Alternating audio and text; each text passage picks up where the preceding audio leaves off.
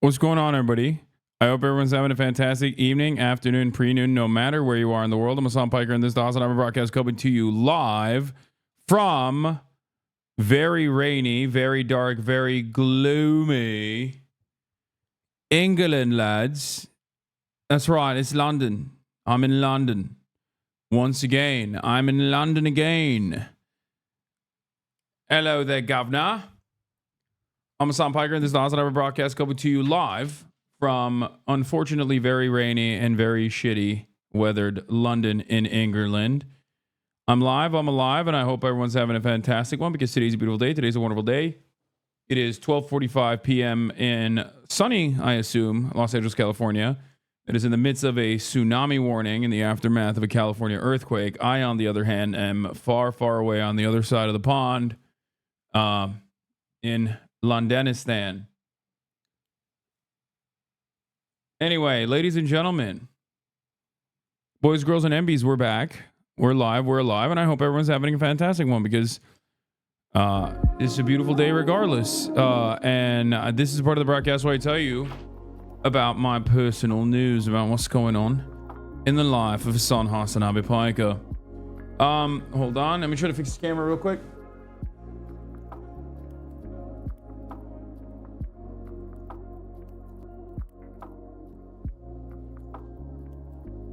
A little bit better? I can't really tell. Anyway. Folks. I can't believe you drove into Southeast traffic. Trains are here for a reason from Oxford. Yeah, I know. Well, I was with the whole family. We thought that it was going to be more expeditious. Anyway, personal news wise, this is part of the broadcast where I tell you about my personal news about what's going on in the world of HasanAbi Piker. Now, as you guys know, yesterday I went to Cambridge University, which was an incredible experience. A proper gentleman. Got to see the best and brightest that London had to offer. The best and brightest of Cambridge. And it was a great experience overall. As you guys know, I haven't really gone through the footage or anything. My hair is crazy right now. I know, for the record. I know. Before you guys say, hey, dude, you need a haircut, trust me, I fucking know. We'll look through some of the Cambridge University memes and stuff like that. The Oxford speech was today. It was actually better than Cambridge. Like, I will straight up admit that Oxford was very serious, packed house. The crowd was elated. They were ecstatic. No hecklers. The questions were mostly policy focused, which was good. And I had a fantastic time. And honestly, Cambridge was a fun time too. I mean, it's good to have a little bit of controversy, you know? The Oxford debate won't be up until I don't know when they're going to post it, but it's not going to be up yet. The Oxford one was also the same exact format as Cambridge Union. But basically, I've spent most of my time running around. And yes, the Oxford one you'll be able to watch when it comes out. But most of my time has been traveling between London and Cambridge, and then Cambridge back to London. London to Cambridge, Cambridge to London.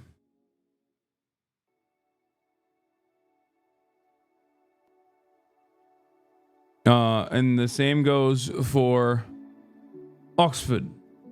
I woke up, I went to bed as soon as I got home after that one kebab. I went to bed, woke up early in the morning, and pretty much nothing else happened. Wait, hold on. I went to Oxford today and it was fun. The House says Israel's apartheid is out, and man, it's insane. Israeli Hosbers really can't let a Palestinian speak without interrupting. Yeah. You've had a full English brekkie yet, lad? No.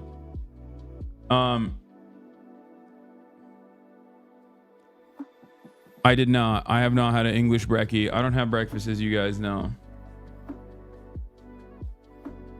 Friend of the show became a Progressive Caucus head, by the way. This is good.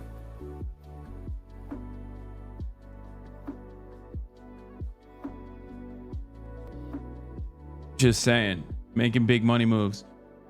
Looking extra Brit, babes. Right? The hair makes me look extra British now. Yeah, March knew the fucked vibes of the blonde kid, the XQC one that was apparently rolling his eyes when I was talking about Israel doing a genocide.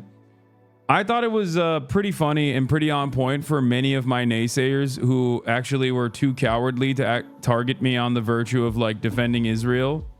So they did the classic thing that Hosbers do, and they tried to tackle the issue on some nonsensical bullshit. But overall, they were pretty hysterical, and I think that's funny. It's good to have that. It's good to have that kind of back and forth so that people have a better understanding of how this shit works, like how gray names look like in the real world. Will you be making a quick stop at Toby's and load up that plate?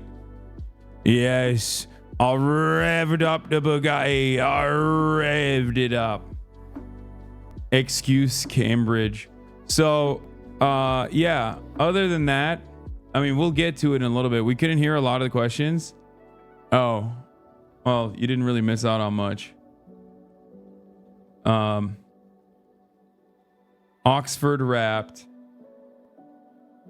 doing a recap of my debate-a-thon.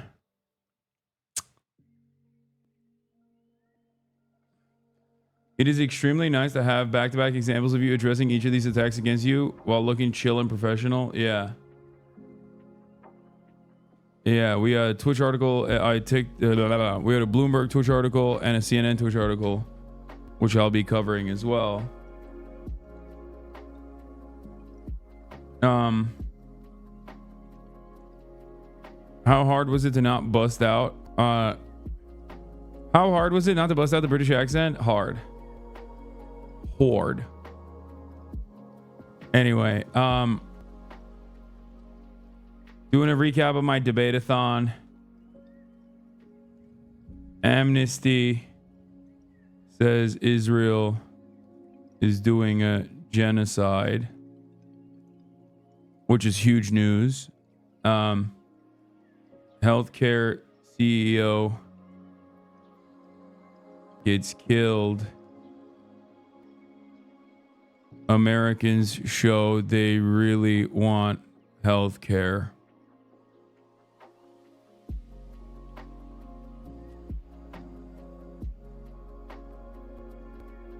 And then what else was I going to say? CNN plus Bloomberg articles, CA earthquake, and more. Yeah, there's a French government no confidence vote.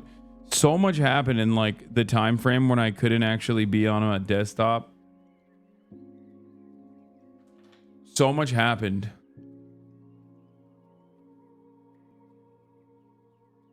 You know? Which vibe did you like more? I won't lie. I think Cambridge was a lot of fun, but I think the debate lords kind of fucked it up vibes wise, because I think Oxford came out on top. Like, I'll admit, it was more serious. It was more of a more serious format, and more importantly, there wasn't like it wasn't even, and they were debatey too. It's not like they weren't debatey, but there's a difference between someone who's like genuinely there's a difference between someone who is genuinely curious and someone who is genuinely curious. Did you use the same speech? No, dude. That's the crazy part. I didn't even. I wrote a new one. I wrote a whole ass new one. That one was more focused on anti-Semitism as well, and how anti-Zionism being conflated with anti-Semitism is dangerous for Jewish people in the Western world. But yeah, here, let's blast off. I'm not going to read the speech to you guys because I want you to watch it for the first time when the Oxford video comes out. We'll do a whole react to it and shit. Jewish Insider has a hit piece on you? Yeah, why the fuck would I look at that, dude? It's Jewish Insider. Are you kidding me? Like, those outlets are all fucking dish rags, dude. They're like, you know, New York Post adjacent. I have to admit that I wouldn't have handled that debate perv kid the same way. He tagged along for hours and it was uncomfortable. I mean, I don't have a problem talking to people like that, especially because it's content too.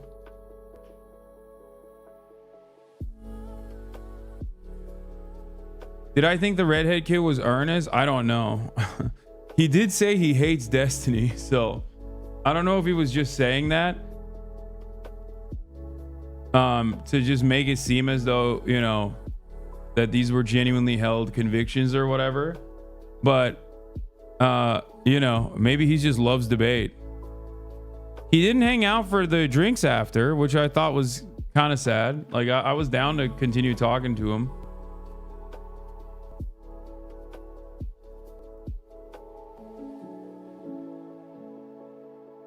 Ron Weasley, 100% of Slytherin. Yeah, I think he just loves debating. Like, he really, really loves debating.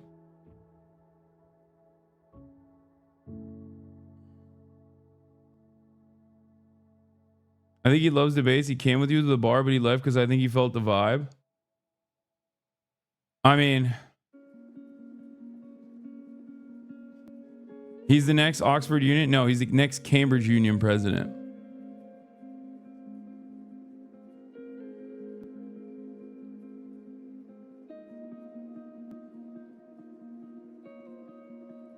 I think his impressions of you are from clips. Yeah, that's why. Listen, that's the thing. I'm not going to, even in public, even if I suspect someone is being bad faith, I'm not going to immediately assume that they are being bad faith. Yeah, the current president was dope.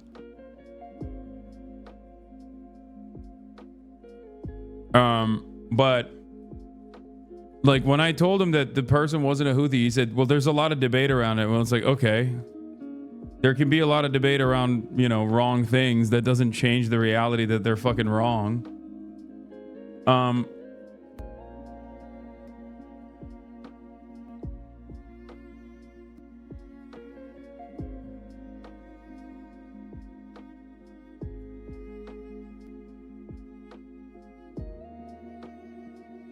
But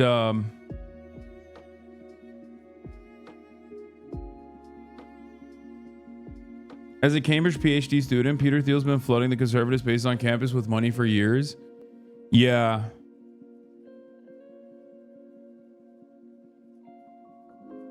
Is the camera okay after falling on the table? Yeah, I mean, it seems fine.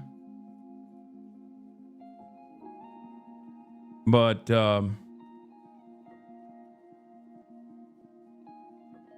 Nick glazing Hasan, what is he? Hasan is him. He's been him. He has 80,000 subs for a reason. The dude is an absolute machine. I've never seen like anyone who's more regimented. He wakes up, he works out, he does everything he needs to do, posts Instagram, streams 8-10 hours a day, still takes care of his dog. His content's amazing. I watch him all the time. You know, he's a great guy off stream, and I've never seen anyone with more emotion than him in real life. We walk around in public, girls flock to him. They take pictures of him hiding behind cameras. God damn. He's just absolutely insane, and his content's great. And I think he's probably the most watched streamer that I have here. God damn, Glaze. I mean, I need it though. I need those W's, dude.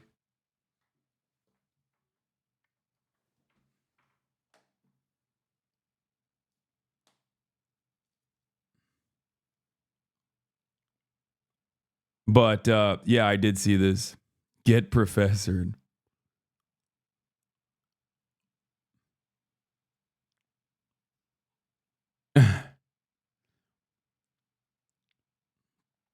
I think he got a little bit too emotional. That's why I think maybe he's not. Maybe he's like really into the spirit of debate, but also maybe he was being genuine. Because I feel like he was like yelling a little bit at times.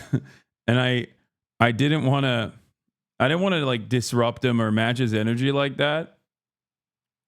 But maybe he was a little nervous. I don't know.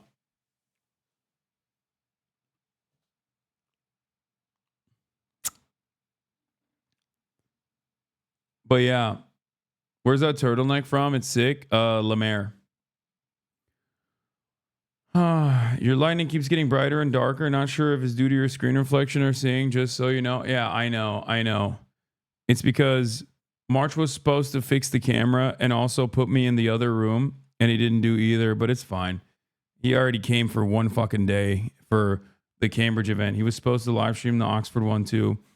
And I really wish we could have live streamed the Oxford one, because it was really, the vibe shift was wild. Oxford was a movie for real.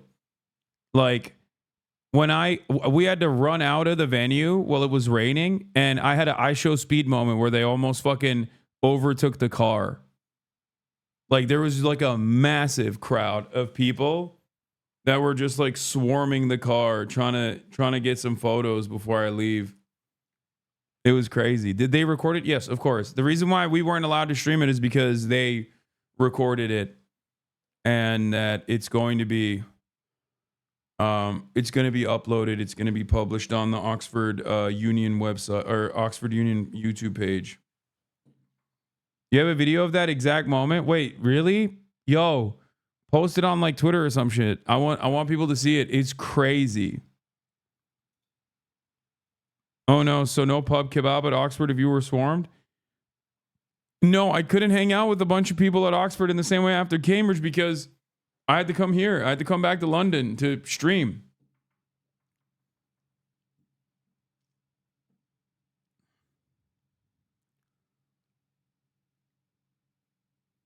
But yeah, she was crazy. Pupil maxing? Oh, let's fill you in on Neo-Confucianism. That's funny. Cash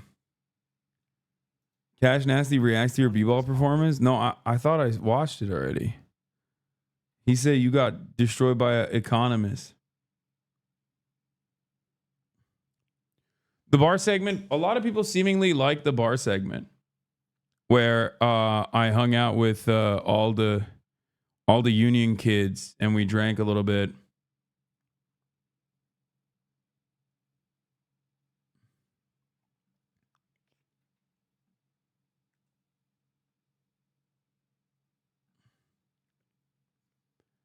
But overall,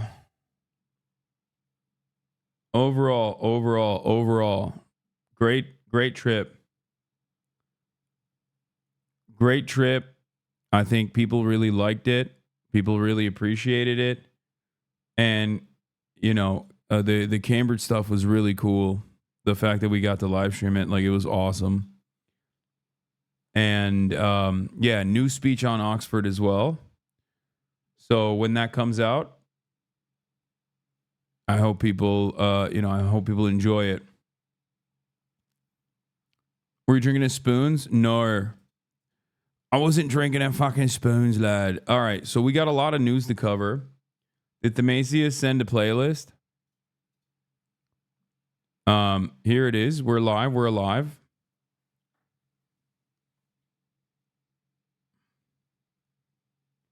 What? Destiny fans are making fun of you, saying you're too old to hang out with college kids while their streamer literally tries to have sex with them. What the fuck? Yeah, what? Yeah, no, I don't think it's weird for me to literally fucking take the students out for kebab and beer for all the work that they put in a completely normal setting. I think that they need to focus on their own streamer who tries to fuck a 18-year-old every other week. Weirdo losers, dude. Yeah. Like they wanted to go out to a pub and get kebab, so I did. There's nothing weird about it. Why the fuck are people so goddamn weird? Yeah. You don't understand. Unless you're like literally having sex with neo-Nazis, you're not fucking doing right. You're doing right by the cause. It's called anti-fascism.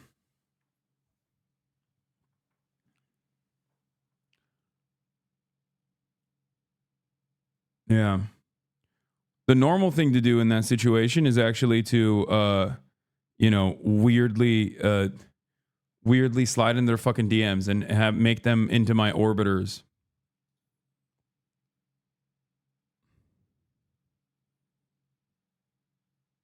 And then send them my fucking resume of sex. And then have it inevitably leak all over the timeline. That's the cool thing to do, I think. Fucking weirdos. Anyway, we got a lot to cover. We have a tsunami warning. 7.0 magnitude hits off California's northern coast, and a tsunami warning had happened, but it got canceled. We got the amnesty report as well. We're going to be talking about that as well. CIA Johnny turns into NATO Johnny.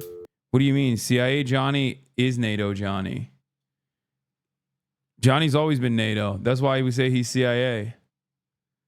You got a CNN business article? Yeah, there was a Bloomberg article that came out yesterday, and then a CNN article that basically copied and pasted the Bloomberg article, which is kind of funny because I heard about it from CNN journalists, and they were like, hey, I don't know if they reached out to you for this article I saw, but if you want, we can, if you have anything that you want to add to it, if you want like a response.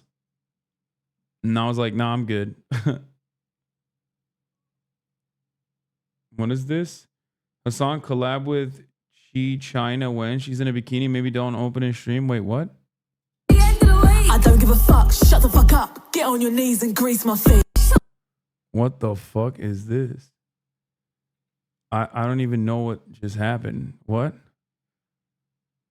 Why would she want to collab with me? Has she expressed interest? What is this? What the fuck is going on? Fucking stupid ass. What? Windows is so dumb. I hate it. Anyway. But yeah. Yeah, March clocked him. There's a blonde dude on the right in the far back, and I'm 1000% sure he's going to be a debate lord. Hope they don't call on him, but also curious if I clocked him correctly. Yeah, that one was the you think Crimea belongs to Turkey kid.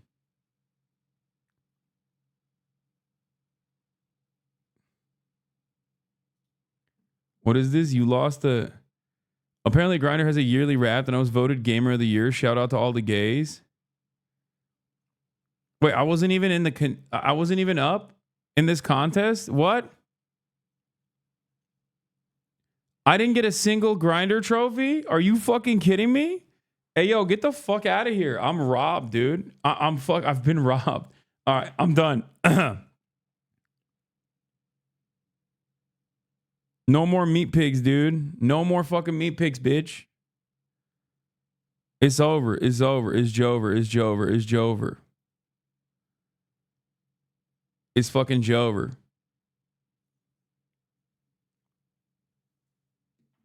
$33-year-olds aren't sex symbols, old man. That's what you think, bitch.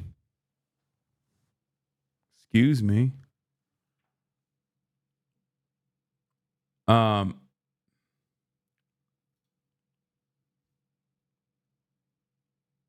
Anyway. Related to the CEO story. Oh, yeah, no, I know. There's the dude who thought he tracked it. I know all of it. I know all of it, okay? I'm aware. I'm aware of all of it. Trust. And I know that, like, I know everything. Was worried that you pushed your speech writing to the last minute, but you did really well at Cambridge. You're surprisingly good at reading in the room and melding in with academics. Keep up the good work. Yeah.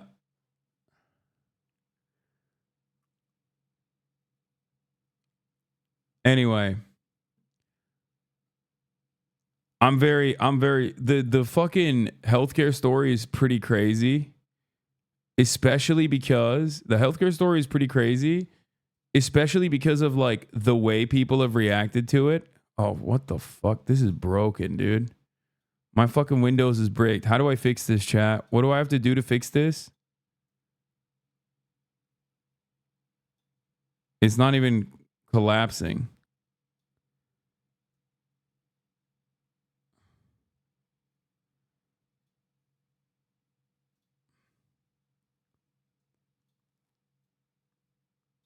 Classic. Install Linux. I hate you guys, okay? I fucking hate you guys. Install Linux. And the camera's cooked. God damn it. Everything is cooked. What is happening? Why does it keep going white? Oh my God. Oh my God. I'm so annoyed. No, what can I do right now? What is it, like refresh or something? What do you do in taskbar settings? I'm not leaning on the keyboard. Task manager, restart Windows UI service. That's how you do it, right? And it doesn't turn it off, right?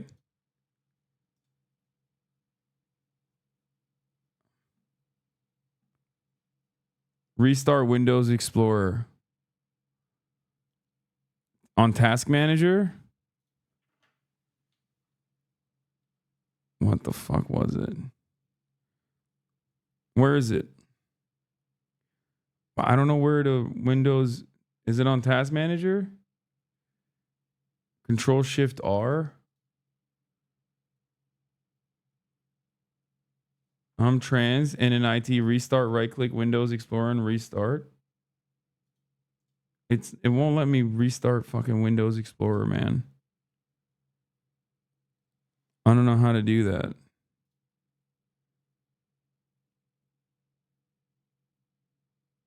If it's alphabetical, it's at the bottom. It's not showing up. It's not even showing up. Windows processes.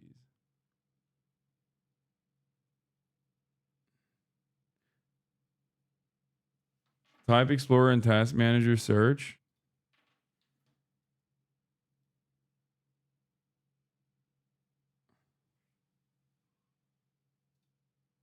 It's not.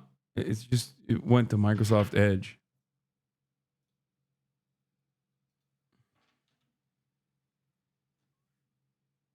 And then restart Windows Explorer. Okay, I did it. Hopefully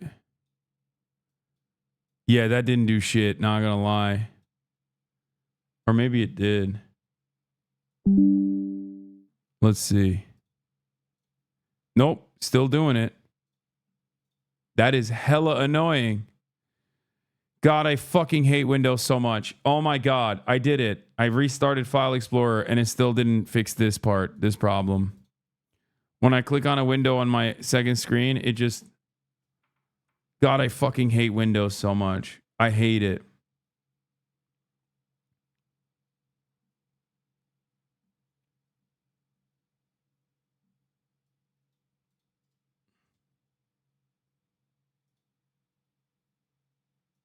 Yeah, it didn't work. Like, what is this? What is happening here? Like, why is this happening? This should not be happening ever. Okay, this is a fucking new laptop, right? I did the right-click Windows and F and refresh. God, everything sucks. Everything sucks. And the only option that people have are, you know, taking matters in their own hands. What the fuck? What the fuck? Everything fucking sucks. Yes, I have 2 monitors, chat. I do. Windows 11 is so dog shit. Anyway. Oh, let's just start quickly with the fucking earthquake before this makes me quake my earth. Welcome back, everyone. I'm Lana Zach. We continue to follow this breaking news out of California. Switch to Mac, bro. I'm going to fucking switch you out of this chat and out of existence. Okay? Listen to me. Do you want me to fucking do coverage today? Because if you do, then shut the fuck up. You can't stream on Mac anyway. It's hard. Some good news, though. A tsunami warning has been canceled following that 7.0 magnitude earthquake off of the state's northern coast. That earthquake struck 235 miles northwest. I don't want to disable auto maximize. I want auto maximize to work. I don't want to. I want the windows to snap, but they're not snapping in the way that they're supposed to be. San Francisco, that was about 60 miles from Ferndale. Large waves. Gen Z want to cancel woke? Gen Z want to cancel fucking tsunamis? What's happening? Are still being reported in the area, and officials have ordered evacuations in some areas. They're urging people, of course, to get to higher land and to avoid the coastline, even though that tsunami warning has at this point now been canceled. CBS News correspondent Carter Evans joins us from Los Angeles. Carter, this, even for California, a 7.0 magnitude earthquake, that's a big one. And when we're talking just 60 miles off of California's coast, that's pretty close. Talk to us, give us some context for understanding. Conditions were right. When I heard about a 7.0 magnitude, you know, less than 60 miles off the coast, I immediately thought tsunami. And you've got a little time to prepare because the waves are going to take a little while to get to shore, generally traveling around 30 to 40 miles per hour through the ocean. That's how they can essentially time when they think the waves are going to hit. And that is ultimately probably how they were able to cancel this warning, too. The time when they expected the waves to hit based on when the earthquake struck passed and the tsunami did not materialize. And so that is certainly good news. But you're right, this was a big one. So I don't get it. Like, they were like, oh, there's supposed to be a tsunami, and then it just like didn't happen. How the fuck?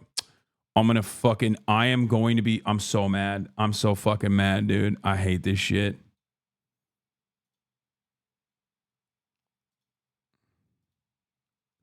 Okay, I fixed it.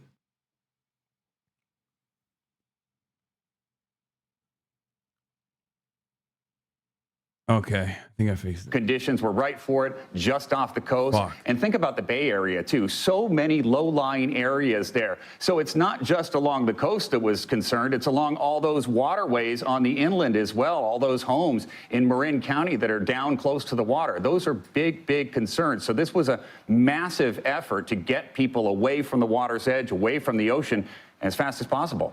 Yes, and you know, Carter, it was interesting watching our colleagues over at KPIX as they were following the people who were still out on the beaches and seeing those helicopter shots, as you can see It's right there of people who are still out there because this happened so quickly. It was so close to land. If there was, in fact, a tsunami, we're talking about minutes, not hours. I understand that those evacuation efforts, they were undertaken. Do you know now that the tsunami warning has been canceled, are officials telling people that they can go back in? Are we just in sort of a period of confusion at this point? What's the best option in order to stay safe? You know, probably going to be a lot of confusion right now. But since since NOAA basically has canceled this tsunami warning, I think it is safe for people to go back. But, you know, like you, I saw the video from the helicopter there, surfers in the water, and I thought, do they even know there is a tsunami warning right now? You know, there's no communication with them out there. They may not even have any idea. And then you do get some looky-loos that will go down to the beach and try and see if they can see it. Now, one of the clear signs that a tsunami is about to occur is often the water recedes. So it would look like an extreme low tide. And a lot of times, if people haven't been warned, that's enticing. People want to walk out. They can pick up shells and things like that. It's a strange sight to see. That did not occur, fortunately. Very, very fortunate. What the fuck is going on with this computer, bro? Given though that this was a very large earthquake, aftershocks always happen. We know that there's already been some of them. Can you tell us a little bit about the possibility of additional aftershocks? What has already been experienced there in California? So we've already seen a handful of aftershocks, not nearly as big as the first one, but there is still possibility of more of them. Now, a large aftershock, 6.0 or bigger, that percentage is pretty low right now. But for the next week or so, that area could experience aftershocks that are definitely measurable and something that people could feel. Carter Evans out there for us in Los Angeles. Glad that you and everyone in California are safe and that tsunami warning is now over. Thanks, Carter. Sure. Urgent, man.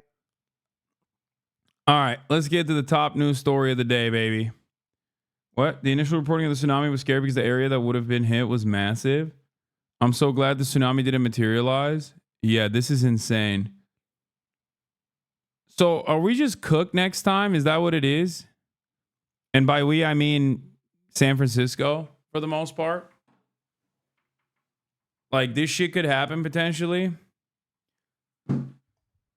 I can't help but feel like God is punishing us with first the likes of Donald Trump and now also with this. Don't bore me, baby girl. Sorry. We've been getting a lot of warning shots in Southern California as of late. All of a sudden, Chicago doesn't seem so bad. Chicago never seemed bad.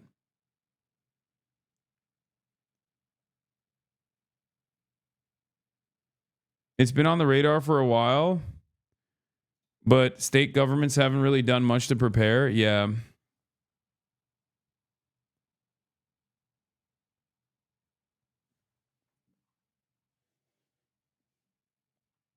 The San Andreas fault line is overdue. It would wipe out vast populations from Los Angeles to Seattle.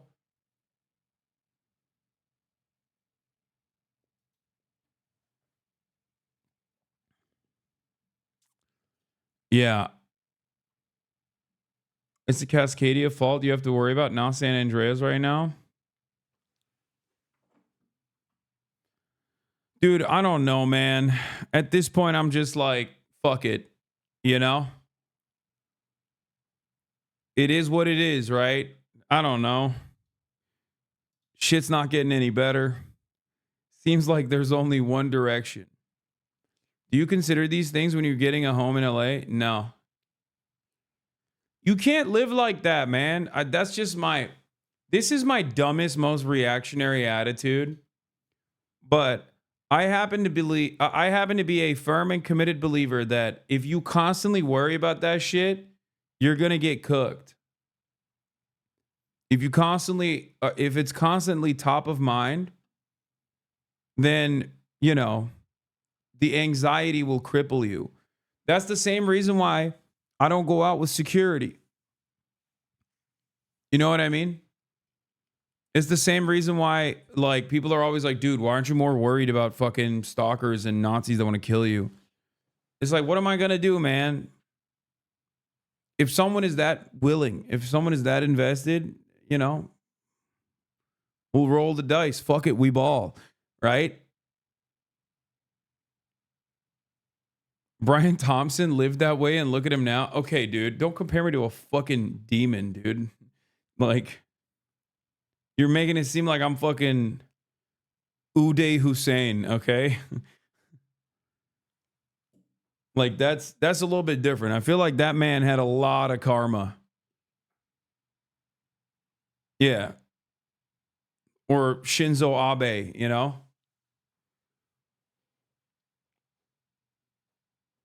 Like, there's a lot of bad karma. I feel like the worst karma I've committed to is buying a house and shit. Like, what am I? Like, my biggest issues is I joke too much. And also, I fucking bought a house. As you guys saw, that's what my most rabid haters could come out with was, why are you a fucking champagne socialist who bought a house? I hate you. And you bought a car. I hate you. Or I'm not nice enough to the American Communist Party. Like, okay, man. You know?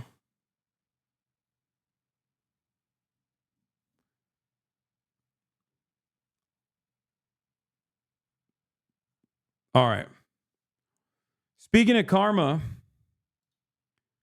and people who have done a lot of wrong, but have consistently done it within the within the confines of legality. Let's talk about the story. United Healthcare CEO gets fucking murked by a hitman. Now, of course, I must urge you not to Fed post in this chat, even though, holy shit, everyone. Like, I think this is one of the first instances where I've ever seen so much universal support for something that is so criminal. You know what I mean? Honestly, I don't know. We're living in interesting times. We're living in scary times. We're living in interesting times. Let's take a look at this story. For the suspect who gunned down United Healthcare CEO Brian Thompson outside a New York City hotel. Our senior investigative correspondent, Aaron Katursky, is at the hotel with the latest on the investigation. Good morning to you, Aaron. Good morning to you, Robin. 24 hours after this assassination. Okay, what is Fed posting, though? Fed posting is when people just, like, get out of hand and say unhinged shit in the chat that might get them the attention of federal law enforcement. Also, oftentimes, it's federal law enforcement that writes stuff like that in online chats to agitate people so that they can pop them, you know, coerce people. But some crazy stuff happened yesterday in New York City, and honestly, very interesting times that we live in. Let's take a look. Style killing. The killer is at large, but he left behind a trail of clues here at the scene that may lead police to him and to a possible motive, suggesting anger with the insurance industry.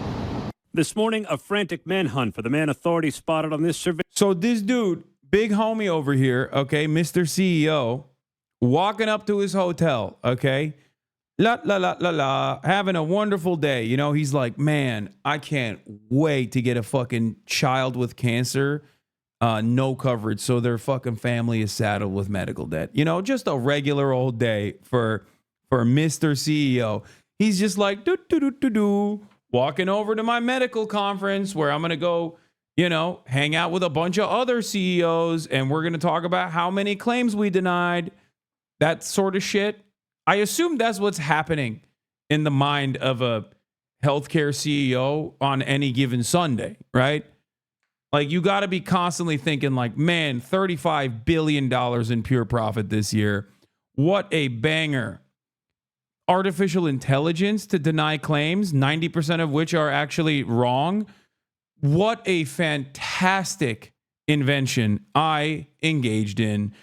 How the medical innovation. Oh my Lord. The amount of coverage that we can just fucking deny because we made up some random AI thing. So sick. Like, that's probably what's going on in his mind. Okay. I mean, he's up early. That's Sigma grind set. It's 6 a.m. Okay. He up early as hell thinking about all the ways in which he's going to ruin the lives of tens of thousands of Americans. Because if you're that rich and that's your job, why the fuck are you up at 6 a.m.?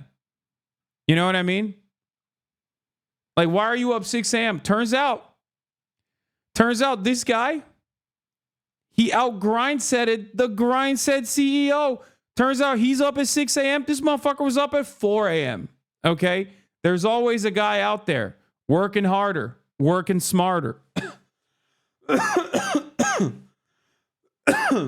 He was like, oh yeah, you're up at 6 a.m.? Guess what, dude? You're down at 6:30. Okay? That's what he said. Walks up to him, bloom, blap, bloom. Now, those weren't the sounds that came out of that gun, because as you can see, this is a very long barrel. Guess what? That's not a barrel. That is a silencer. Okay? That's right. Now, the interesting part about that is, no, this was not a fart. It was silent but deadly, but it was not a fart. Okay? It was a suppressor on his pistol. And most likely using subsonic rounds as well. That's the speculation on why the bullet, why he had to constantly fucking like rechamber after, what is that what's called? Like when your gun is jamming, basically. Which was really crazy because it looked like an open and shut, like, professional case. And the reason why I say that is because he was so cool throughout this entire process. I don't mean cool like, oh my God, he's like swagged out.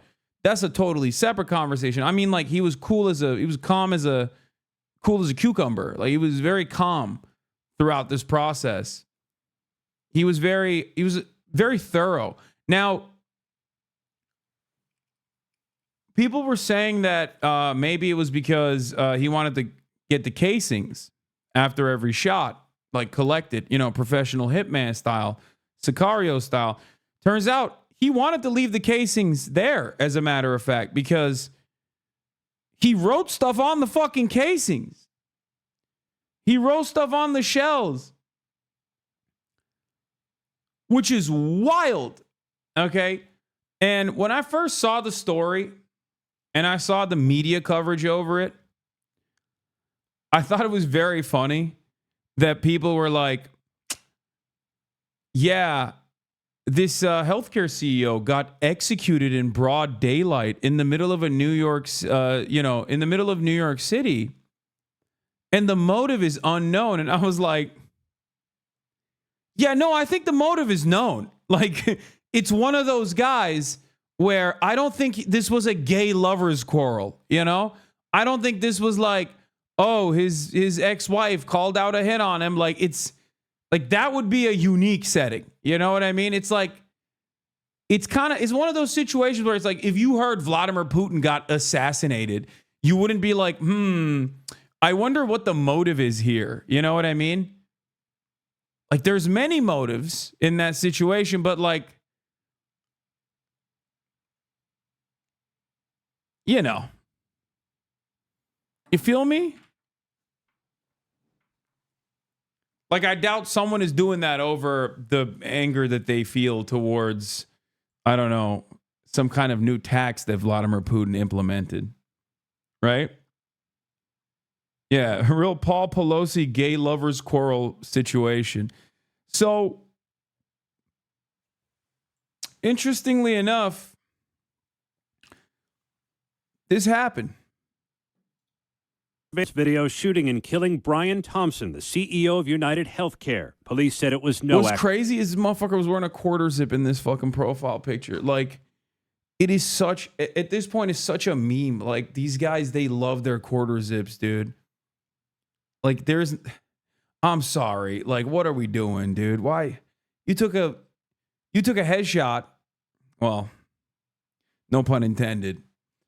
And you were repping the quarter zip in the headshot, you know?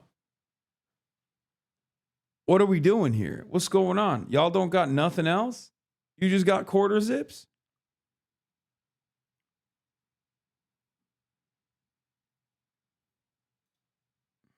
Every indication is that this was a premeditated, pre-planned, targeted attack. The gun appears to have a silencer and jammed. When the shooter cleared it, police say he fired again. From watching the video, it does seem that he's proficient in the use of firearms, as he was able to clear the malfunctions pretty quickly. All units be advised in regards. So that's a really interesting predicament because on the one hand, I don't know enough about guns, at least like suppressors and subsonic rounds, but like, I feel like if he was like a massive pro, I suspect that like some things that he did made me think that he is professional, but some things that he did made me not feel like he's professional.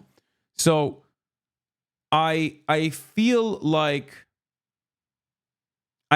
when he has a suppressor on, like, shouldn't you be testing that at some point to make sure that you know it doesn't jam? Am I wrong about this? Gun perverts, correct me if I'm wrong, but I feel as though, like, is it that inconsistent that even if you have a pistol, even if you have a suppressor, even if you test it out, right? Even if you test it out ahead of time, it still has the capacity to jam. So like that kind of made me feel like maybe this is not a pro, but also the fact that he cleared it and walked slowly and continued, eyes on the prize, that made me think he is a pro.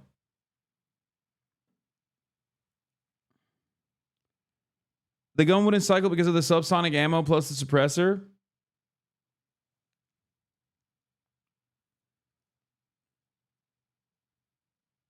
The gun isn't jamming. Subsonic rounds don't have enough power to move the slide all the way. Yeah, that's what I assume, but it didn't jam. You have to manually re-rack with subsonic ammo and a suppressor. The one they say delay is the one that blocked the gun, which is wild.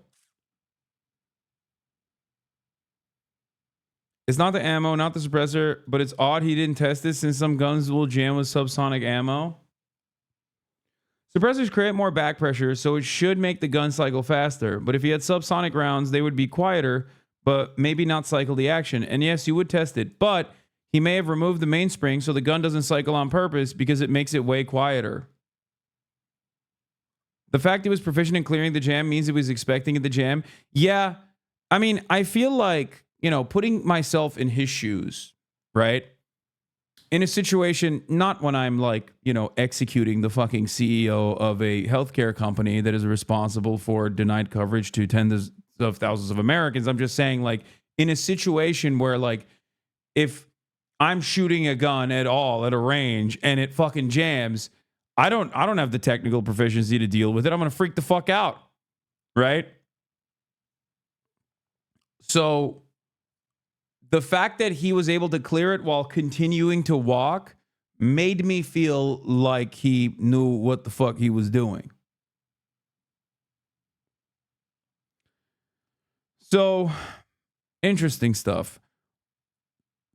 Why would it change my opinion? Clearly, the gun is cycling because gas is being released from the top of the gun when it's firing and is experiencing an FTF. The only difference subsonic ammunition would make is what type of failure the gun is experiencing. Appears to be a BNT VP9 magazine fed manually cycled gun with wait, no, was it a man? No,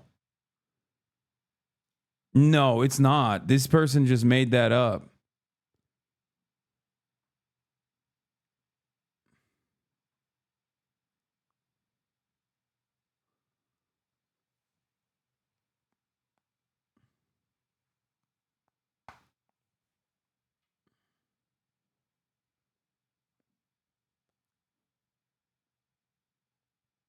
VP9 is actually on my gun wish list. I didn't realize I had so many fucking gun fuckers in the chat, dude. What's wrong with you? Y'all are some real freaks, you know that? Like, what kind of... I've never even seen a gun like this. What do you mean this is on your wish list? I didn't even know this existed. Shit looks like a gun that a child would assume a gun looks like. Okay? This literally feels like a gun I would draw in like 5th grade before, before I ever encountered American gun culture. United I'm starting to see a bunch of comments coming through on mostly my Wellrod videos suggesting that Brian Thompson, the CEO of United Healthcare, who is... Dude, gun channels are having a fucking incredible time. ...recently killed in New York City, was in fact killed with a Wellrod or a modern VP9. All of those comments, those theories are in fact pretty conclusively wrong. I've watched that video, the surveillance video myself. Okay, first of all, I don't want to give anybody pointers, like especially the surveillance state, but how the fuck is CCTV footage in 2024 still so ass? Okay, what are we doing? You can't tell anything in that footage except for how fucking cool the guy was in his demeanor. Okay? You cannot tell if that's a well rod or a rod. You barely can tell it's a gun. Every goddamn CCTV footage still in 2024 is literally Vaseline lens, 1P. Makes no damn sense.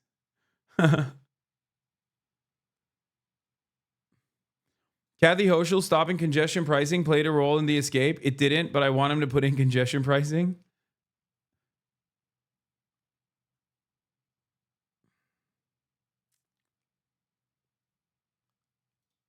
And what I'm seeing there is a typical semi-auto pistol with a suppressor that has been set up poorly and has malfunctioned on almost every shot.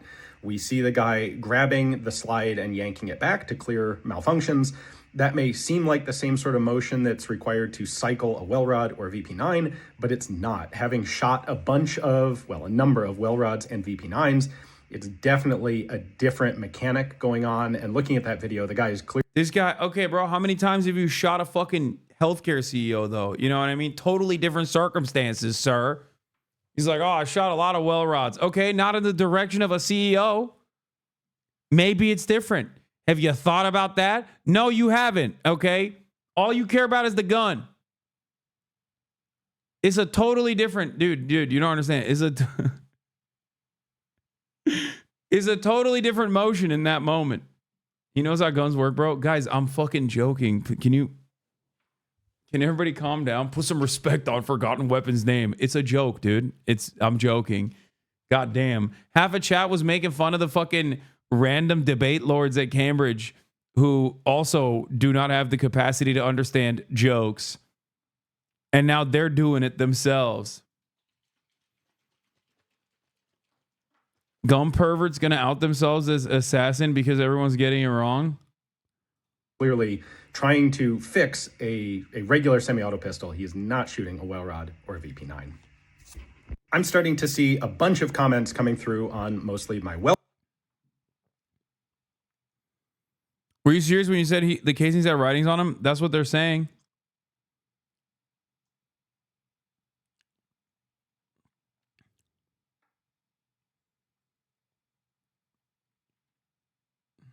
Anyway. United Healthcare orders employees to not talk to the press in the wake of the CEO's murder. What? That's insane. What do you mean? What do you mean? It's saying fucking you can't talk to the... Oh, there's also new... Oh, God. Fucking one of the worst parts of being in EU is like every goddamn fucking webpage is like, accept the cookies, mate. Do you accept the cookies, mate?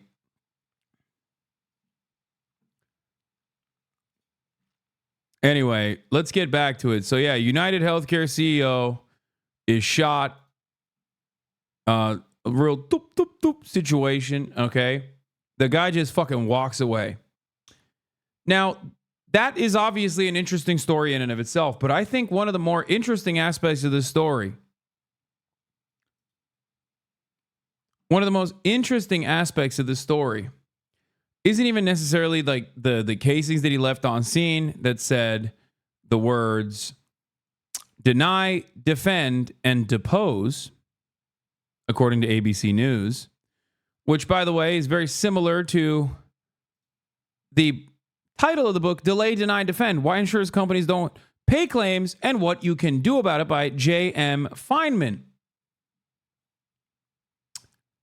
Shooter of United Healthcare Chief Executive Brian Thompson wrote, Deny, Defend, Depose on the shell casings. The words echo the name of a book about how insurers won't pay claims. It's an earthquake for corporate America. So,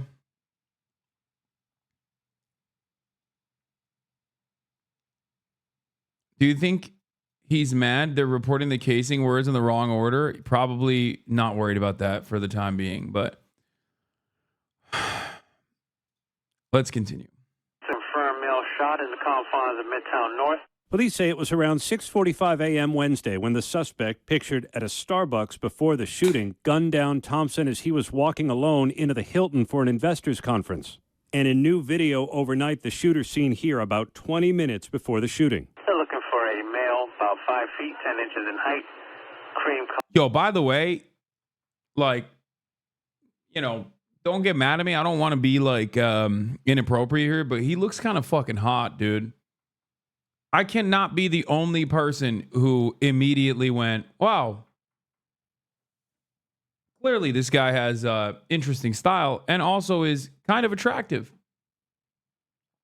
Which is part of the reason why I thought if they catch him and he gets his message out and he's fucking hot, it's going to be a far more consequential problem. They should let him go. Honestly, I'm not even joking when I say this. They should let him go, because if they catch him and they arrest him and then he gets to talk and says, this is why I did it, it's going to be a Shinzo Abe situation. Fuck it. It already has become a Shinzo Abe situation. And that's actually the truly interesting part about this story. Now, America, we have gun violence all day, every day. And usually the gun violence that occurs is some random guy who fucking loses their minds for one reason or another, ends up killing some of the most marginalized people in society. It's either a white supremacist teenager who wants to kill like black and brown people. You go to El Paso, to fucking Walmart in El Paso, shoots like as many brown people as possible, goes to a fucking black neighborhood deliberately in Buffalo, shoots as many black people as possible. It's either stuff like that, or again, someone who's like very clearly mentally ill that goes and like kills classmates, right? That's the norm. It's not the norm. And I said this when Donald Trump was shot.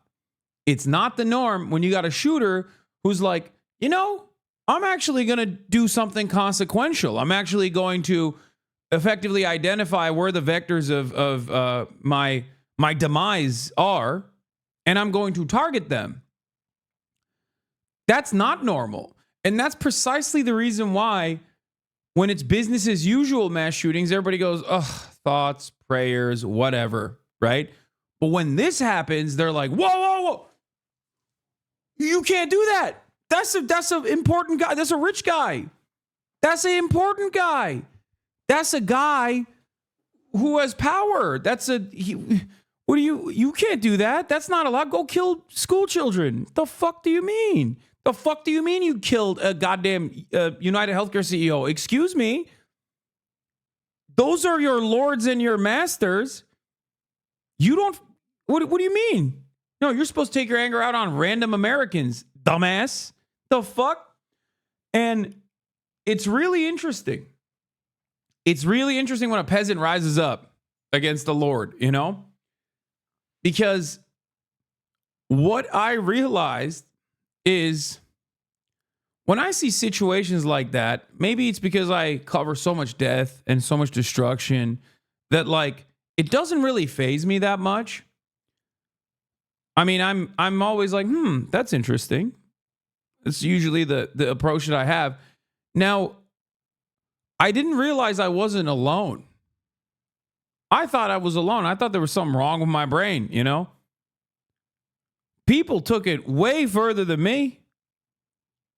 You go on TikTok. I went on TikTok. I saw the news coverage. And I would look at the comments. And literally everyone in the comments is like, oh my God, can you kill more CEOs, please? I was like, what the fuck? What do you mean? Hello? On fucking Facebook, on your grandpappy's Kalan's meat, motherfuckers are out there celebrating. Okay? What is going on? On Facebook, the United Healthcare Facebook account, which is such a funny thing. Like, why the fuck do you have a Facebook account, United Healthcare? Anyway, they did that. They posted about the death of their CEO. And the post got 21,000 smiley face responses, like laughing, crying. Can you imagine motherfuckers named Deborah and Barbara clicking on the post with like the 18 font and their tongue sticking out like and picking the fucking crying my face off laughing emoji to respond to it 21,000 times? 20, now is at 44? 50,000? The Deborahs and the Barbaras are the ones who are not supposed to be saying that. Look, this is crazy. Look, United Health Group. We are deeply saddened and shocked at the passing of our dear friend and colleague, Brian Thompson, the CEO of United Healthcare. Brian was a highly respected colleague and friend to all who work with him. We are working closely with the New York Police Department and ask for your patience and understanding during this difficult time. Our hearts go out to Brian's family and all who were close to him.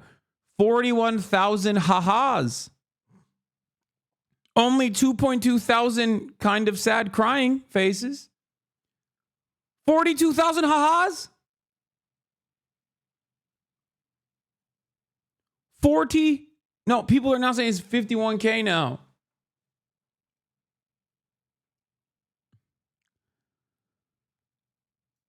And it's like yet another instance where I think mainstream media and like all of the reputable outlets, reputable institutions, and everyone that's like covering this is diametrically opposed to the way that the overwhelming majority of the population is approaching the subject matter.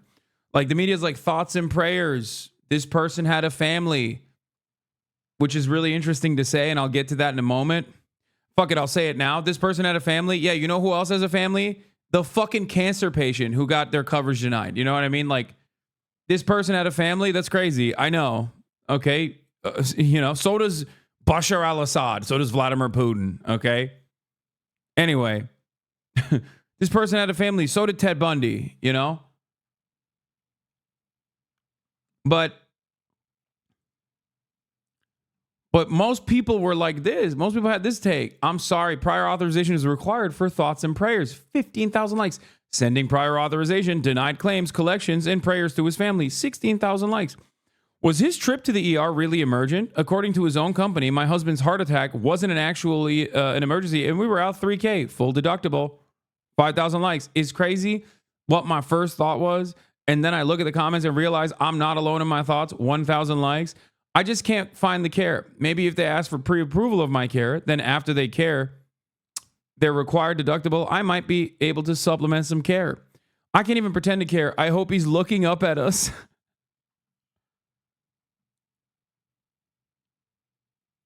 So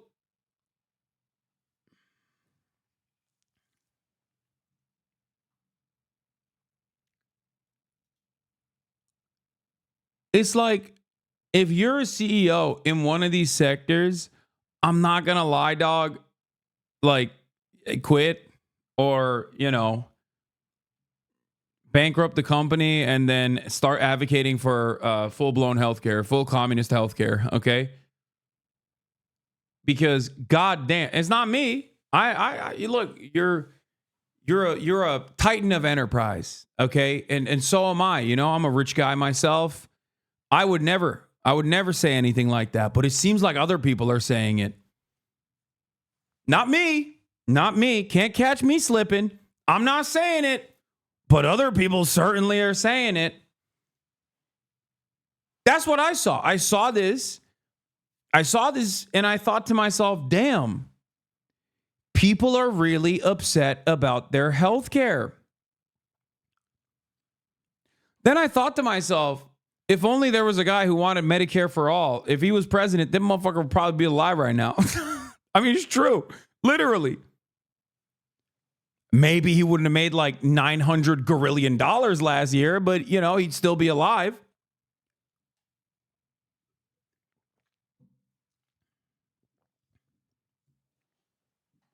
You know what I'm saying? What's the JFK quote? Those who make peace impossible make violent retribution inevitable. Something along those lines, you know? I think about that a lot. Or was it MLK? Ow, my head? No, that's not. Leftists are evil for wishing for people's deaths.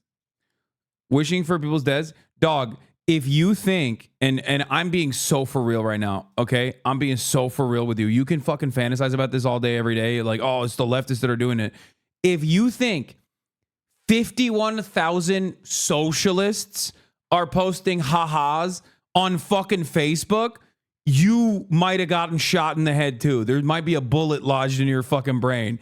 Okay, maybe you could be like, oh, TikTok, like they're all fucking little commies or whatever. No, dog, it's your neighbor and probably your aunt. Okay, the people who are excited about this is not just like some random card carrying commie that you fantasized about. It's your fucking aunt. Okay, in between finger blasting herself to old reruns of Steve Harvey, she posted haha on the United Healthcare Facebook post.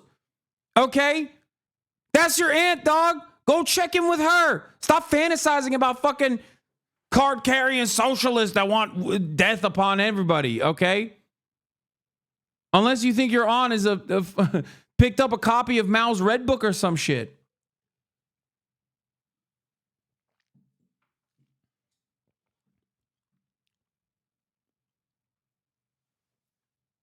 She turned down the volume on Andy Griffith to pose the crying, laugh, and react, bro. Yeah, I'm gonna be so real with you. This is like way beyond. This shit is way beyond the normal lefties want blood attitude. I'm not kidding. I'm not fucking joking. If we ran a poll right now, straight up, if we ran a poll in America, if any polling company was brave enough to run a poll right now, anonymous, how many people think the killer should go free? You would be shocked by the results. Okay? You would be shocked.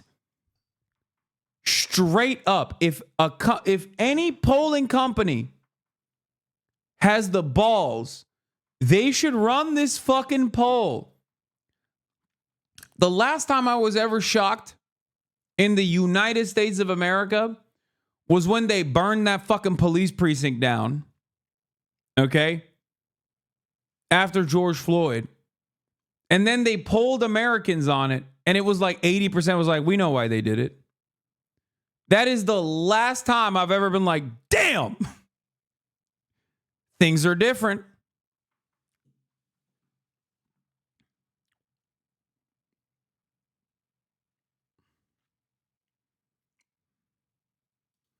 This was a funny ass tweet I saw.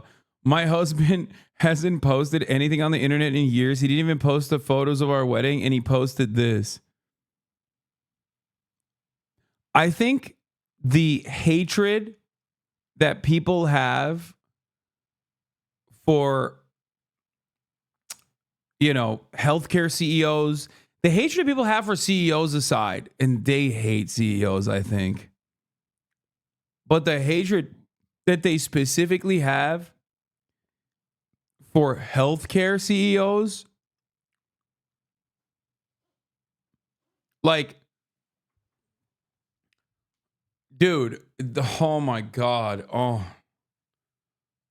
Oh my Lord. Things are interesting. You can't deny it.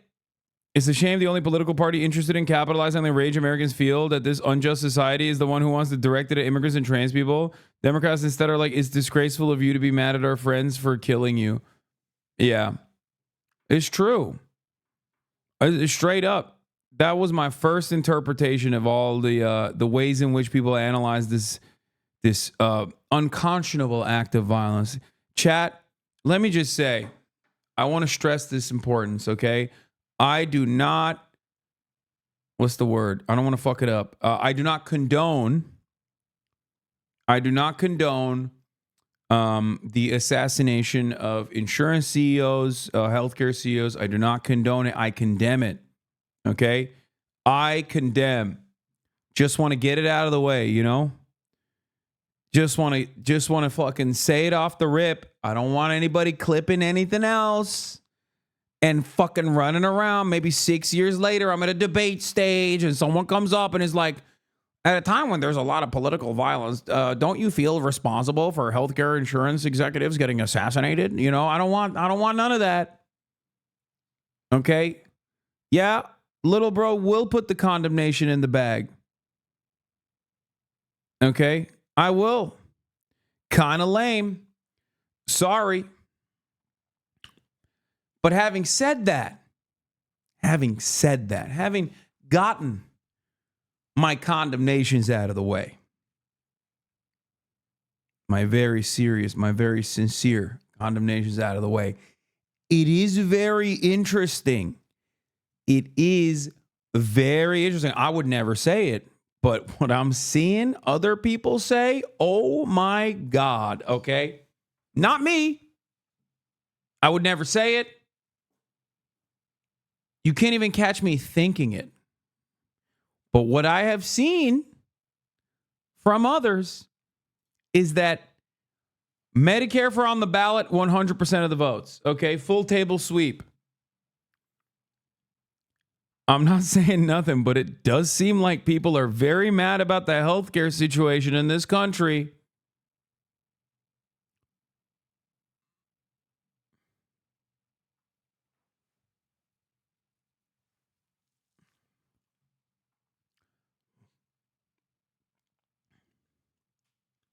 You know what I mean?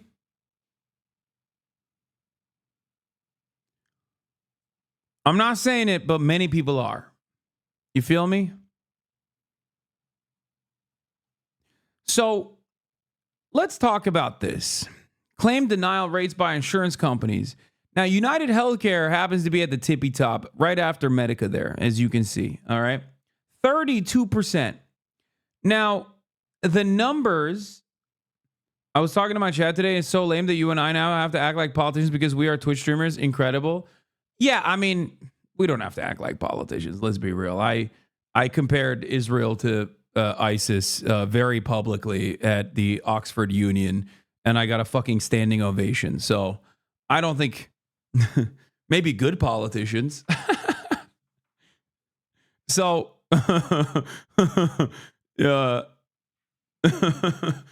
great deliberative body. Think about that, bro. I went to the Oxford Union. Oxford Union has hosted Yasser Arafat, Madeleine Albright, Winston fucking Churchill, and now Hasan Piker, who sat up there on that fucking podium and said, saying Israel represents Judaism is like saying ISIS represents true Islam. That's crazy. What a time to be alive.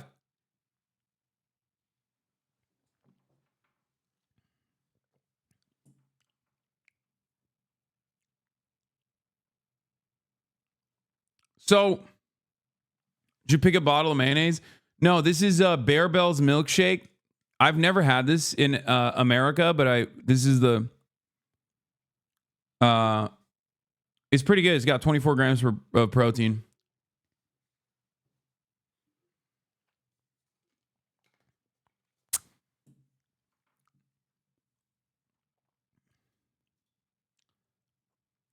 But yeah, this that leads to tens of thousands of people dying. Okay? Just so you know, all of this leads to tens of thousands of people dying every year.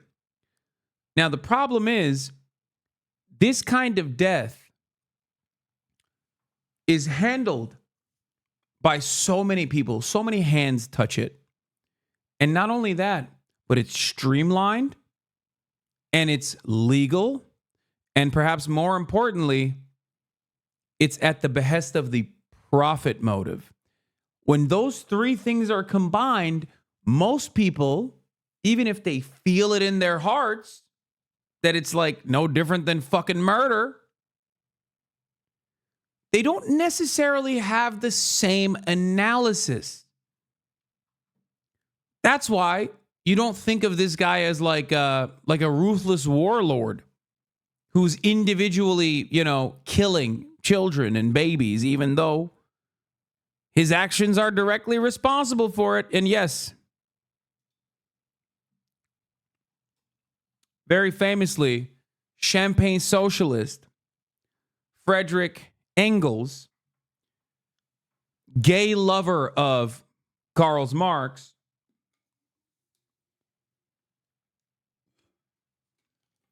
second Engels mentioned in 24 hours is crazy. He called this concept social murder, the unnatural death that occurs due to social, political, or economic oppression.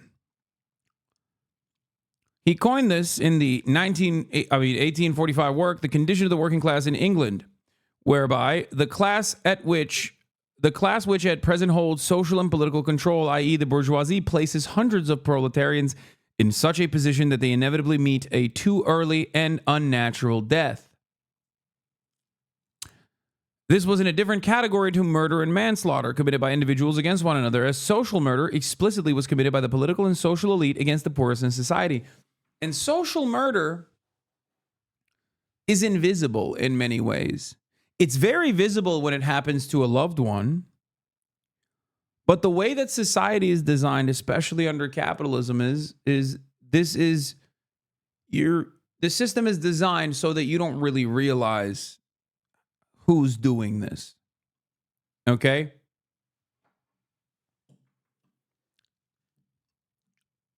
Let's read the full quote. When one individual inflicts bodily injury upon another such that death results, we call that deed manslaughter. When the assailant knew in advance that the injury would be fatal, we call his deed murder. But when society places hundreds of proletarians in such a position that they inevitably meet a too early and unnatural death, one which is quite as much a death by violence as that by the sword or bullet. Falling into a chimney. I think they had chimney sweeps back then. Like little kids would fucking die when they were doing chimney sweep shit. That kind of stuff. Or maybe when your healthcare coverage is denied and then you die. Or you kill yourself because you can't take on the 60 grand in medical debt, or you choose not to get the proper medical attention because you can't pay for it. That sort of stuff. That's what factors into the social death. But yes, when a worker is in such a position that they inevitably meet a too early and unnatural death, one which is quite as much a death by violence as by sword or a bullet, when it deprives thousands of the necessities of life, places them under the conditions in which they cannot live, forces them through the strong arm of the law to remain in such conditions until that death ensues, which is the inevitable consequence, knows that these thousands of victims must perish and yet permits these conditions to remain, its deed is murder. Just as surely as the deed of a single individual, disguised malicious murder, murder against which none can defend himself, which does not seem what it is, because no man sees the murderer, because the death of the victim seems a natural one, since the offense is more one of omission than of commission, but murder it remains. And that's precisely what this is. This dichotomy exists within state violence as well. State retains a monopoly of violence, and therefore when the state engages in very violent ways, it is not considered violence. But when an individual fights back against the state, then it's violence. That's why when police use tear gas on unsuspecting protesters, it's not considered to be a violent act. That's why newspapers say violence broke out when protesters kicked back the tear gas canisters in the direction of the police. So that's what it is. That's what exactly this is, right? What 2 days in Oxbridge does to a motherfucker? Oh, come on.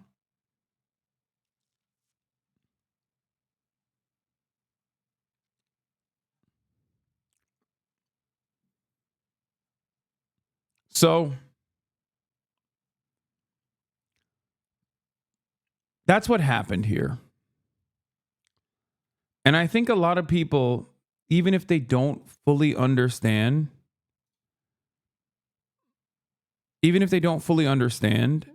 that this person is responsible for a lot of death and destruction, I think that they are getting there. Does that make sense? I think people are recognizing they're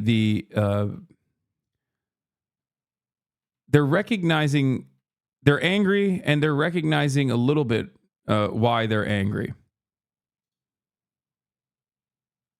That's all I'm saying.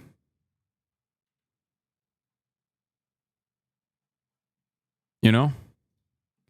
But let's get back to our shooter. Jacket, black mask, black gloves. It does seem. This eyewitness snapping a picture of the suspect as he fled. I was shocked, and I feared that. All right, bro, chill. Like, maybe he didn't know what he did, though. Could shoot me too. By the time police arrived, the suspect had run off and hopped a bicycle to get away. Detectives now working to determine whether he had pre-positioned that bike close by. New video overnight showing the suspect pedaling his bike on the Upper West Side. Officers found the 50-year-old... No fucking way. He's just still biking around? Working to determine whether he had pre-positioned that bike close by. New video overnight showing the suspect pedaling his bike. Is that even him?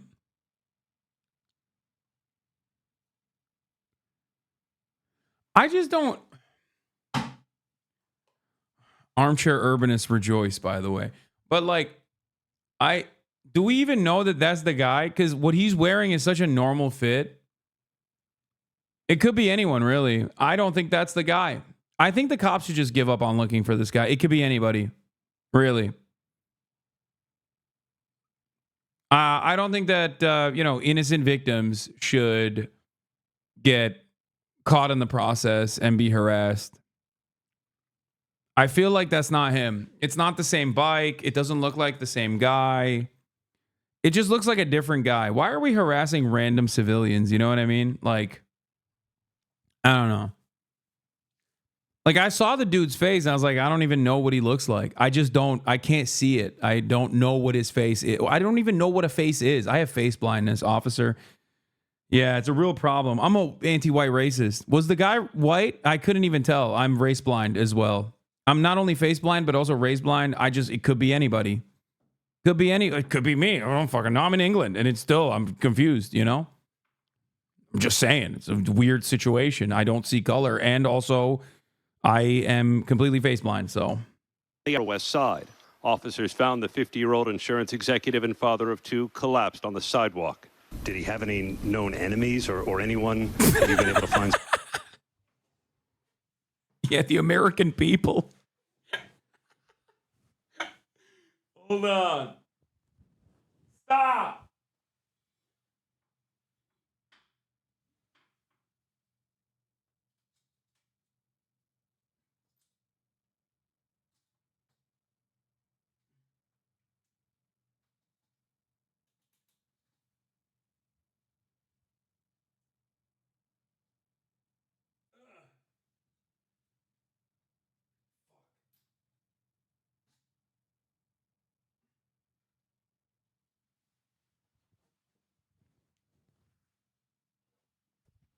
I'm just annoyed with the way the camera looks. Like, it's too high up. And I need to fix it. And I can't fix it. So it's annoying me.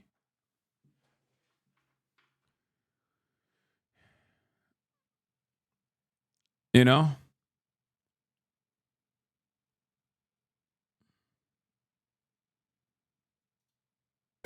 We're reaching out to law enforcement in Minnesota, and we're also interviewing his co-workers and family members to see if there have been any specific threats against him in the past.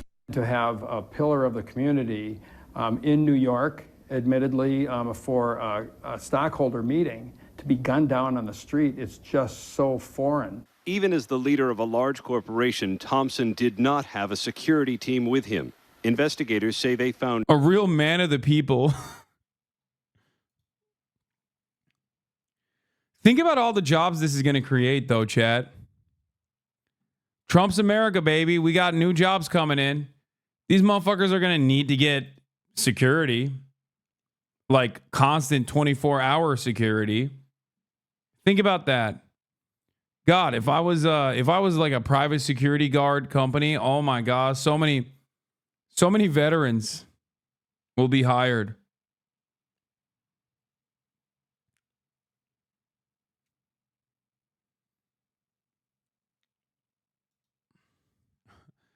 Yeah.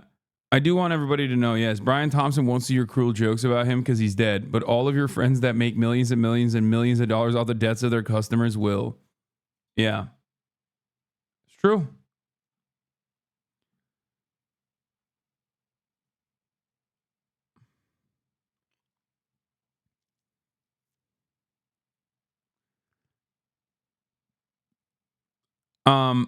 Meanwhile, really interesting time for Blue Cross Blue Shield to come out with some motion.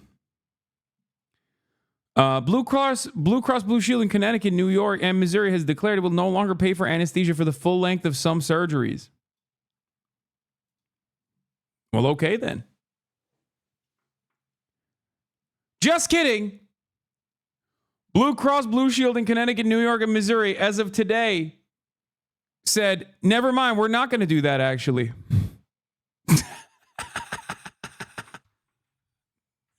They were like, yo, my bad. Hey, my bad. I had a real sudden change of mind. Okay? Real change of heart.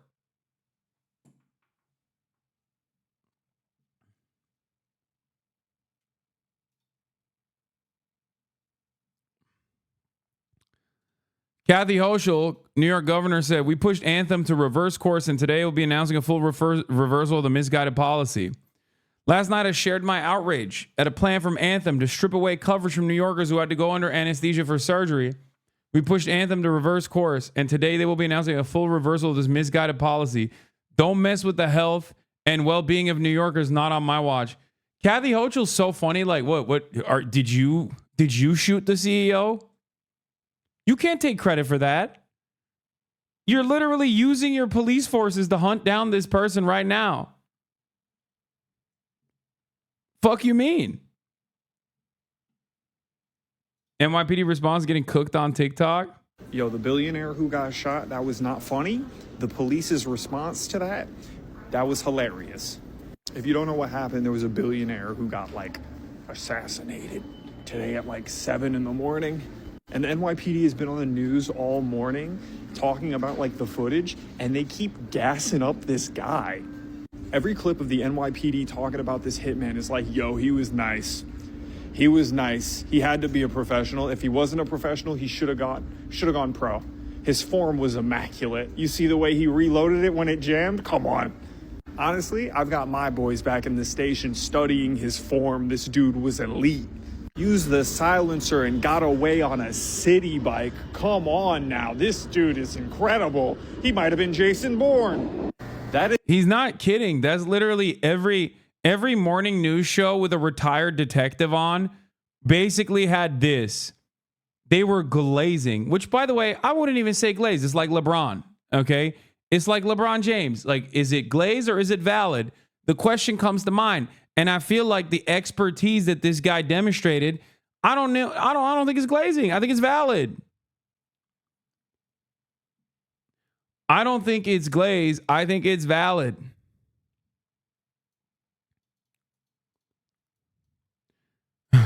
Imagine planning and executing the murder of a CEO in public in the biggest city in America, getting away with it, then going online and seeing a bunch of Reddit experts explaining how you're not a professional hitman.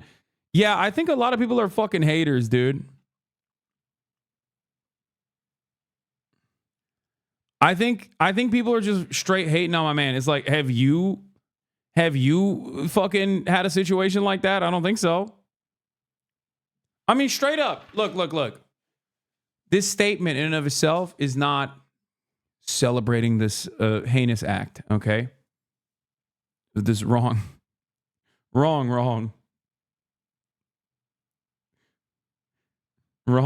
act. You understand me? I would never do such a thing. I would never. You can't catch me slipping today. Do you understand? You cannot catch me slipping today. But also, I mean, shit was clean. It was clean. Like, everybody's like, oh, well, he shot him in the leg first. Like, bitch, who cares? What do you mean?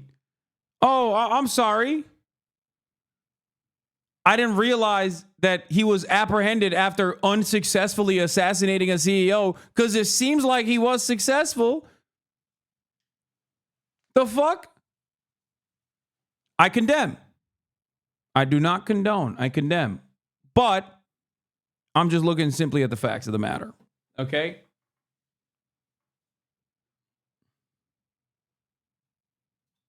That is the funniest part of it. Like, even after all of this, the police are on the hunt for a hitman, and they still got to be like, yo, this dude's game is incredible. Game respects game.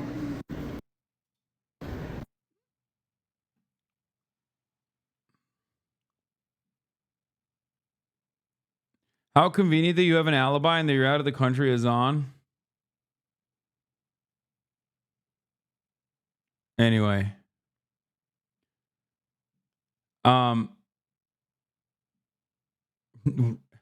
Anyone know where I can find the full video of the assassination? Brother, are you kidding me? Where can't you find it?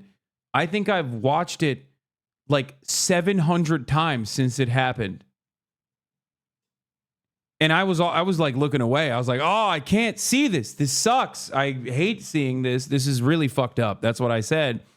I was doing this the whole time. Whenever I would see it on accident, because my fucking timeline was just literally all that, I would do this.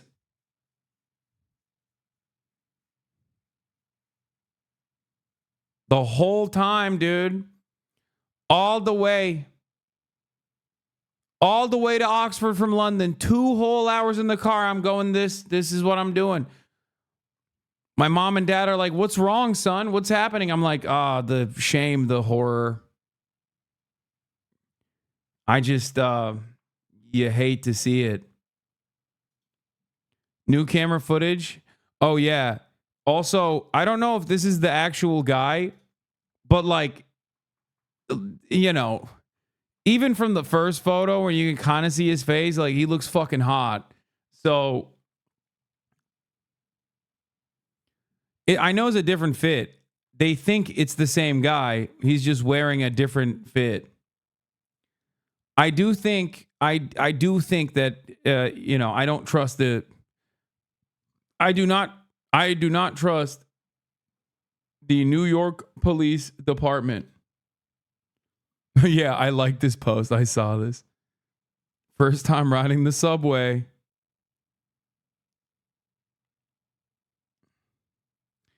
Who even said it was a guy to begin with? Could be a woman. So we literally have nothing to go on and should stop the hunt. That's what I'm saying. That's what I'm saying. How can you be sure? I can't. Can you say with a certainty? Maybe it was Kathy Hochul. Look at how much she's chirping at Aetna and Anthem and whatever the fuck.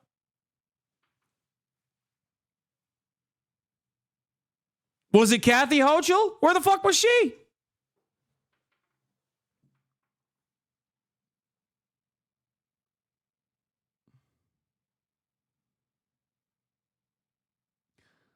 I think what's best is to take a step back at moments like this. The police, let me tell you something. As you guys know, I love the police. Okay? And as the number one defender of police, I think they have a lot going on. They have too much on their plates. So I think this is one of those instances where, given the limitations that they have with the job, which is a very difficult job, okay, all those homeless people that are, you know, sitting on the sidewalk, unkicked, you know, black teenagers frolicking about, unharassed. I mean, think about so many people that the police have to deal with on a daily basis. Maybe they should take a break. The blue flu. I'm just saying, there are Candy Crush levels that have yet to be tackled. Back the blue. Thin blue line, back the blue. Okay?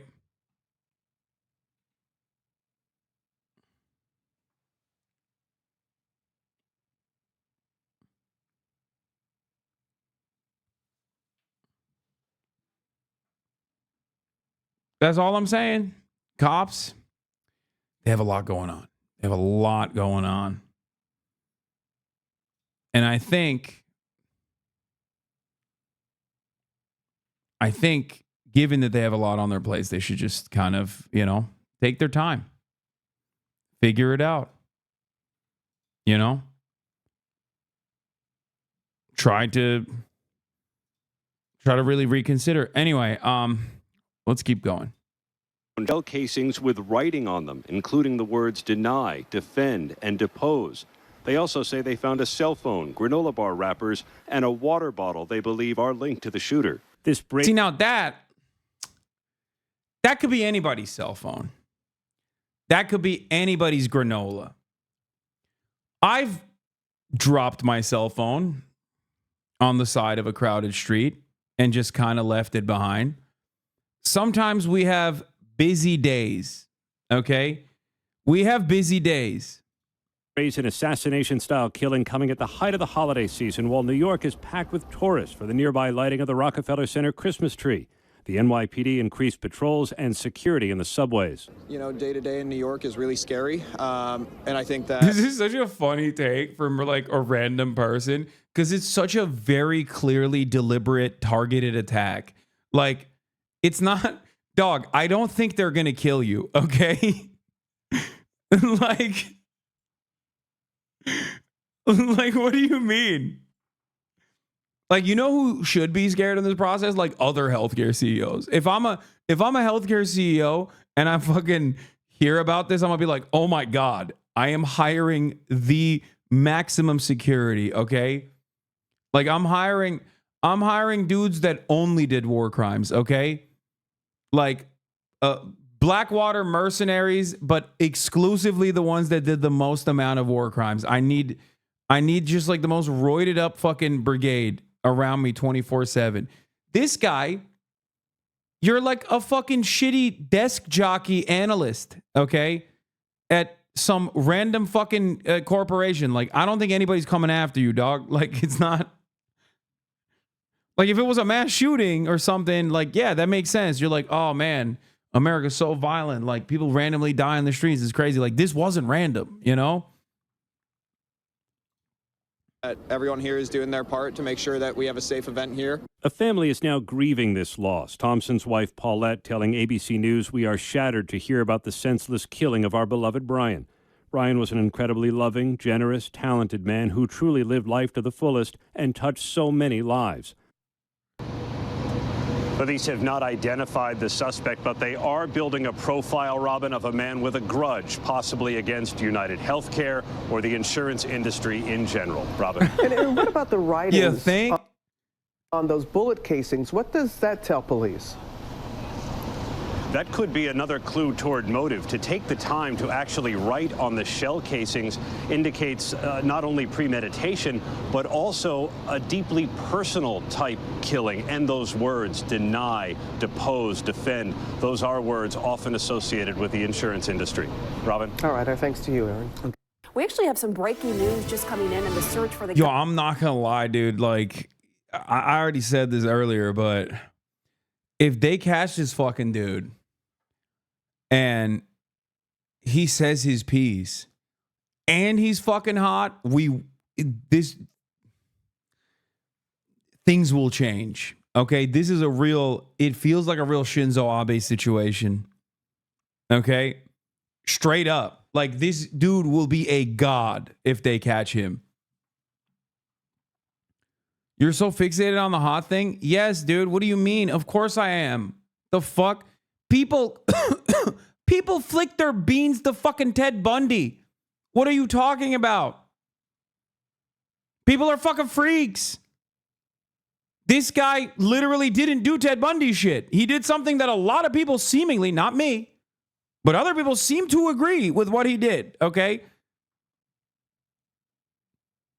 So, yeah. Public trial OD the decade. Have you been on Twitter? Look at this. He's got that hung smile, 30,000 likes.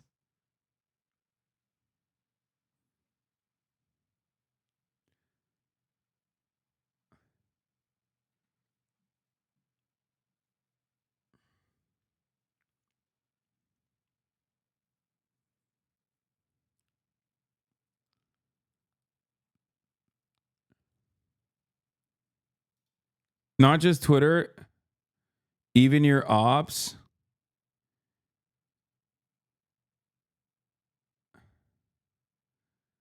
Green text, all in agreement. He's celebrating the assassination. Wait, what? That I wasn't even live when the thing happened. Called insurance companies evil, said was deserved. Chat spamming RIP Bozo. I mean, so is everyone else.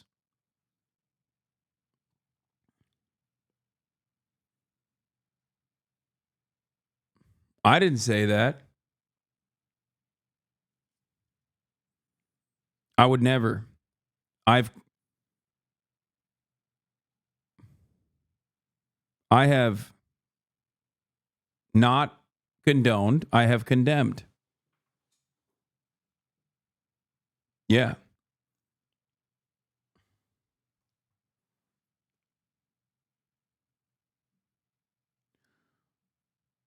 What a crazy thing that motherfuckers on 4chan do, by the way, is crazy. Wait a minute. Did someone on 4chan turn around and fucking act like I actually celebrated the assassin to try and get me canceled, only to find out that other people on 4chan were like, yeah, no, everyone is celebrating? So they tried to fucking drum up a fake cancellation on 4chan, and it turned out to be like a unifying moment. Like, I wasn't even live when this shit happened.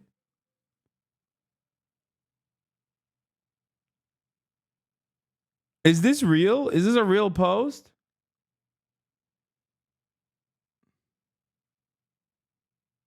Yeah, I must have celebrated the assassination before it happened. I was wearing the shirt 2 days ago.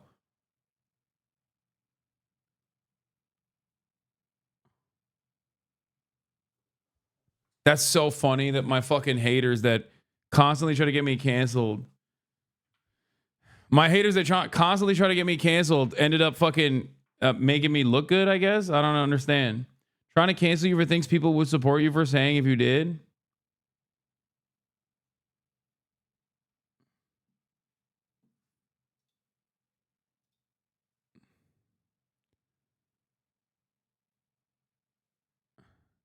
Wait, they did.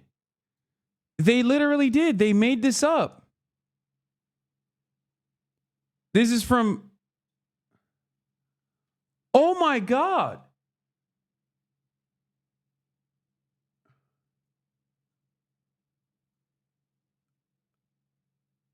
Oh my God.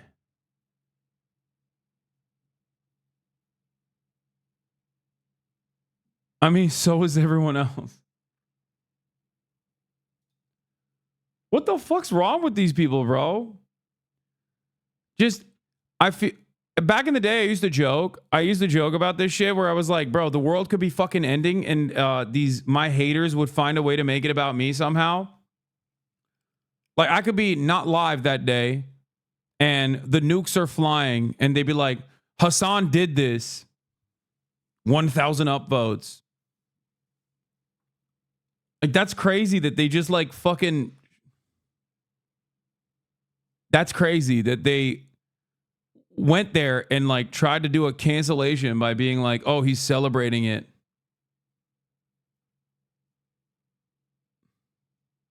You were live at Cambridge Union at the time? Yeah.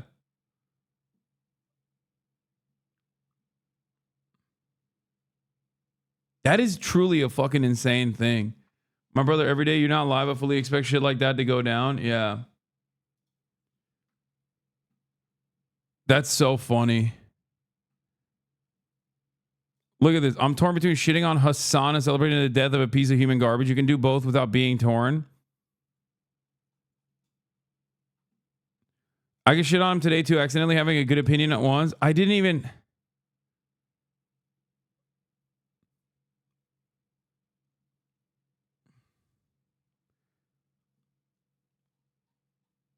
That's crazy. This has 9,000 up.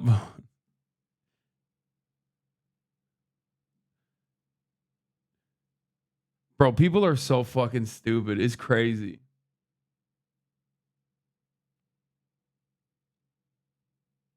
Like last time you weren't live, they manufactured a situation where you were suicidal to the point that your IRL friends were concerned. I know. It is pretty nutty. Pearl Mania popped off, 10 million views on TikTok. They stepped over his body and started the meeting on time. He was in Manhattan at 7 a.m. for an 8 a.m. investor meeting. He got in front of the main doors to the building of the investor meeting. They could have had this shit on Zoom. Instead, they had to be there in person. Why they had to be there in person? Because we need to make sure commercial real estate is flourishing. He got by an assassin with a silencer while he wore a jacket thinking about PowerPoint presentations on how he is returning value to shareholders by denying health care to moms with breast cancer. And he got caught in the street and they stepped over his body. Those investors that he was working for, the shareholders that he held dear as a CEO, they stepped over his pool of blood. They kicked the shell casings that led to the end of his life down the street because the meeting still had to start on time. These companies don't give a fuck about nobody. He's the CEO, the chief executive officer of a healthcare company. They fucking didn't even check to see if he still had a pulse. They just wanted to check the stock price, which, mind you, went up 2.5% when they found out his ass was dead. Do less at work.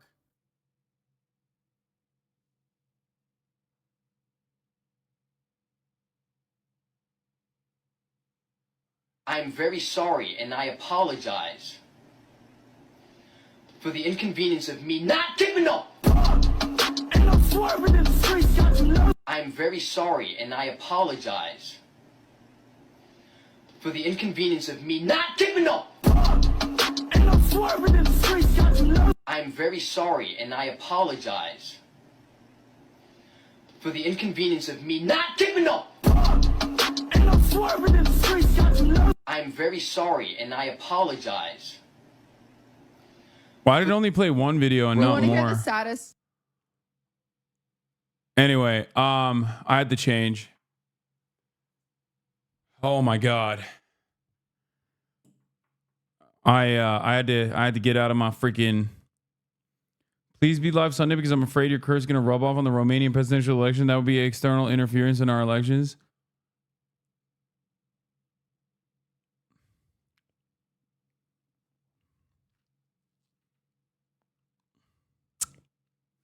I hate dressing up, so undressing after wearing a suit is so freeing. Yeah. Show pit.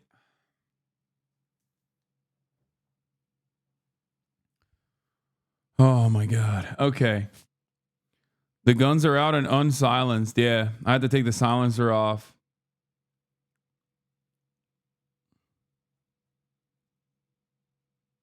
Just gonna leave this Lolo TikTok here. No!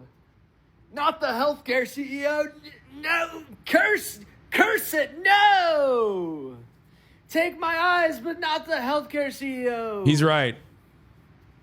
No! Why?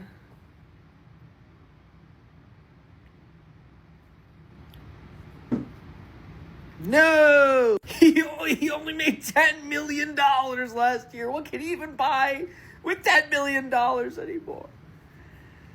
Nothing. They approved 70% of the claims. They approved 70% of them.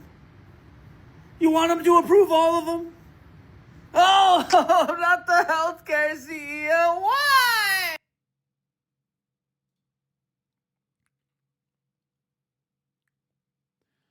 I mean, I said this when Trump was shot, bro. I said this shit when Trump was shot. America is a uniquely violent nation, okay? America has a lot of guns. Hey, you know what? Maybe we'll get fucking gun control now. Huh? Maybe we'll get gun control now. Who knows? Who knows? Maybe.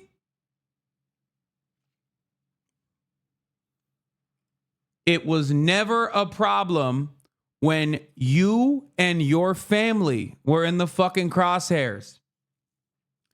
I saw a post about how the police were shutting, they were closing traffic in and out of the island, shutting down the bridges. And people in the comments were talking, when my cousin got shot, they didn't fucking, close the bridges. What's that about? Oh, I'm sorry. When a fucking CEO gets shot, all of a sudden, we got to close down the bridges? People got places to be? What's that about? People are noticing. They're developing, dare I say, a little bit of class consciousness.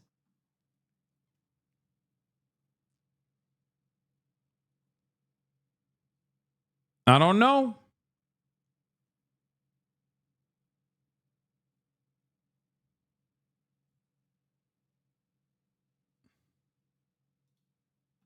Yep, there it is. The number of CEOs getting shot matched the number of school shootings per year. We'd have gun control legislation passed immediately. 100%. Dude, no way. Bro, what happened? What is it? It says here the CEO of United Healthcare, like the insurance company, got gunned down in broad daylight in the middle of New York City. Dude, check this out. What the heck? That's nuts. Bro, I know. And it says in the article that the gunman is still on the loose right now as we speak. Oh my God. Is he okay? No, dude, the CEO ended up dying at the... Oh, no, I'm not talking about the CEO. I'm talking about the gunman. Like, is he all right? Like, has he fled the country? Is he okay? Does he need food, water? I don't think you could say that. Yeah, I mean, true. That is what other people are saying. Not me. Chat, not me. Never me. I would never say that. I'm shaking my head when I see these TikToks. It's not funny. Okay?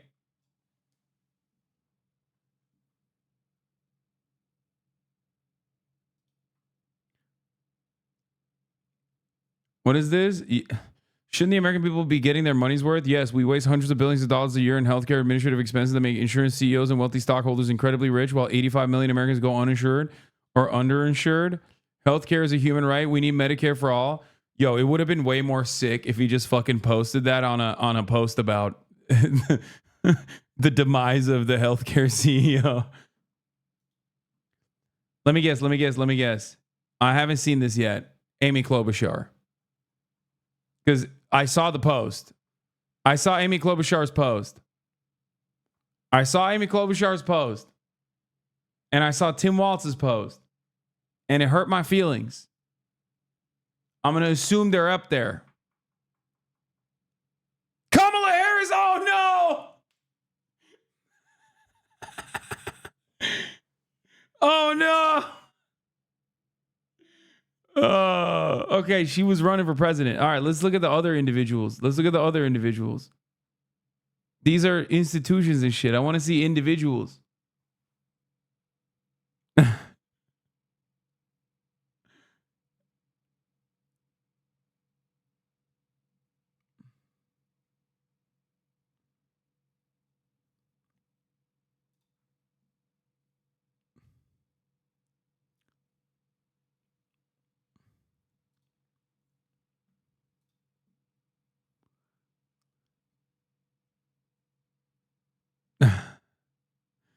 Damn, Amy did this shit for free?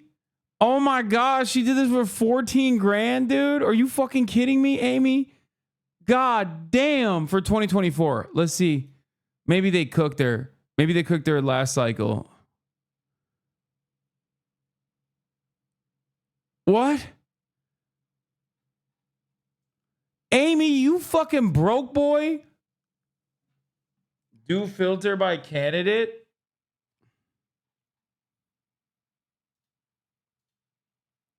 United Healthcare Group recipients 2024. I did do filter by candidate, no? Didn't I?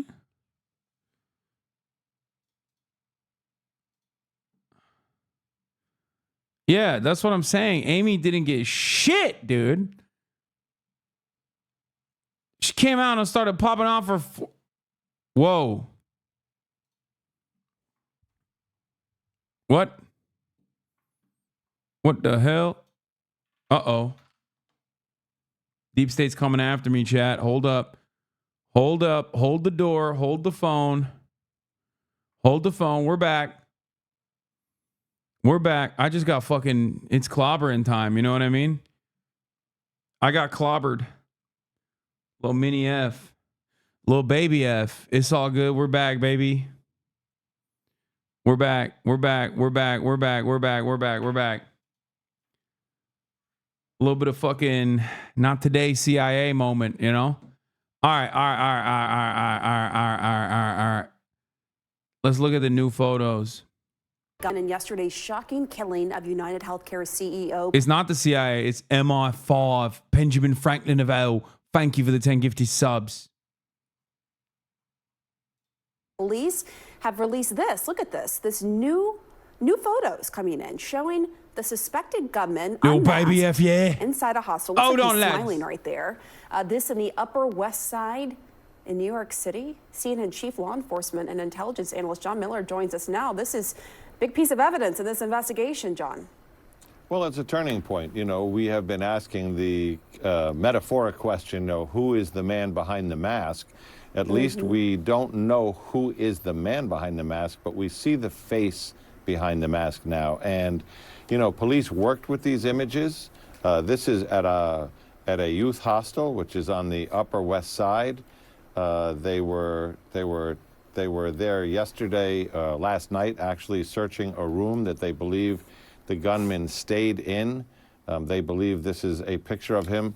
He kept the jacket on and the hood up and the mask up almost at all times, according to people in that hostel. But there was this moment at the front desk in the lobby where the mask came down, and you see that smile. And this is so far the only image of his face without a mask, the best image police have. And what they said is... They're like, look at his beautiful smile. It's not even the same jacket. It's a different jacket, man.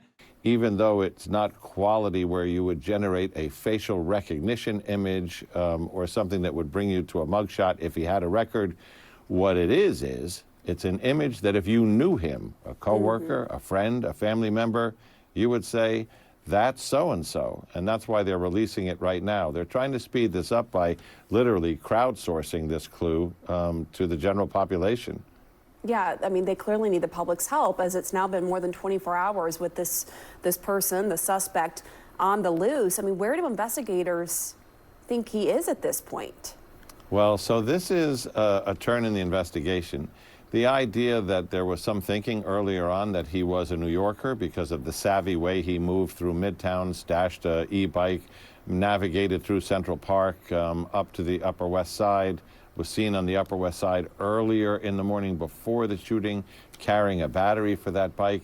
It suggested a familiarity that suggested maybe he was a New Yorker, but the idea that he stayed in a hostel up there for 2 days in a room for 4, but there were 2 other men sleeping in there, so he stayed with 2 strangers, that may change the leaning towards someone who came from out of town and tried to stay in a place that would have a minimum number of cameras and not cost very much, and the kind of place where people don't notice people because it's very transient. Do you know more about the timeline in terms of when these pictures were taken and this rare moment, as you said, where he put his mask down at the front desk at this hostel before the shooting? It just strikes me that he's in this picture smiling. You know, I don't have the precise timeline, but in that police were up there yesterday and last night. They did a search of the room. The hotel, of course, cooperated with them and got these, the hostel rather, got these images. It suggests he was probably there Tuesday and Wednesday, but give or take a day. That's something investigators know. We have people up there now talking to them, and something we'll know soon, but it appears to be very recent. What do police do in this situation, John, when, you know, it's been more than 24 hours, he's still on the loose, he could very well be outside of New York City and beyond? I mean, how far do they cast the net at this point looking for him? Well, I mean, the real net is global, which is he could have gone to Kennedy Airport, got on a flight, and be anywhere in the world right now, which is another reason to release these photos, which show the face. But I think the current thinking is he came in from outside New York, stayed at this transient location, did the job he came for, and is probably back where he came from, which is yet another reason to put these photos out, because is he from Minnesota, where United Health is headquartered? Is he from Montana or Nebraska or somewhere that has nothing to do with this? Or is he from, you know, Pennsylvania? That's the wild card, and this may help spur that in terms of the crowdsourcing from the public. Quickly, John, given all of your experience in law enforcement, how quickly, typically, after pictures like this that are pretty clear of his face come out, do you hear from someone who knows the person? Usually very quickly. You know, I think of the last couple of serial killer cases that I was involved in the NYPD, where we finally got a full face shot with good lighting, and within hours of putting that out, we had people calling in saying, I know who that is. I'm pretty confident that this will work. When you look at that image, if you know him, you'll know him. Yeah, it's true. We'll certainly. Snitches.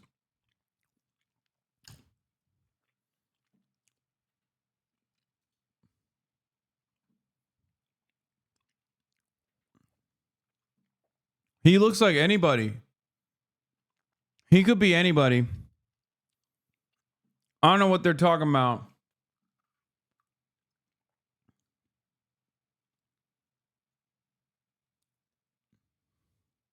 You know? Maybe it was... I have an idea. What if it was the CEO of a competitive insurance company? Have you thought about that? What if he was the CEO of another insurance company and he wanted to take this guy out because he's like, oh my God, you're denying way too much. Like, you're too efficient. You've eliminated too many redundancies. Like, you've denied coverage to too many people. Like, that's sick. I'm jealous. And then they did that. You should just arrest all of the insurance CEOs, all the healthcare insurance CEOs, just to be safe. A real dragnet, you know? I'm trying to find solutions. I'm trying to find solutions to the fucking problem. And a lot of people are not understanding, like, I want this criminal, this disgusting crime to be punished. Okay? And the best way to do that is preemptively arrest every single other insurance CEO. Plus, they're free. Like, they're free of potential other violence. Like, because Maybe it's a serial killer insurance CEO and he's going to go and kill other insurance CEOs as well. So this way, like, you get to put them in prison. So like, they're not going to be harmed. You know what I mean? This is real 5D chess, boys. Okay. I'm thinking big. I'm thinking hard. Seems like a lot of other people are not engaging in the creative thinking that is necessary in this moment. And it's sad to see, honestly. It's a very sad state of affairs. It's sad to see. I don't like it. I want to put an end to this. It's for the safety of the public. Arrest all the other insurance CEOs. Just figure it out afterwards. You know what I mean? I hope so. And it's so important for the public to help and to reach out to authorities as he is still on the loose after killing this United Healthcare CEO on the streets of Manhattan. John Miller. Before he was killed, United Healthcare CEO Brian Thompson was facing a lawsuit accusing him and other execs of insider trading amid a DOJ probe. See, got to arrest the other guys. I think, yeah. I think you have to arrest the other guys too, just to be sure. See, I think, yeah. See, there you go. You just got to make sure. You got to make sure. I'm doing this for safety, I think.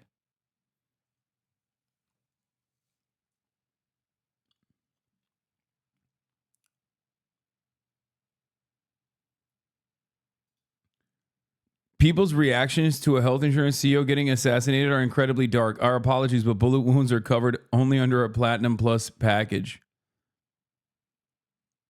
Yeah. I'm not going to lie. Look. I think this, like, your reaction to the story is dependent on the way you view society, right? If you think society is it's fine, it's not like things aren't that bad, right? Celebrating death of someone you assume is innocent across the board is a fissure, is a direct representation that, like, at least other people are in a very chaotic. Other people have a very different assessment, right? And it's a scary situation for people like that. You know, the Jack Posobiec's of the world, right? Like the supposedly edgy right-wingers who jerked off to that one fucking old Santa Claus looking motherfucker who like shot the protesters, the climate change protests for stopping traffic.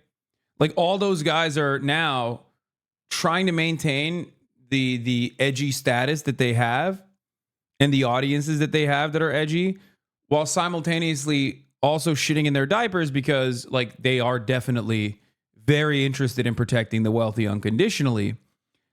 And I think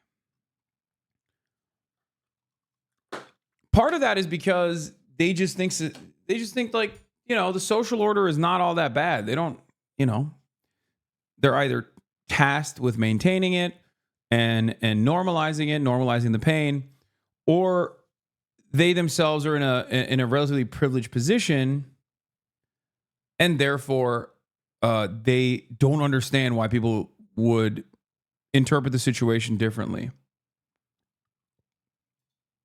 You know?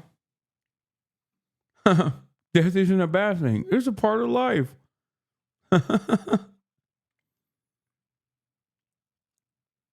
Murder and death is like Sicily and Italy.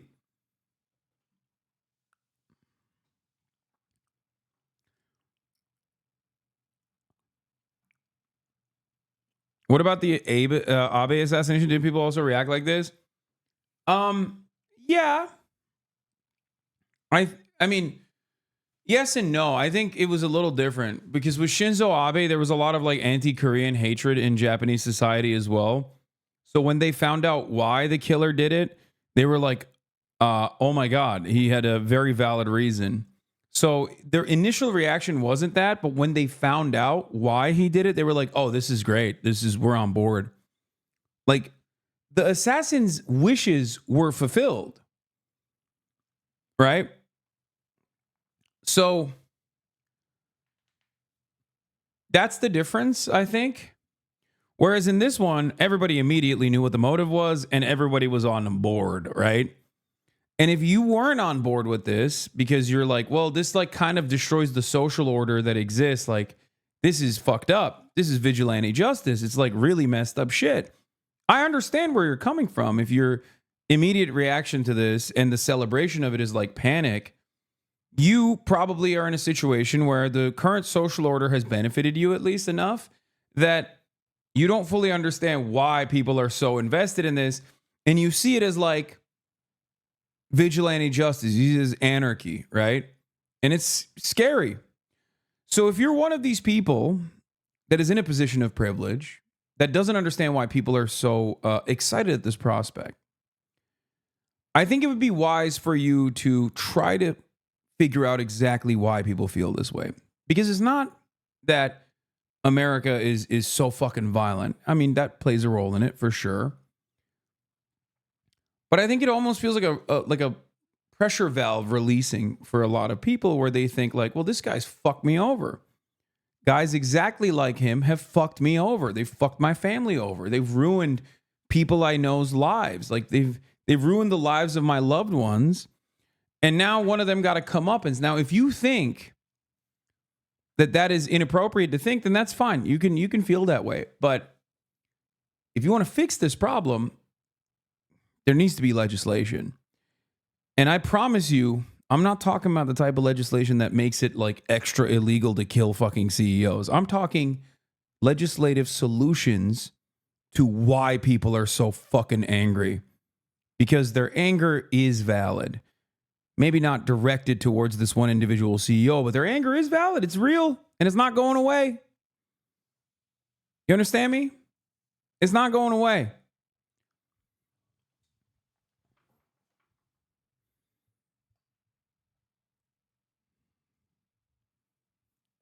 That's all I'm saying. I think it's time. It's time for some universal health care. Imagine if one party captured all the essence and all the energy and all the anger and all the resentment that people were experiencing and very openly declaring right now in this very moment, this pivotal moment, and said, oh, you know what? We have a solution for that. It's called Medicare for all. We've always been on board. It's great. You know, welcome to the fray. Imagine.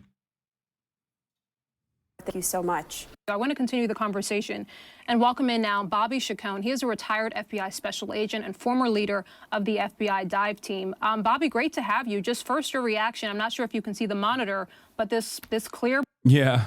Europeans watching Americans fix their healthcare system with gun violence. I mean, it's fucking real. This is in fact a joke and not actual healthcare policy analysis, but you can find that below.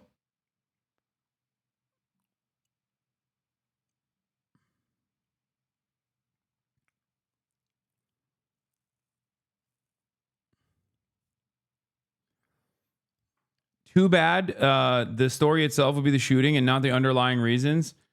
I don't think it matters. Hi, everyone. My name is Andrew. I don't think it matters that the media is covering it as like this massive atrocity, or maybe even taking it one step further. Taking it one step further, and then like openly stating that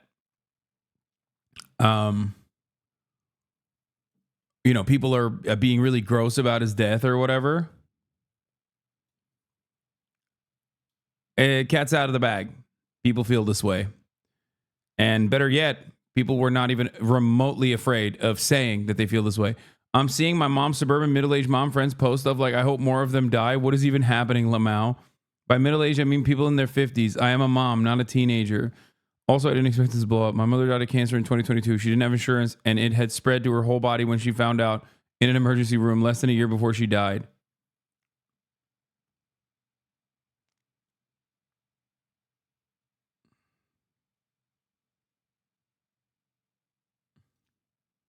They took down their page of their healthcare, their board of directors? No way.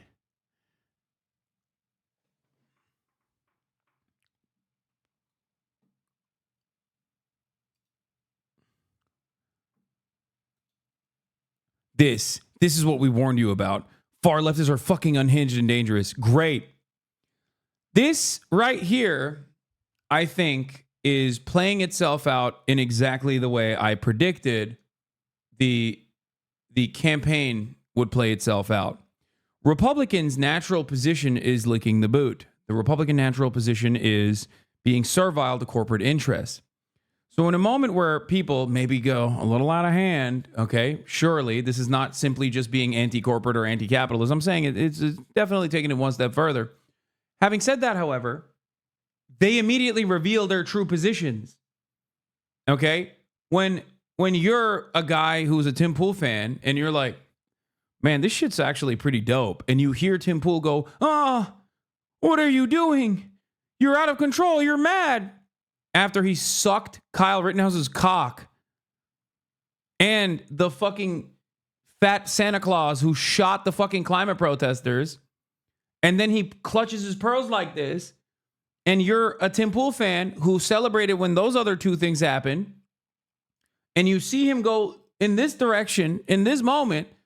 And you know how it felt when your father had fucking healthcare coverage denied. You know what I mean? You're going to be like, what the fuck? Do you understand? This is what I mean. I'm not saying Democrats should fucking kill healthcare executives. That'd be insane. Okay? But if Democrats were pro-Medicare for all, at a time when it very obviously is something the public is demanding, maybe even violently, Republicans would do themselves a disservice by constantly fighting against that.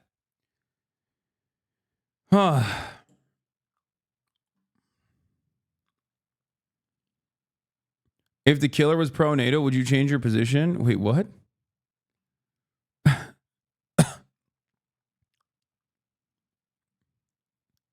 What are you saying?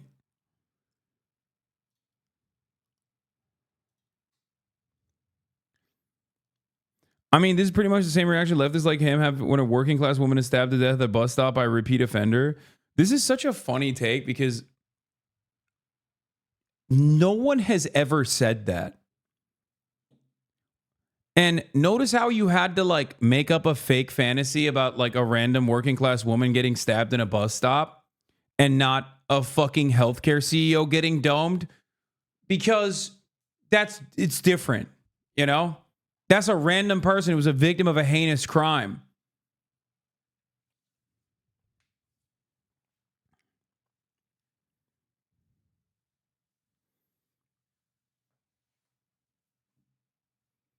Be careful talking. You're still in the UK. About what? You think I'm going to get shanked, yeah? They're going to give you a Glaswegian smile, mate. Fucking hell. I'll shank yous.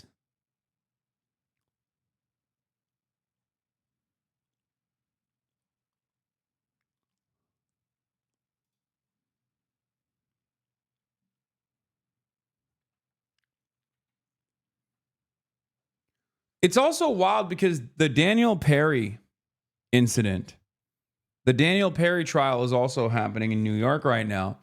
And Republicans have been like freaking out because he killed a homeless person. Like he just straight up killed a mentally ill homeless person on camera. And they're like, you have to free him. So no, they are the ones who fucking celebrate when random, like the most marginalized random people get murdered. So no, that's what it is. You can either have an unconditional, I am no fun, anti-capital punishment unconditionally, anti-vigilante justice, or you can be a fucking right-wing freak. You feel me? Right-wing freaks love when powerless people get killed. It's a power fantasy for them.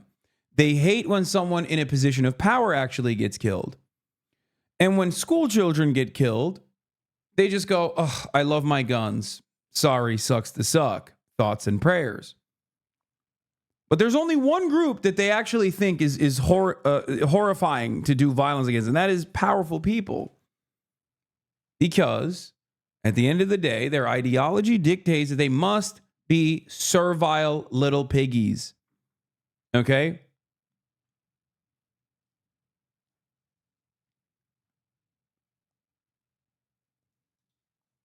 What is this? I love Aaron Rupar because he has the exact personality of Snail from Armored Core 4. Like, he's just brimming with white hot contempt, but it's inside of the package of a normal, annoying, scoldy news guy who calls everyone fam. That's insane. He fucking posted an Armored Core reference. That's too much for me. That's too rich for my blood, you know?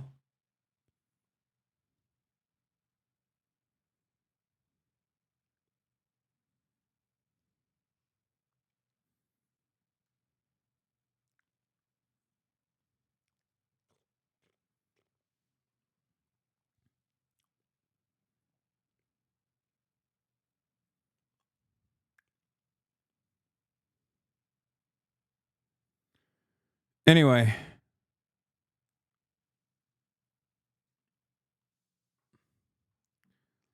Just something to consider about who right-wingers, what kind of violence right-wingers celebrate. Here's Kylie Chung with a fire take. The way we're socialized to see violence only as interpersonal. Hold on, my food is here. Pretty full-face photo now of the suspect. Yeah, Rahel, I think this is the biggest development in the case so far. I think that there's somebody, a family, a relative, a friend, a coworker of this guy is going to recognize this. Now, you may have lookalikes, they may have to sift through some of those, but you know, you're showing this image globally and certainly within the United States and internationally, this is going to be all over, and someone is bound to recognize this guy as a neighbor, as a coworker, you know, as a family member possibly. So yeah, I think that they are hours away possibly from actually having this guy identified if they don't have him identified already.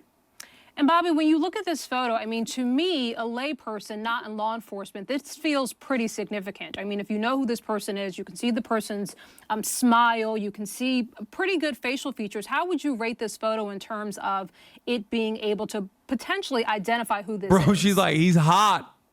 Well, she's like, you can see how hot he is. Look at that beautiful smile. I would say it's not perfect, but it's very good. I mean, it's very good. You can see the shape of his face. He has kind of a unique smile or a grin. He seems very relaxed. I mean, I think with the nose and the chin and the smile, I certainly think people that know this guy, if they see this image, they'll be like, oh, that's so and so. So I think this is a great image to put out there, and I think someone's going to recognize this. And then, Bobby, if we can just sort of reverse track what we now know. So we now have this photo. Police apparently understand what hostel this person may have been staying at. They have these shell casings with these words on it, delay and depose. I mean, from your vantage point, does it sound like they're closing in here? Absolutely. They're closing in from several different aspects, right? So we already have the forensic evidence. Now we have possible motive, which is, you know, denied coverage. And now you have this physical image. So they're coming at this from many different angles, and each of those angles is progressively getting to the person. I mean, I think it's very much closing in on him, on actually identifying him. Now it's a question of finding out where he is once you identify him. But yes, I think that the motive from those etchings and those rounds is, to me, is clear that this was a denied coverage type of event. In that situation, you usually have communications with the person who's been denied coverage, and those communications there's a series of them, and they grow in frustration. The person keeps getting frustrated at each turn that it's denied and appealed and denied. And so you might have a series of communications, however that is, probably emails or possibly the website forms on the company's websites, or written letters even, that show a increasing frustration on the part of the person or their family member in this denied coverage. And each letter gets Why is this guy giving reasons? Threats of violence eventually seep into those letters. You'll have somebody, forensic linguistics, go over this and look at those. But there's probably a series of communications that get more and more frustrating from the person. That doesn't narrow it down, big dog. Just saying.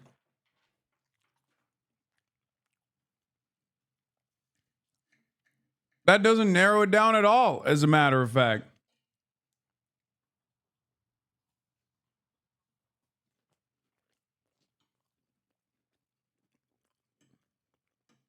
Tens of thousands of people. Ending it, because nobody goes from zero to shooting someone in the chest. There's probably been communications that show a increasing frustration on the part of the claimant. And just for our viewers, you are looking at another angle at the very least, or a completely separate photo of the suspect, again, without the mask. Bobby, what do you imagine is happening right now within the police force? Is this a sort of all hands on deck? Now they have these photos, they flood the streets. I mean, what's happening now as they try to bring this person into custody? They're combing Central Park looking for his clothes. He probably changed clothes in Central Park. They'll probably find the e-bike there, maybe his set of clothes that he changed out of. They're working the phones on international media like yourself to put this out to as many outlets as they can to get as many eyeballs on these two photos that you're showing now on the screen. I mean, these are great photos. Somebody's going to recognize this guy. So they're probably working the phones on every both national and international news outlet to get this worldwide image, because someone's going to recognize this guy. The forensic people are doing their job. The canvas people are out in the street still interviewing people both in New York and in Minnesota. And then the media people are really pressing the phones and trying to get this image. The race to catch a killer in New York City, with new clues this morning after the brazen murder of United Healthcare's CEO Brian Thompson yesterday, just right on the sidewalk in the morning in Manhattan. Several law enforcement officials now tell CNN that two words, delay and depose, were found at the scene. Depose, written on a shell casing from a round that was fired into the victim. Delay, written on a live round not fired, but ejected when the shooter appeared to be clearing a jam. There's also new video of the encounter, and police say show the killer who planned the attack, targeted this man, and had experience with guns. Let's get right to CNN's Bryn Gingras, who was here giving us all of the breaking news as the details were just beginning to come in yesterday morning. You've been gathering details since. What's the latest this hour, Bryn? Yeah, Kate, well, that, is a big piece of evidence that they uncovered there, according to our sources from John Miller, just because it might possibly point to some sort of motive here. If you talk about those two words, investigators are trying to connect the dots and see if it has anything to do with the fact that Brian Thompson was the CEO of United Healthcare. Did it have to do with insurance, because of the popular phrasing in the insurance industry of delay, deny, and defend? So that is something that is being asked by investigators right now. But that's not the only thing. Only piece of evidence, rather, that, of course, that investigators are looking into. We know there was a lot of things that were left behind by this suspect that right now police are trying to determine if they can get DNA off of, fingerprints, running forensics on them, trying, of course, to get closer to getting a name. And of course, we are asking our sources, are they any closer to getting a name in addition to finding this person responsible? Let's also talk about a little bit more of the threats that police are hearing were made against Brian Thompson. According to sources of mine, I was told that they were some concerning threats that the investigators had come across, really their security team for United Healthcare had come across, made against the entire company of United Healthcare, the CEOs, the executive team, and that was something that was being looked at. According to NBC, the widow of Brian Thompson, she told NBC that she knew about some threats and said, quote, "I don't know details. I just know that he said there were some people that had been threatening him." So this is also something that is of concern and what is being investigated at this time. So a lot of threads here, a lot of search warrants going on. We know that there was a search warrant at the hotel across the street where Thompson was staying in that room. We also know that investigators are still piecing together that timeline. We know that, according to sources telling John Miller, that suspect left the Upper West Side early yesterday morning, heading downtown, getting off at the 57th Street subway, and stopped at a Starbucks, bought 2 power bars, bought a water bottle before actually committing this brazen, really, execution. And investigators were able to get that water bottle and hopefully, again, are trying to see if there's any DNA that can get off of that. So it could be anybody's water bottle this morning, but no idea just yet if they're any closer to finding who is responsible for this horrific killing, guys. Yeah, and we'll definitely be standing by to wait for and hope for another update press conference from the NYPD at some point soon. It's great to see you, Bryn. Thank you. John. All right, with us now, CNN national security analyst Juliette Kayyem and former FBI Deputy Director Andrew McCabe. And Andy, let's just start with these words. I mean, delay and depose. What a big development to have something like this, a message, a literal message from a killer.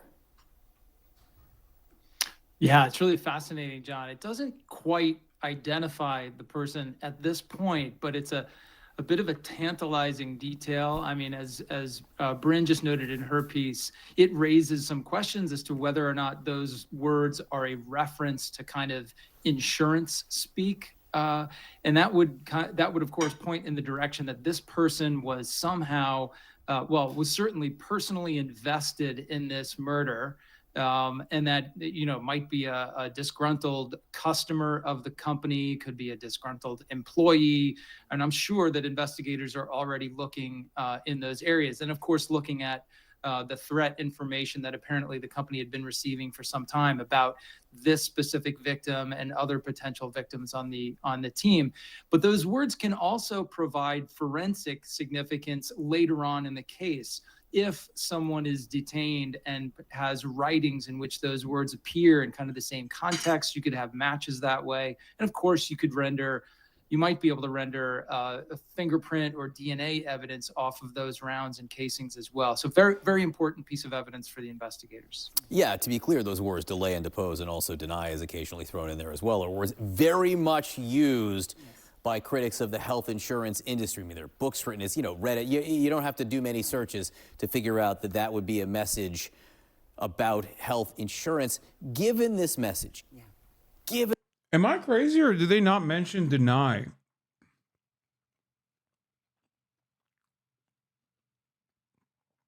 Like, that's literally, that's one of the things on the bullets. Like, was it not?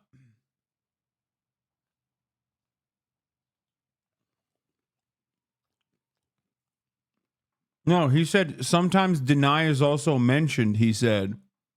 But he didn't say that it was on the bullets when I think it was. What is this?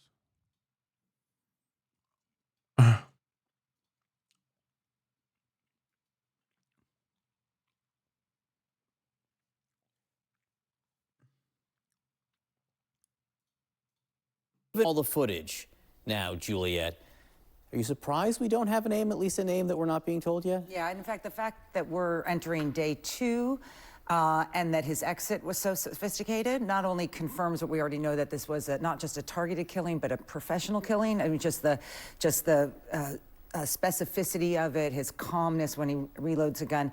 And now that he's missing suggests he was smart enough to have some sort of exit strategy. 24 hours later, you can't even confirm that he's still in the state anymore. And that will make it harder. We don't know if in the next couple hours the NYPD says that he hasn't, but I think Glaze. What this is showing is that, first of all, we should just remind him, Brian Thompson is a 50-year-old man with a wife and 2 children. Yeah. So all the stuff about healthcare and everything bad about healthcare is just ridiculous at this stage. He is 10% of all doctors have some touch point with his company, with United Healthcare. In other words, this is such a vast web of associations, and lots of people are probably angry at him. It's a customer service business. Yeah, he's just a customer service representative.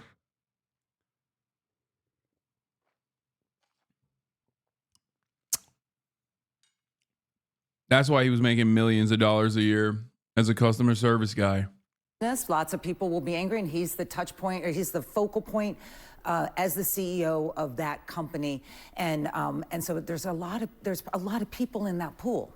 I mean, if you were running a healthcare company, yeah, would you be getting protection right now? If I were, okay, so now this is going back.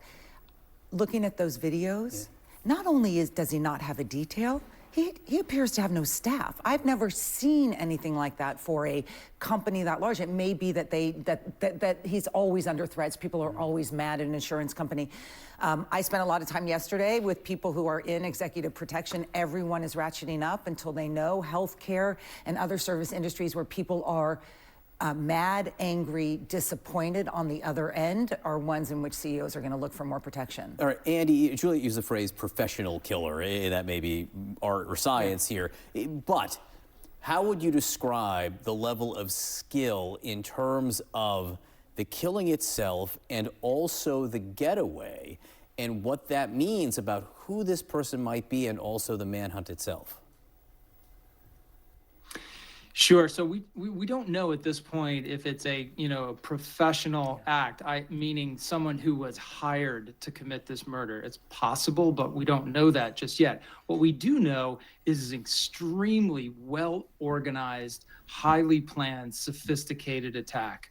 From everything we've seen so far, from the fact that he was seen carrying the battery to the e-bike, which raises the question of maybe he pre-positioned the e-bike before the attack to stage it for his getaway. The fact that he showed up at the perfect time, which was really a weird time to have the CEO showing up for this conference an hour and 20 minutes early, but he knew that the guy would be in that place at that time, which tells you he possibly did some surveillance to make that determination.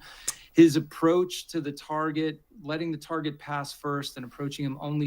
Bro, you guys literally get mad at me, and I don't do a third of the glaze on LeBron that this man is doing for the guy.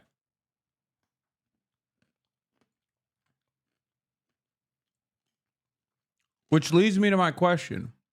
One, is this guy the LeBron of killing CEOs?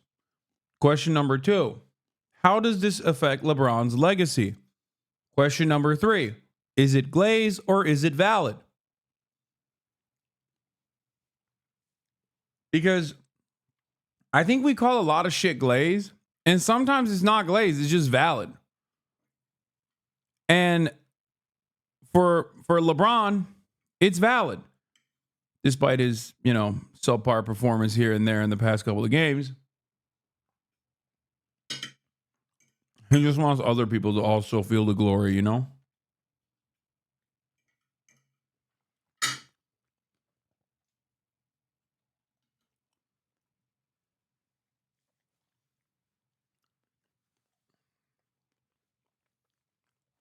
That's why they lost by 40. LeBron wanted other teams in the NBA to feel what it's like to be able to drop 40, He's just a good guy like that. Anyway, let's continue. From behind where the victim wouldn't see him first and, raise alarm. And then the way he walks through the shooting, clearly very accomplished shooter, somebody who's done some training. He has the right stance. He has the right grip on the gun. He cycles through the jam in the firearm like it's nothing. And that's a clear indication of a high degree of training. So yeah, this guy was no joke, and clearly thought about this, organized it very well, and executed it according to plan. How long could someone like that hide, Andy, do you think? I think it's fair to assume that he put just as much thought and preparation and organization into his escape plan. The e-bike was really brilliant. It's an easy way to get around quickly. You don't get snarled in traffic jams. You can actually ride the bike into the park, which you wouldn't be able to do with a vehicle in the same way.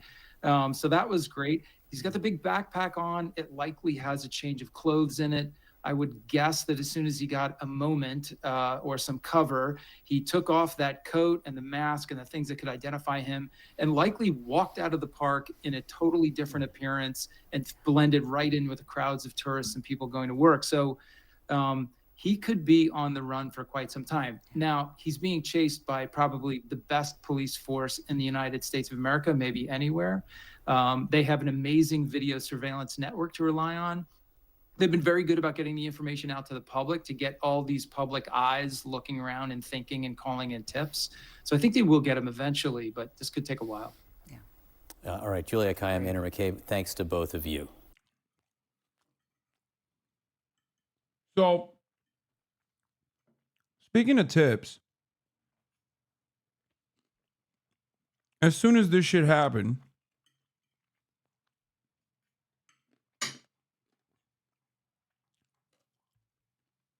You have motherfuckers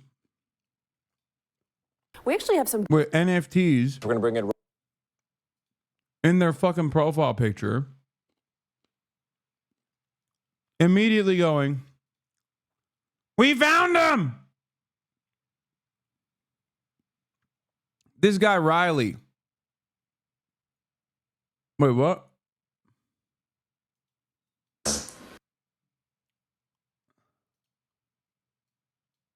This is his friend, Anat, who shot with a low-tech camera footage of this kid going, it's not an NFT. It's not. It's a character from Brain Pop. Moby is not an NFT. Anyway, this guy had a big ass effort post on Twitter. Worse than NFT is a webtoon. Okay, I don't know what it is. I don't care. Shut up, nerds. Okay.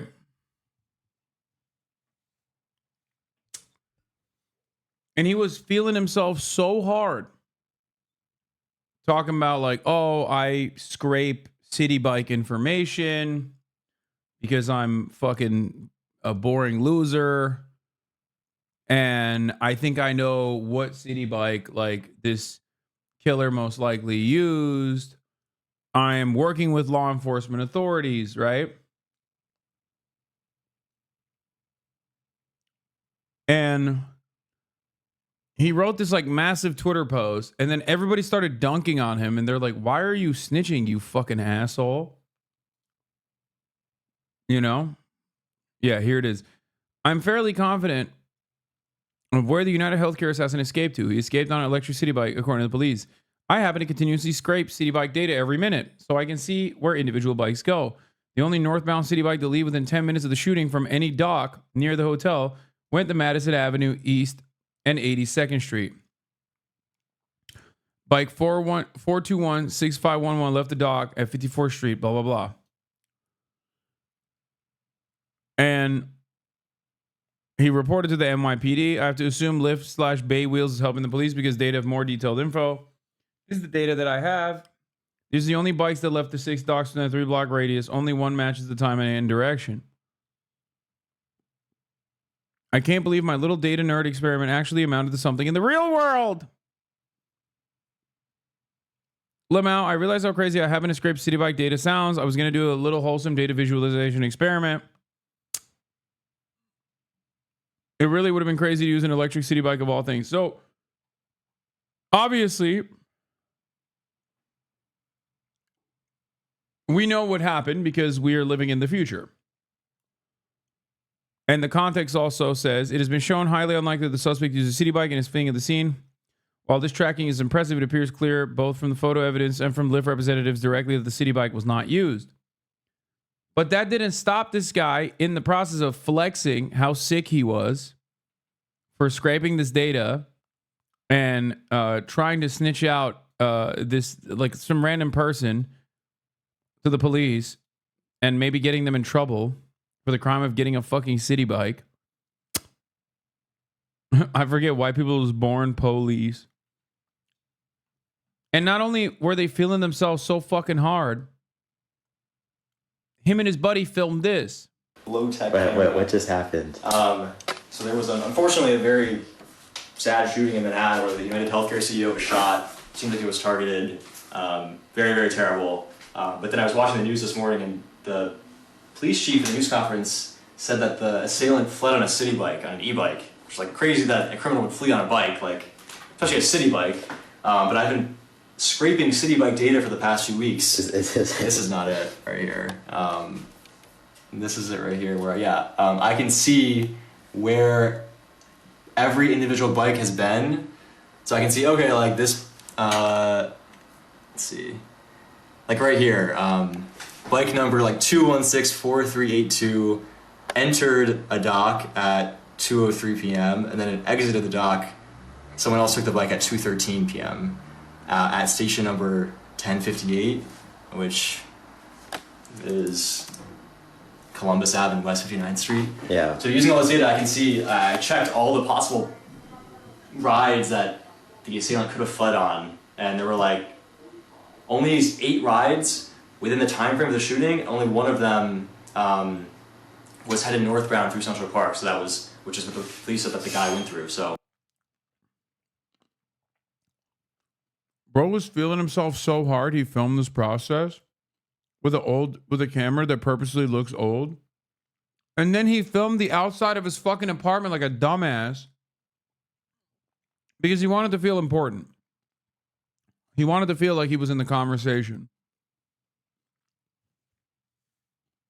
Like, what are you doing? Turns out he wasn't even right. And now people are probably fucking sending him death threats, which is inappropriate. I don't think being a fucking nerd means that you get death threats. I don't think it's valid. No, it's not. It's not valid. It's fucking ridiculous, okay? He is not a fucking pharmaceutical healthcare executive, okay? Shut the fuck up.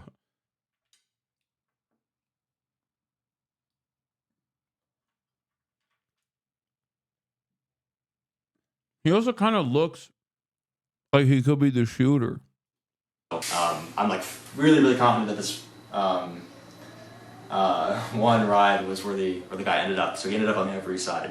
So yeah, I tweeted this. I'm like, oh, this is kind of interesting, and a bunch of people reached out, and like the tweets getting a lot of likes now. Yeah. Why the fuck do you have this data, Riley?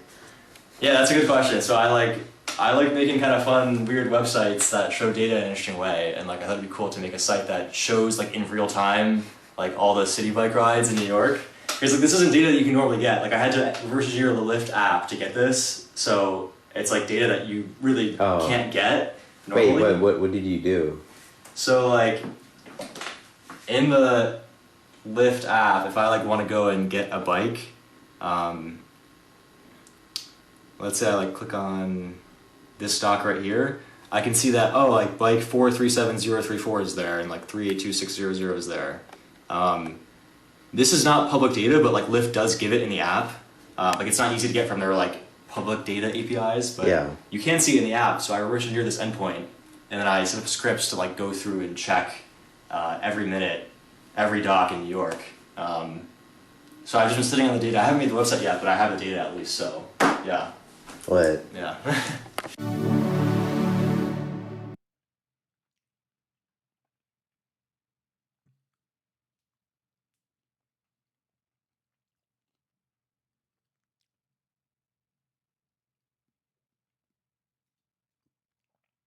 Hold on. I've been sitting on the data. I haven't made the website yet, but I have the data at least. So yeah. What? Yeah. What? Wait a minute. Wait a minute. Get it how I live it. Wait, hold on. Where's the new photo? Where the fuck's that photo where he's smiling, bro?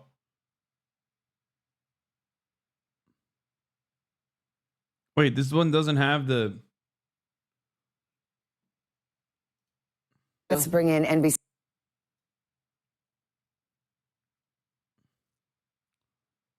How come none of these have the fucking actual photo? Who has the new photo?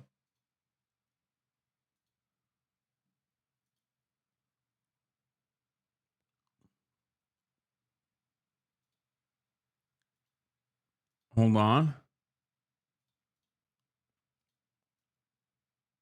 Bruh. I don't know, man. This guy right here, officers. Officers, we got him. Officers, this is the guy. You can't throw people off the scent. We got him, boys. That's right. Get this criminal now. NYPD, open up. He's the one. Get this guy off the streets, okay? Yeah, he thought he could get us with a shitty camera. But I reverse engineered it.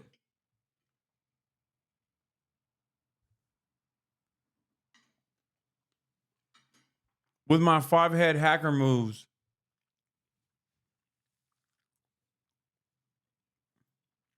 Yep.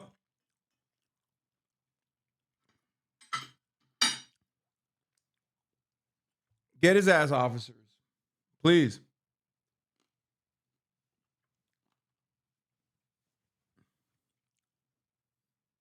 Are we sure the shooter is a good guy? After all, he went to Starbucks? That's such a funny take, dude. Yeah, no, he's allowed to break BDS, okay?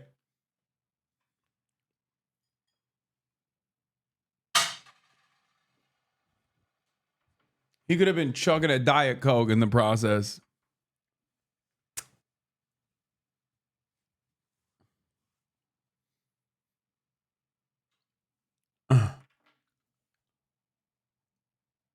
Girl. Anyway, I just thought it was funny. They got the top minds on this data. To bring in NBC News analyst Clint Watts, a former special agent with the FBI. Clint, good morning. This is a fascinating and tragic case. And when you look at some of these facts that we now know, especially this breaking news about an inscription of some sort on the shell casings themselves, what do you make of what we know? Yeah, interesting, the different scenarios that can play out. One, it's a targeted killing, maybe sponsored by an entity, versus a personal grievance that maybe this individual had against the victim or the United Health itself. Looking at the two, the reconnaissance obviously was done and was quite remarkable. The shooting, the shooter was very good with clearing that jam with a weapon, would show weapon experience, the escape route and the pre-planning. All of that is in place, which would seem to suggest there's some professional, sort of capability there. At the same point, the engravings, that are being reported on the shell casings, using actual purchases at a Starbucks right across the street, those are things that you just wouldn't see from something that was a more professional sort of assassination attempt. You wouldn't be caught on camera either.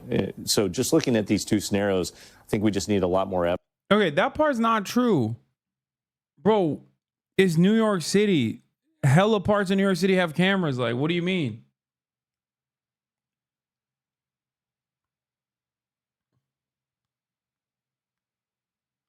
Also, y'all haven't caught him.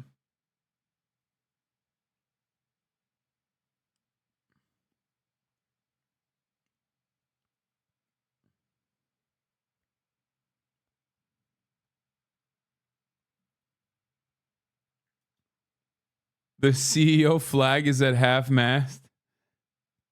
Beautiful. They're flying a Patagonia vest half-mast to honor the fallen sea.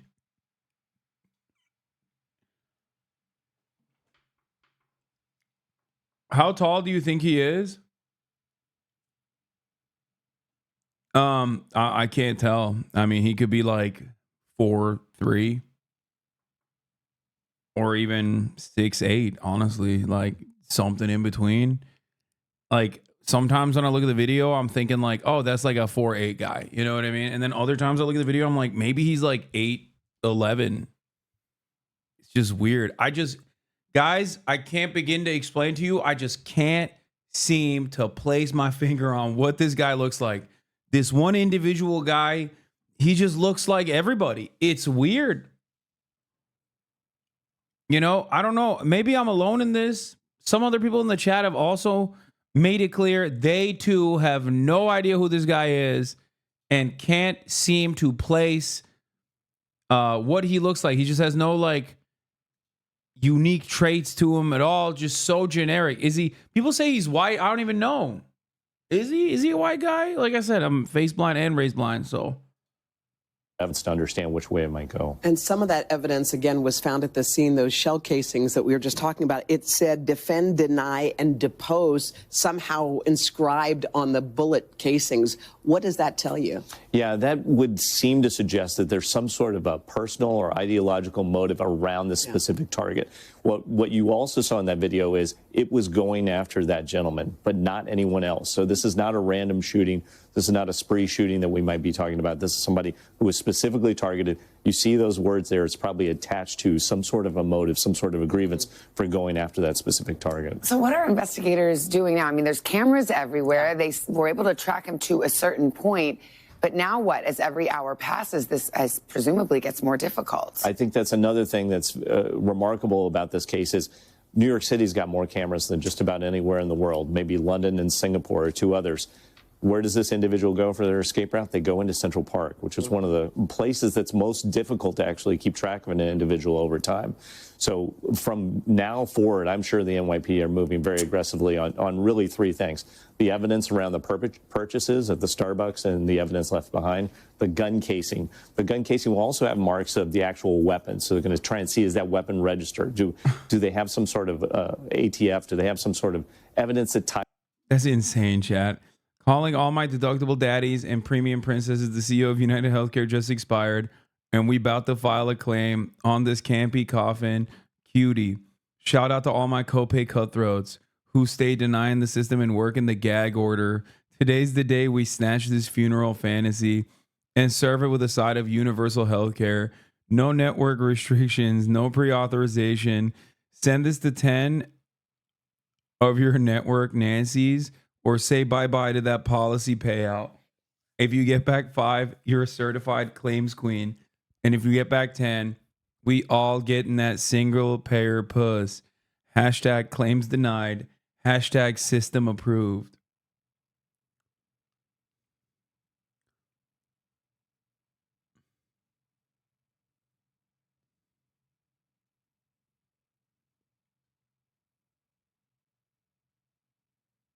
They found him? Yo, oh my God, police. This man right here. I'll have you know, he's got priors.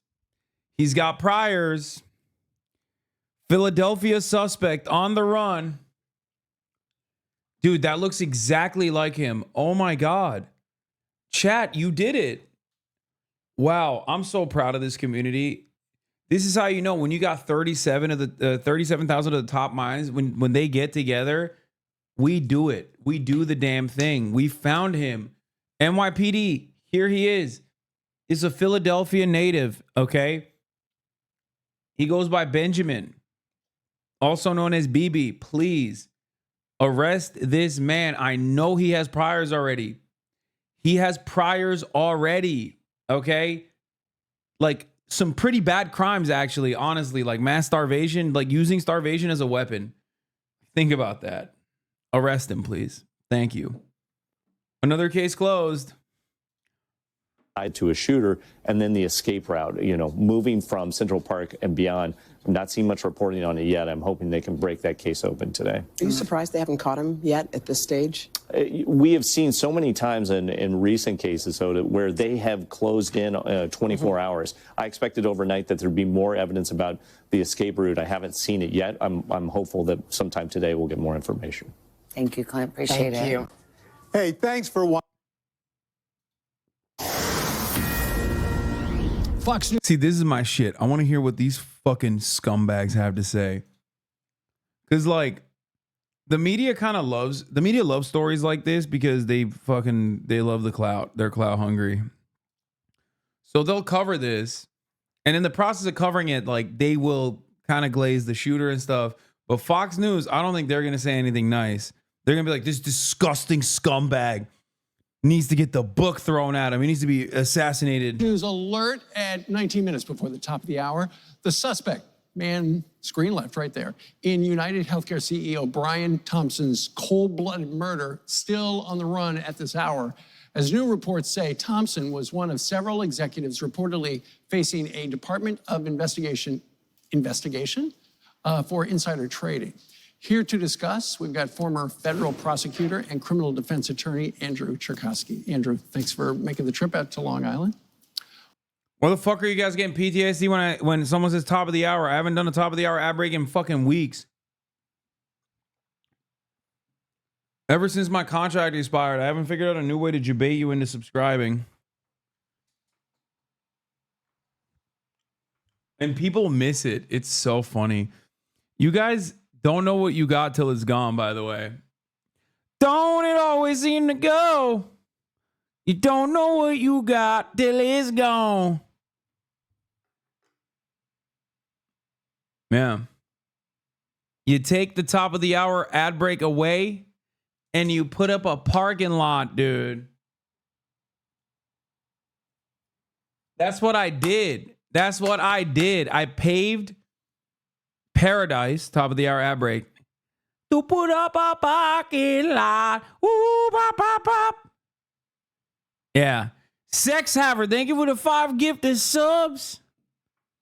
I don't know what's happening today. Dude, when I'm in England, I'm in a weird ass mood. Champagne Cyclist, thank you for the 5 gifted subs. Whispers, thank you for the 5 gifted subs.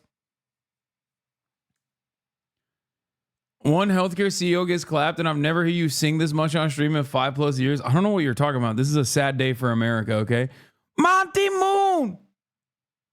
Thank you for the 5 gifted subs. I don't know why I'm smiling from ear to ear. It has nothing to do with that. That's so stupid. Why would you say that? I'm smiling to hide the pain. No one knows what it's like to be Brian. Is it trauma response? Yeah. We all grieve in our different ways, okay? We all grieve in our different ways. And I'm grieving right now. I'm grieving hard. You know what I'm saying? I'm so sad. Womack, thank you for the 5 get the subs. Is a sad laugh. Every time I laugh is a laughter hiding the sadness. Paluki, thank you for the 5 get the subs.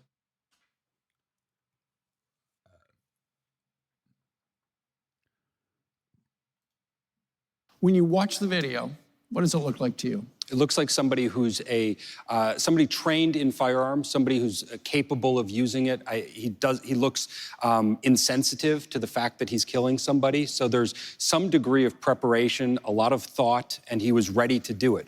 Whether that means he's a trained assassin, like some people are saying, perhaps it's a step short of that he just had practiced a lot with the firearm.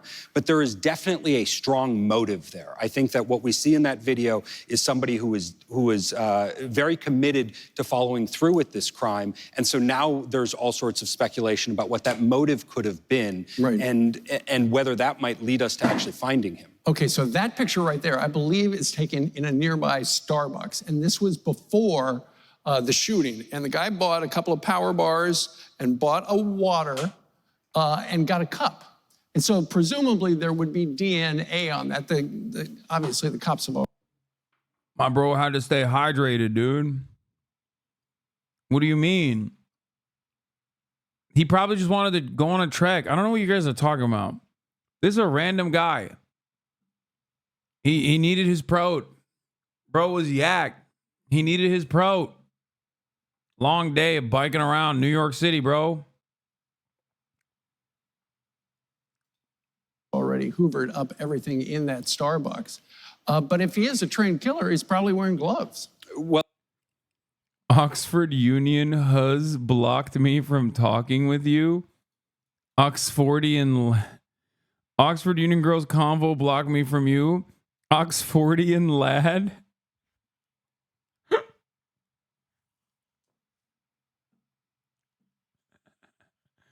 Bruv, they wouldn't get off you? What are you talking about?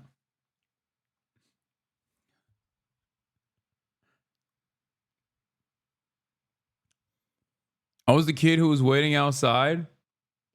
Okay, there was a lot of kids waiting outside. This does not help me understand who this person is, but I took photos with everyone. Everyone that I could. Talk was amazing today. Nice to see you.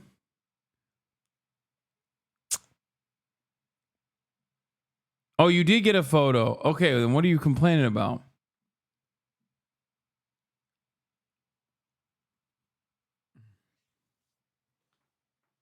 Yeah, he's not. Okay, going back to the story, he's not even hiding his face. He's a COVID truther.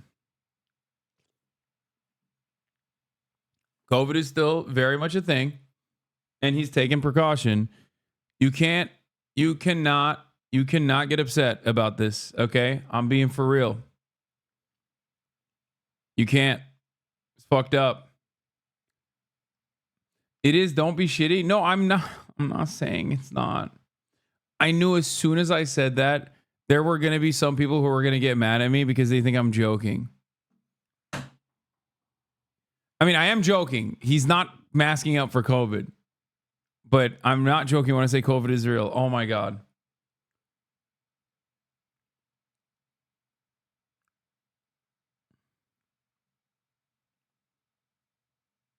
What? I was the first guy you met at the meet and greet yesterday at Cambridge. The one who said you were mostly right. Chat said I was glazing, but you deserve it. Come at me, chat. Hell yeah.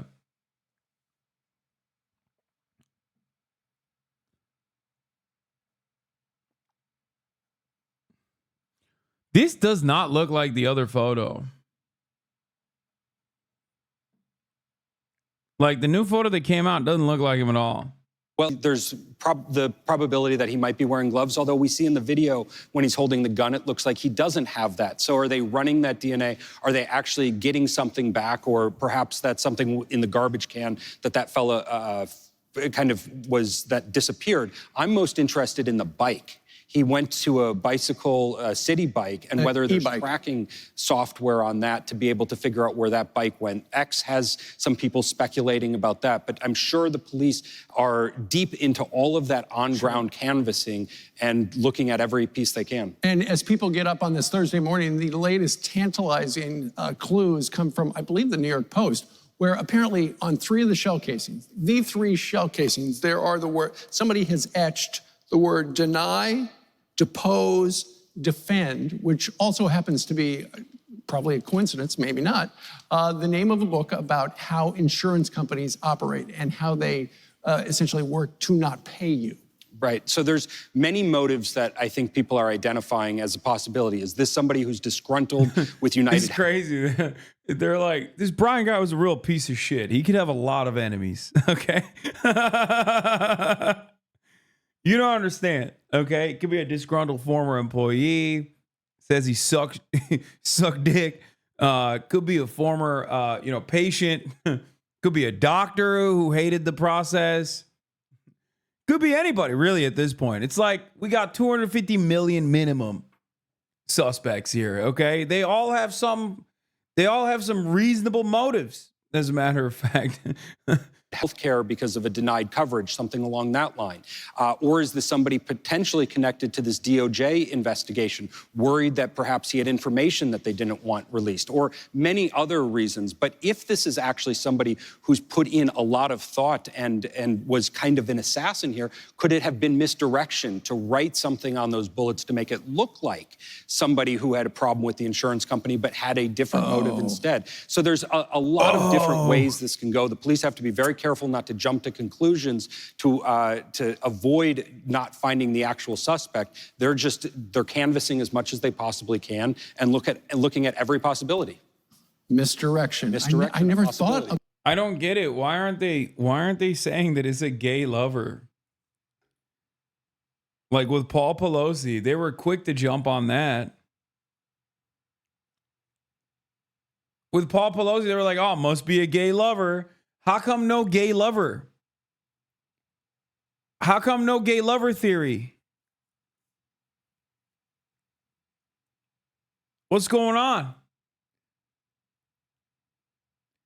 It's the one shooter they're not transvestigating, dude. All of a sudden, definitely a man. I don't know. Could be anybody. Okay? I don't know what size this person is. I don't know what he looks like. How come y'all are so sure he's a man? You don't know. All of a sudden, one healthcare CEO gets shot, and everybody's Mr. Lawman over here. Everybody's taking it super seriously. Children get shot. Everyone's like, oh, it's got to be trans person. Healthcare CEO gets shot. Everyone's very serious with their news coverage. What happened? Let's wait for the facts. And by that, I mean, let's take a couple days off from this. Let's take a couple days off, maybe a couple weeks off from the manhunt. Let's put it aside and take a deep breath. And, maybe we'll get back to this with fresh eyes. All right.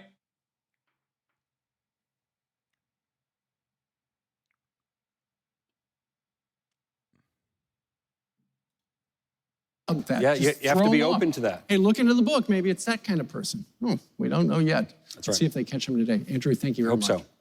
We have some breaking news that just came into our newsroom just a few minutes ago. State Comptroller Sean Scanlon says a controversial insurance policy will not be going into effect in our state. Yesterday, Anthem Blue Cross Blue Shield released information about a cap on anesthesia coverage, saying if the surgery extended past a time limit, it wouldn't be covered. Scanlon says that that is not happening in our state. And Attorney General William Tong says that he's looking into the proposal as well. United Healthcare? What did we do this time? A PET scan? No, we barely cover human scans. Listen, sir, you can talk about this Beta Island all you want. We're not going to approve a continuous glucose monitor. This is from a year ago.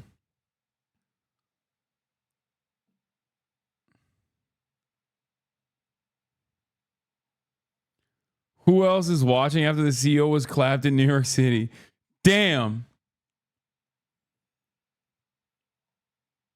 Wait, this guy kind of looks like the guy. It's too much monitoring. Yeah, Zofran requires a prior authorization. Well, if the chemotherapy causes nausea, then we'll talk. No, we can only approve 10 milligram tablets. And if your patient even thinks about splitting those in half, we will surprise bill the hell out of them. Okay, but the chest pain didn't end up being an emergency. I know you have evidence that says this patient needs a CT scan for cancer surveillance, but counterpoint, no. I'm just saying. I'm just saying maybe the brain tumor will go away on its own. Preventative health care. I understand you don't think. His response? Okay, so I have been tagged hundreds of times about this United Healthcare CEO murder. Usually when I get tagged this much, it's because somebody slept in their contacts or used Visine. Don't do those things, by the way.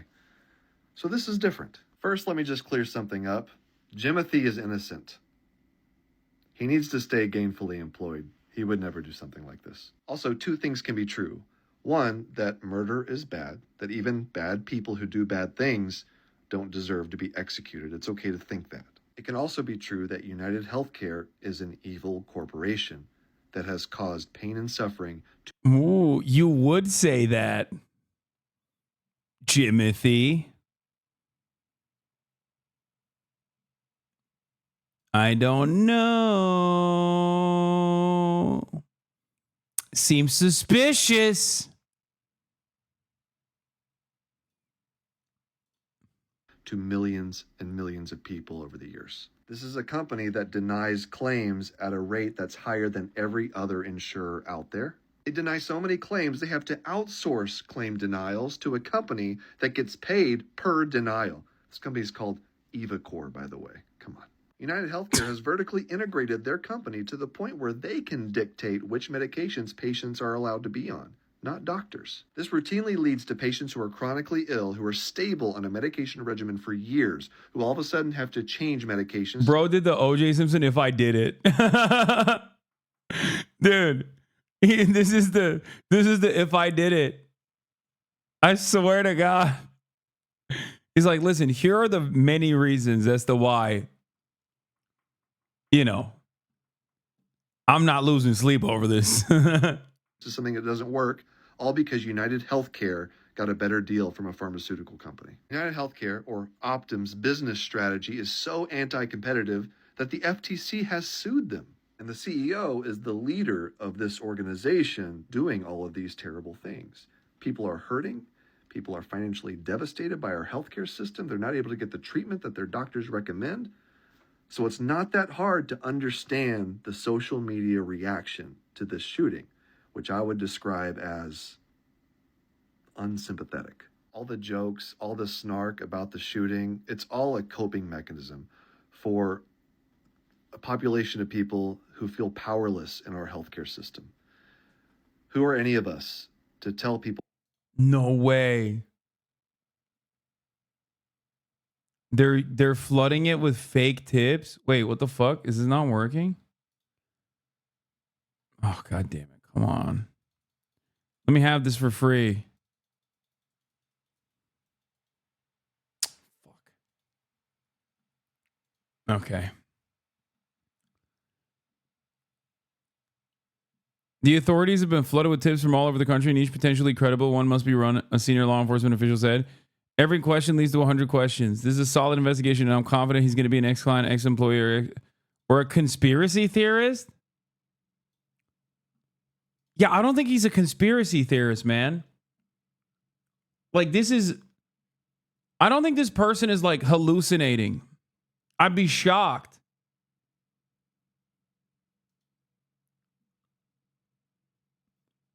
Everyone in New York City that recognizes the CEO assassin.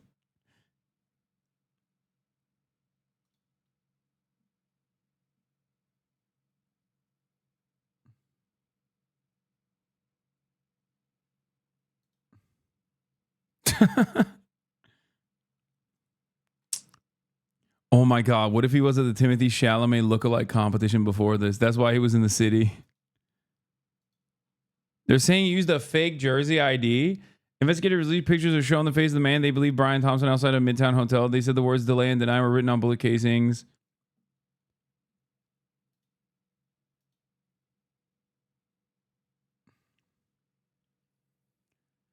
Senior law enforcement officials said he used a fake New Jersey identification to book a room at a hostel on Manhattan's Upper West Side where he stayed before the killing. Police still have not made any arrests. I mean, he even had a fake ID. Dude. Listen, I've talked about this before. Victimless crimes. You know what I think about that.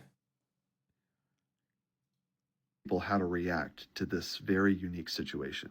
Now, is violence the answer? No. Because I truly believe that there are far more effective ways at improving the healthcare system. And I'll tell you something that's been really encouraging to me over the last 24 hours. I've been making these healthcare related videos for years now, trying to educate people about the things that are going on in healthcare.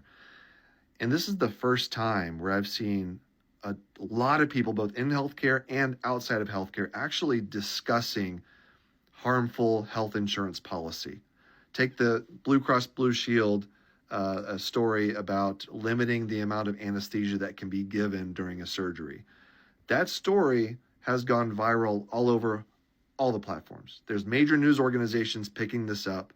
And Silver linings, it's good. It's good to look at a silver lining in this situation, right? I mean, May of 2023, my mom was suffering from late-stage cancer and staying in a rehab nursing facility while we tried to figure out what the next steps in her care plan were. We had a lot of very difficult choices to make when one more got added. A billing administrator at the nursing facility approached me to let me know that my mom's Aetna Medicare Advantage plan wouldn't cover her stay anymore. Our only options were to bring her home. She could barely walk and was on an IV drip needing constant medical care, or to get rid of her Medicare Advantage plan and switch back to regular Medicare. The basic public plan would have paid for her continued stay. That didn't make sense to me. Medicare Advantage is a privatized add-on to Medicare that was supposed to provide better care. It ended up not mattering. She died before Aetna could throw her on the street like they wanted to. Medicare Advantage is just one part of our broken system, but I want to use it as an example of why things are so broken. You might think you already get it. The American healthcare system sucks and is far too expensive. But it's not just because it's not free. We're going to look at where all this money is actually going. How a surprisingly influential vinyl record drop from an unexpected artist helped get us here, and who we're now depending on to fix all of this. When you get old enough, 65, you're eligible for Medicare. Medicare has 4 parts, A, B, C, and D. All 4 parts make up about 10% of the federal budget. Medicare Part A is completely free. It's what you paid for in taxes for working all those years. It covers hospital visits. Medicare Part B is an optional add-on. It costs around $175 a month. It covers preventative care and necessary procedures. A and B are fully administered by the government, and the vast majority of their budget, that's taxpayer money and that monthly payment for Part B, are spent on actual care, 98.6%. The other 1.4% goes towards paying for the people who literally work for Medicare, processing paperwork and whatnot. Then there's Part C. I just want to point out that the most comprehensive socialized healthcare coverage in this country outside of the veterans services is literally Medicare.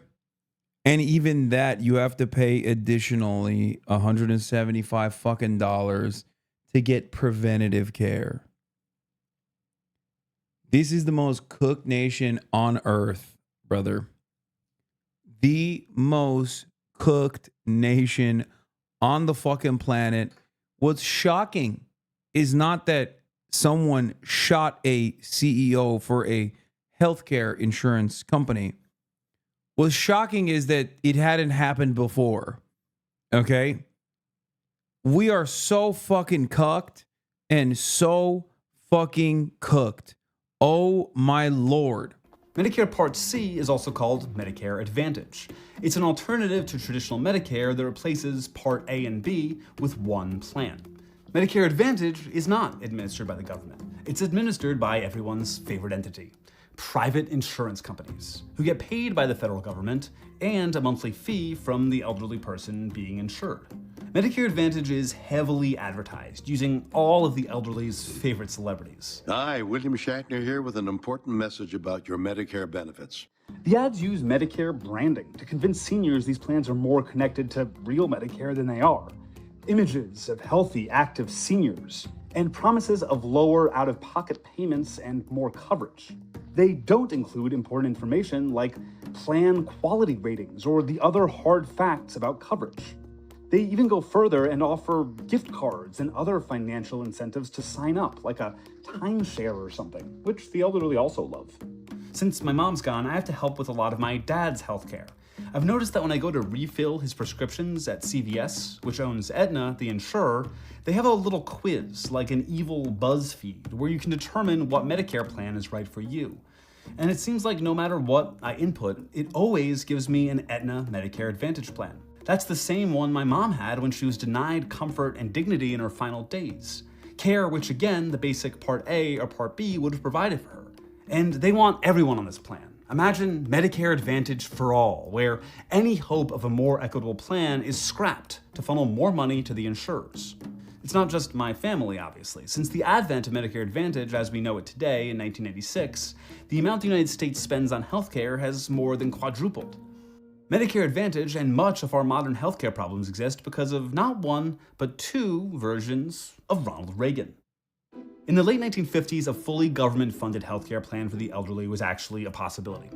Congress saw two bills that put forth plans for national insurance programs for everyone receiving Social Security, the elderly, in exchange for a small increase to Social Security payments. Early versions of the bill saw the plan as mandatory, but an alliance between private insurers, the American Medical Association, and others who profited off the existing system, which was already predatory, did not want to see that happen. So they released a secret weapon, Operation Coffee Cup. A key element of the campaign was this vinyl record. The AMA drafted who was then just a young actor to record Ronald Reagan speaks out against socialized medicine. The record was sent out to doctors' wives. It was 1961, okay? Yo, comically evil. Ronald Reagan took a paycheck from every corporation before he became this fucking... Before he became... Again, another puppet for corporations by becoming the president. But like, directly as an actor, he did this shit as well. Play for their friends to convince them not to support the healthcare bills, like a Tupperware party for predatory privatized medicine. The record attacked the plans for being controlling. And pretty soon, your son won't decide when he's in school where he will go or what he will do for a living. He will wait for the government to tell him where he will go to work and what he will do. And implored the wives to contact their congressmen to fight the bill. If you don't, this program, I promise you, will pass just as surely as the sun will come up tomorrow. And behind it will come other federal programs that will invade every area of freedom as we have known it in this country. Until, one day, as Norman Thomas said, we will awake to find that we have socialism. Reagan mocked advocates of the bill. They say, what would you do? Throw these poor old people out to die with no medical attention? That's ridiculous, and of course, no one has advocated it. I don't know, Ronnie. That sounds a lot like what happened to my mom. A version of the healthcare bills did pass, creating something similar. Like, America is not to the Medicare only evil. Today. America is not only evil, but it's also like comically evil. But with an important change. It wasn't mandatory. That left a lot of power with private insurers.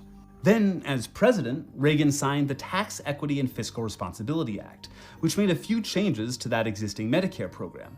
Importantly, it made it legal for Medicare to contract with private insurance companies. So in the 60s, actor Reagan gave the industry the gift of making Medicare optional. And then in the 80s, President Reagan gave them access to even the folks who were on the government plan. That bill allowed for the creation of Medicare Part C, which eventually became Medicare Advantage in 1996.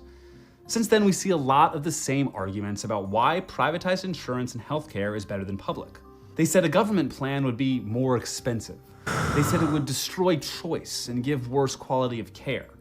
And they dropped what was the scariest word of that century: communism. Universal healthcare would be using your tax dollars to support other people, they warned. Medicare Advantage, specifically, shows why each of those arguments is total bullshit. One is the expense. Does Medicare Advantage, adding privatization to a public plan, save anyone money?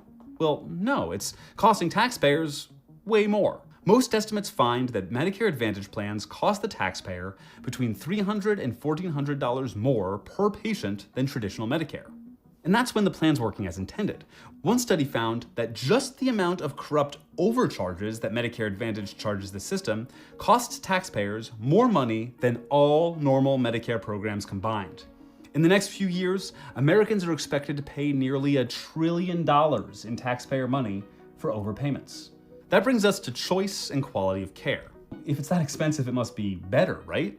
No. Medicare Advantage denied more prior authorization requests and more necessary care than Medicare, especially in rural hospitals. And this study reads, nearly 15% of the 5.6 million denials, that's a full $150 million in denied spending, was attributed to Medicare Advantage policies that were more restrictive than traditional Medicare's coverage rules. Medicare Advantage provided demonstrably less care than normal Medicare. That's exactly what I saw with my mom. She needed a place to stay with medical assistance while we planned for her cancer care. Aetna Medicare Advantage said no, whereas normal Medicare would have said yes. And they're also more restrictive in where you get your care. Medicare Advantage plans often have a much smaller network of in-network doctors than regular. And the government control thing? Well, guess which health system in the United States has the best customer satisfaction? Veterans Affairs. Vets are very satisfied with their VA healthcare, and that's a totally government-run program. They deserve great care, but it's proof that even in America, government care can work. And then there's the whole communism thing. The critics ask, why should my tax dollars go to support someone else? Well, with Medicare Advantage, they are supporting someone else. Remember that stat from earlier, that the actual administration of Medicare is only 1.4% of the cost? For Medicare Advantage, it's 10 times that, 15%. And that's in large part due to executive salaries and profit margins. Because this is a for-profit business that needs to make a profit. Sure, government programs can see corruption or incompetence, but if everything works as it's meant to, their purpose is to serve you. The purpose of private insurers is to profit off of you. That can come at the cost of providing you less care or overcharging you, either through premiums or tax dollars. Medicare Advantage isn't the only problem in our healthcare system, obviously, but the many failures of the program are emblematic of what a privatized system looks like compared to a public one. Yeah, the more I see tax dollars going to Medicare, the more I realize it could be going to Israel instead.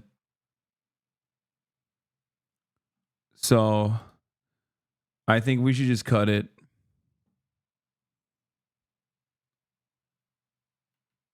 Honestly. Costs aren't rising because of any technological or other miracle advances that are saving lives. Between 1999 and 2021, the average cost of a hospital stay in America increased 161.7%, far outpacing inflation, without any significant increase in life expectancy. And that's for all the same reasons Medicare Advantage is broken. For-profit companies have devised ways to skim more and more money off of the ill and the taxpayer. We have a new administration coming in, led by a man who is supposedly the master of negotiation. But as of now, regular Medicare can't negotiate with healthcare providers, while the for-profit version can. If President Trump really wants to help Americans and has the power of the art of the deal, shouldn't he be getting us deals where we, the people, pay less for our healthcare, both as patient and as taxpayer? And then there's Elon Musk's new Department of Government Efficiency that promises to cut trillions of dollars in government spending. Senator Rick Scott is one of the Congress members who's sitting on a new Senate caucus that's going to be advising DOGE, sorry, I can't say that with a straight face, on where to make trims. What sort of cuts would someone like Scott, whose company had to pay a $1.7 billion fine for defrauding Medicare and Medicaid, possibly recommend? And wouldn't the best way to save taxpayer money be to cut out the corporate profiteers transferring your money to their pockets? Contractor profits are the tax that we spend the most on and get the least out of.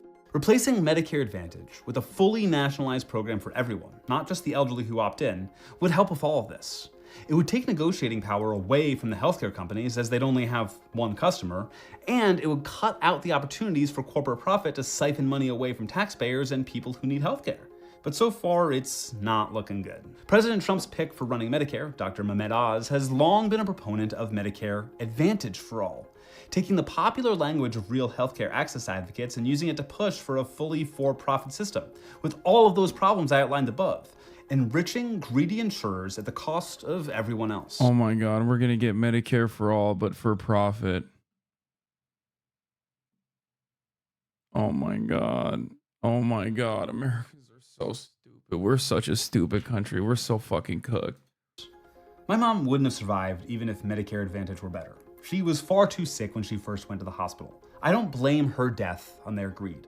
But seeing how easily they denied her care on the supposedly better plan when the normal government plan would have taken care of her made me very angry. And that's a rage that the incoming administration needs to take straight to the insurers, to the healthcare providers, and to all of the profiteers if they aim to keep the promises they made to all of us.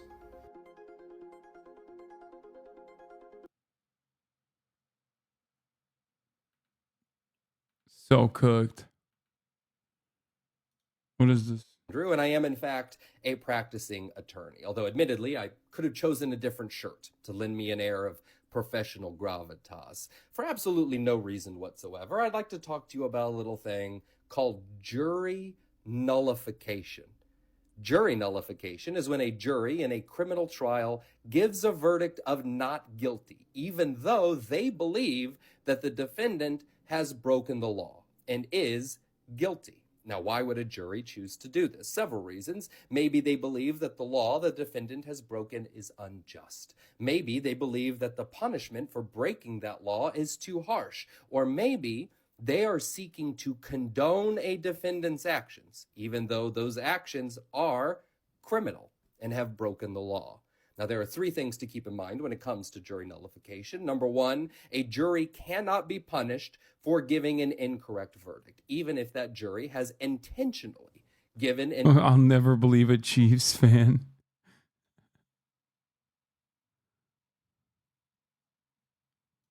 incorrect verdict. Number two, under the rules of double jeopardy, a defendant cannot be tried twice for the same offense. And number three, jury nullification is a thing in every jurisdiction in the United States, including... Yeah, what are they going to do? Jury selection be like, have you ever been denied a claim? Good luck. They're not going to find a jury.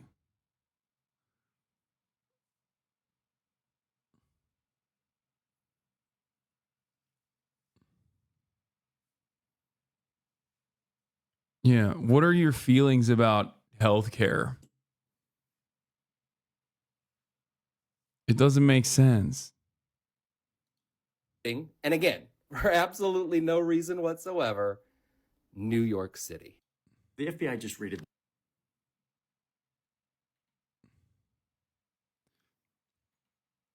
Damn, this shit has got fucking motion, dude.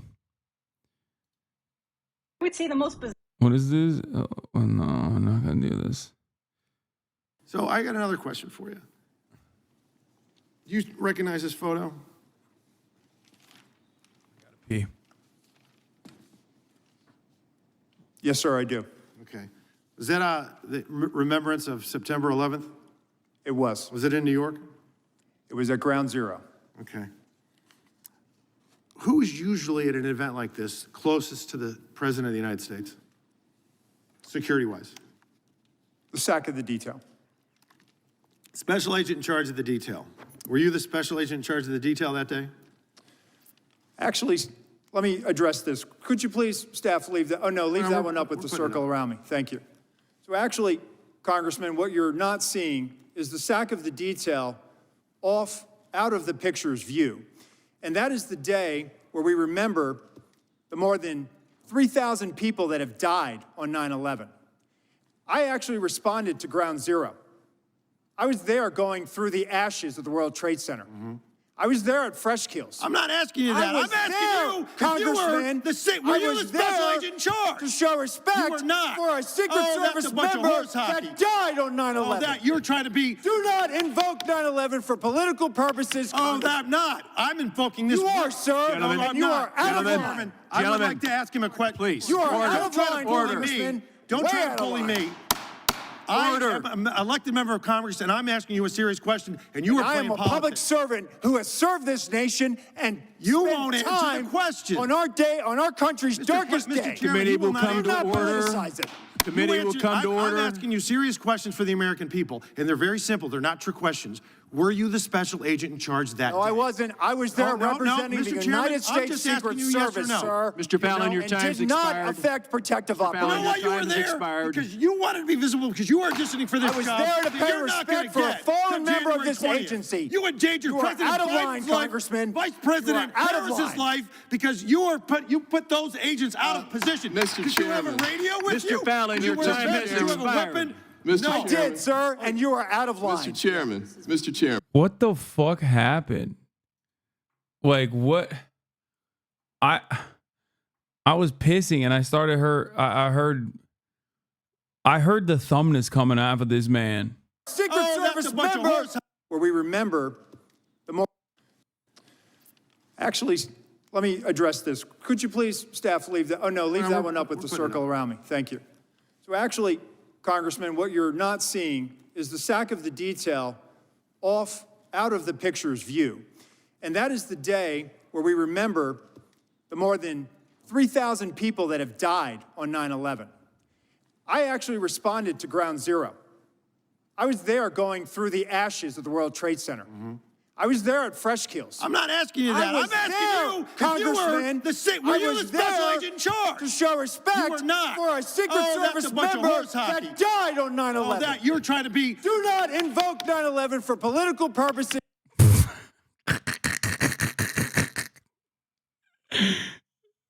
This is amazing. He started talking about how he was fucking picking dead bodies out of the ash of the World Trade Center, dude. What the fuck? He's like, I got you. Oh, I'm not. I'm invoking this. You are, sir. Gentlemen, And you are out of line. I would like to ask him a question. Please. You are Order. out of line, Congressman. Don't Way try out to of bully line. me. I am an elected member of Congress, and I'm asking you a serious question, and you are I playing am a politics. public servant who has served this nation, and You spent won't answer the time question. on our day, on our country's darkest Mr. day. Chairman, Committee you will will not come Do to not order. politicize it. Damn. He used the 9/11 defense, dude. It was very effective. He said, you do not get to invoke 9/11. That's my day. Committee will come to order. I'm asking you serious questions for the American people, and they're very simple. They're not trick questions. Were you the special agent in charge that No, day? I wasn't. I was there Oh, no, representing Mr. the Chairman, United I'm States just Secret asking you yes or Service, no. sir. Mr. Fallon, your and time's did not expired. affect protective Fallon, You know operations. why you were time's there? expired. Because you wanted to be visible, because you were auditioning for this I was job there to that pay you're not gonna respect for a get fallen till member of January this 20th. agency. You endangered You are President out of Biden's line, life, Congressman. Vice President You are out of Harris's line. life, because you put those agents out of position. Mr. Did you have a Chairman. radio with Mr. you? Fallon, Did you your wear a time vest? has Did you have a expired. weapon? Mr. No. I did, sir, and you are out of line. Mr. Chairman, Mr. Chairman, Mr. Chairman. Yes, sir. I'm not kidding. I think he's not wrong. Like, it doesn't really matter, but he probably wanted to like be up front, and that's the reason why he's getting yelled at. And he got caught. Like, he's making a bigger deal out of it, obviously. Please. But And we are back You're in a order bully. now. We are back in order now. Thank you. On Capitol Hill today, the acting Secret Service director is acknowledging that the agency failed to secure the Pennsylvania rally site where a gunman tried to Yeah, assassinate. it's a congressional hearing about the shooting of Donald Trump. But this guy's like pulling that up specifically to be like, you're fucking fake.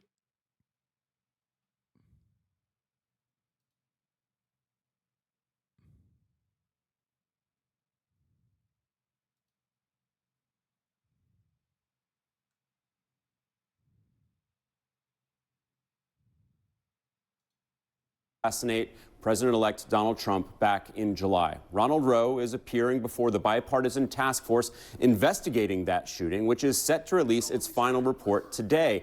Rowe says that disciplinary measures at the Secret Service are still being doled out. Take a listen. There will be accountability, and that accountability is occurring. It is an extensive review that requires time to ensure due process. And the pace of this process, quite frankly, it does frustrate me. But it is essential that we recognize the gravity of our failure. I personally carry the weight of knowing that we almost lost a protectee, and our failure cost a father and husband his life. The acting director outlined several changes being implemented at the Secret Service, including mandating a unified command center at protection sites to help coordinate communications, expanding the use of unmanned aerial systems like drones to help observe venues and prevent attacks, and adding more staffing to Trump's Secret Service detail.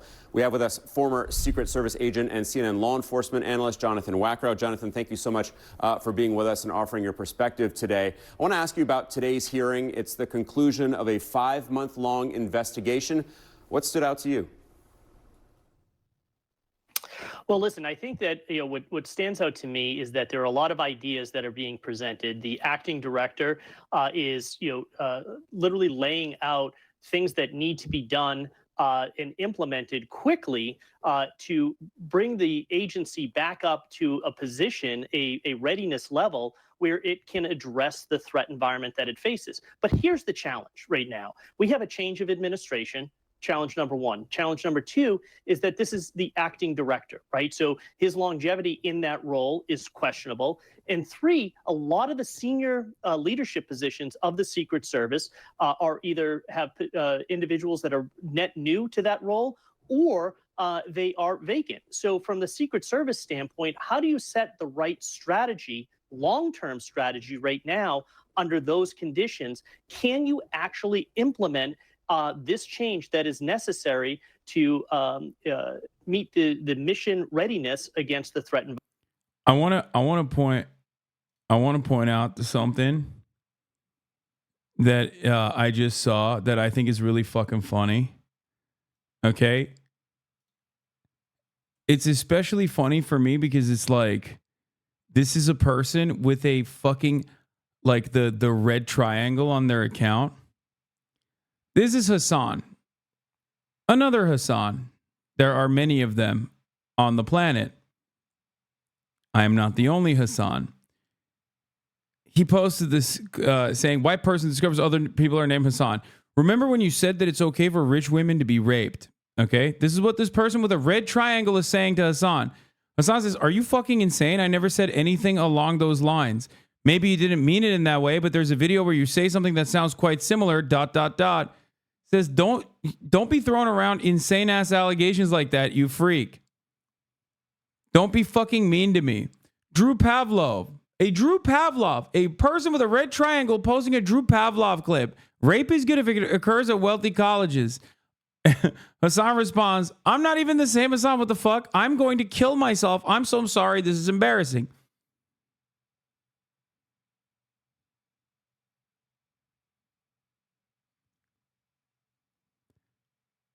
Is literally me saying that in a conversation about anti-woke college campuses that Republicans are volunteering to go to, me saying jokingly that it would be utilitarian if all the rapists were contained to that fucking college campus instead of all the other college campuses.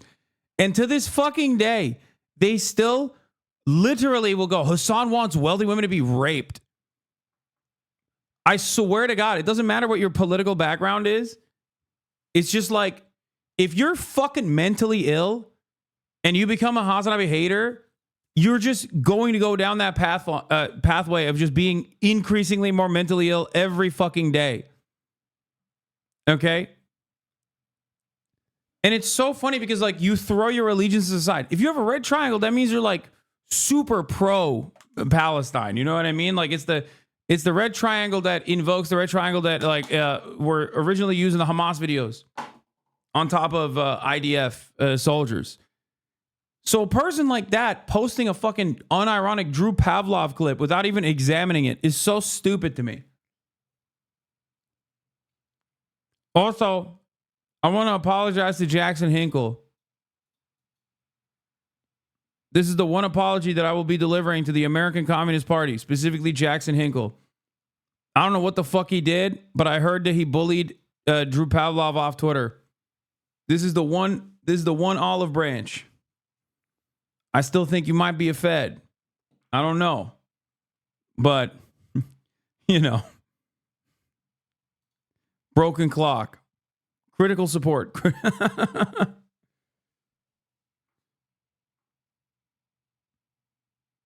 My wife saw that dude from the Cambridge Union mess meetup and asked if he was unwell. Normies know these dudes are freaks. That's why I like the Cambridge Union combos.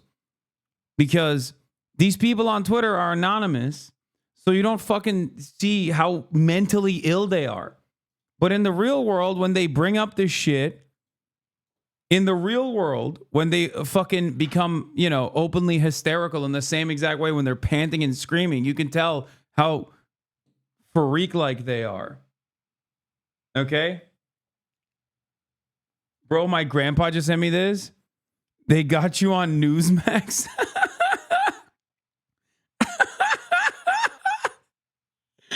Newsmax.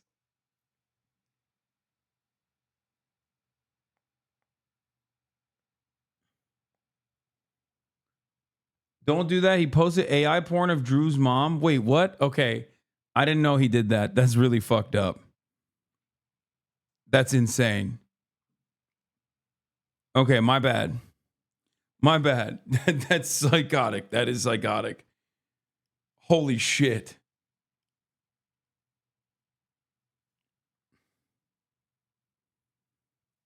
I don't follow any of this shit. I don't know.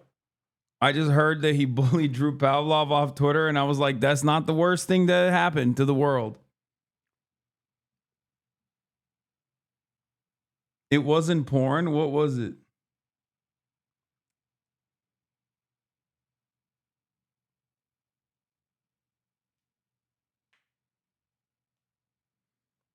Yeah, the other Hasan is also pro Palestine too. I know.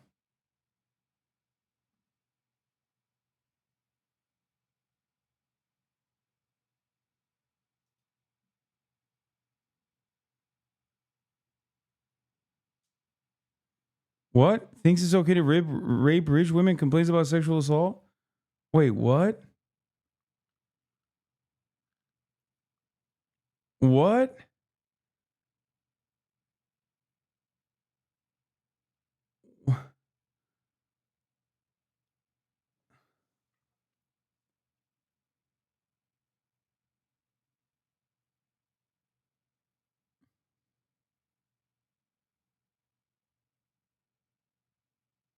I just don't understand. They unironically think you're pro SA. No, they don't. You want to know why I know they don't? Because if they legitimately thought I was pro sexual assault, they would be fans of mine. Okay? It's always like Groiper Himmler 13, Groiper Himmler 1488, who like will literally be like constantly talking about how he wants to fucking rape women and kill them and shit. If they genuinely thought it was pro sexual assault, they'd be fans of mine. They wouldn't be fucking falsely claiming that that is what I'm into. That's the difference. You were incredible at Oxford. People next to me became new fans. Hell yeah.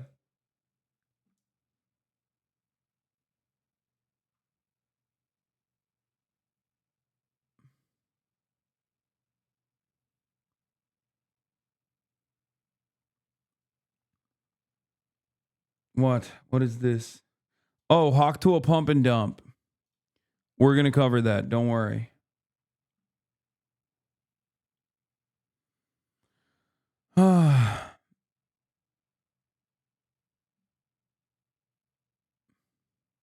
What time is it there? Fucking late, dude. It's late as hell over here. Do you miss Kai yet? Yes, a lot. But I'm going to see her tomorrow. My little lady. What a string of words you just said. Okay, well, let me read a string of words that is even worse. Sell that thing. Hawk to a girl faces pump and dump allegations of crypto coin collapses hours after launch. It's done. It's over, dude. Yo, how the fuck do people still get involved in crypto coins, dude? How is that possible? How is that fucking possible, man?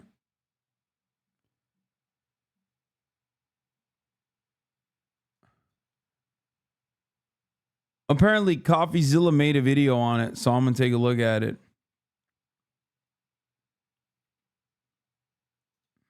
Today we're breaking down the Hawk to a scam, exactly how it happened, and I'm going to confront the people behind it. Well, I did last night. Dude, how the fuck does CoffeeZilla get to interview all these people that he's investigating for scamming?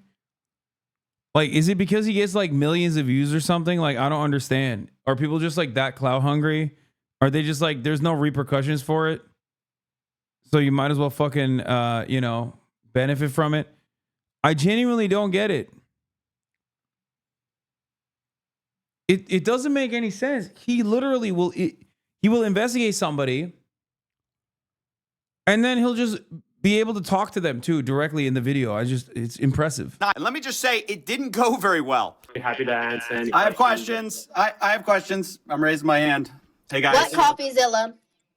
Hey, this is one of the most miserable, horrible launches I've ever seen in my life. Okay, then why the fuck are you on? Profiting from the rug pull, I think it's relevant. We didn't pull a rug. I don't know what you're trying to say. It's not true. That's defamation. Stop. You're saying Do the math. Do the math. Defamation. You're saying that we pulled a rug. There was no rug pull. 3%. You're defaming our character. Are you not? Hi, Haley Welch. My $35,000 that I purchased of Hawk is now $2,000 after 10 minutes of buying. I'm a huge fan of Hawk Tua, but you took my life savings? Nah.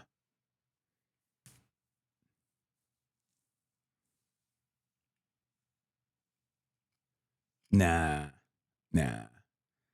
No. It's got to be fake, bro. It's got to be fake. No one has ever said those words. No.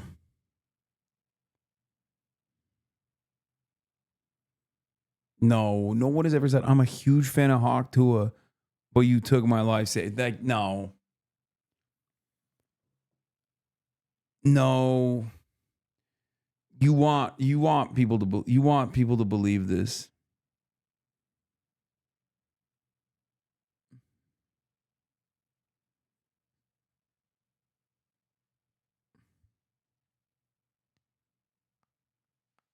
Yeah, no, it's fake. This is fake.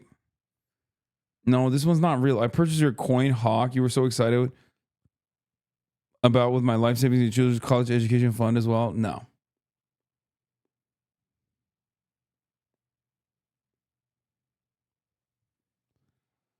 No. It is definitely a rug pull though. They did that. And at this point, if you're like getting invested in an influencer coin, like you're a fucking idiot, dude. I'm sorry. Like you kind of deserve it.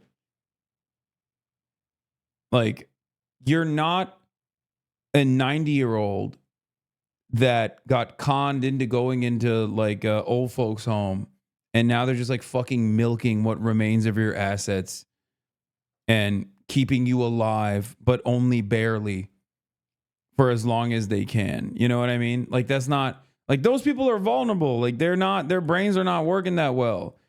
You are supposed to be like, a regular ass adult. Like you have no, like you should have a little bit. Yeah, I'm victim blaming, dude. This is like too stupid. It's like a child that you tell not to touch the pan because it's hot, and then he just fucking slaps it. You know what I mean? Sometimes you gotta touch the pan. And the worst part about it is, these are usually children that have touched the pan over and over again, and they keep touching it. Not that one guy, but obviously people bought it. Like people still went and bought it. Enough to get fucking rug pulled.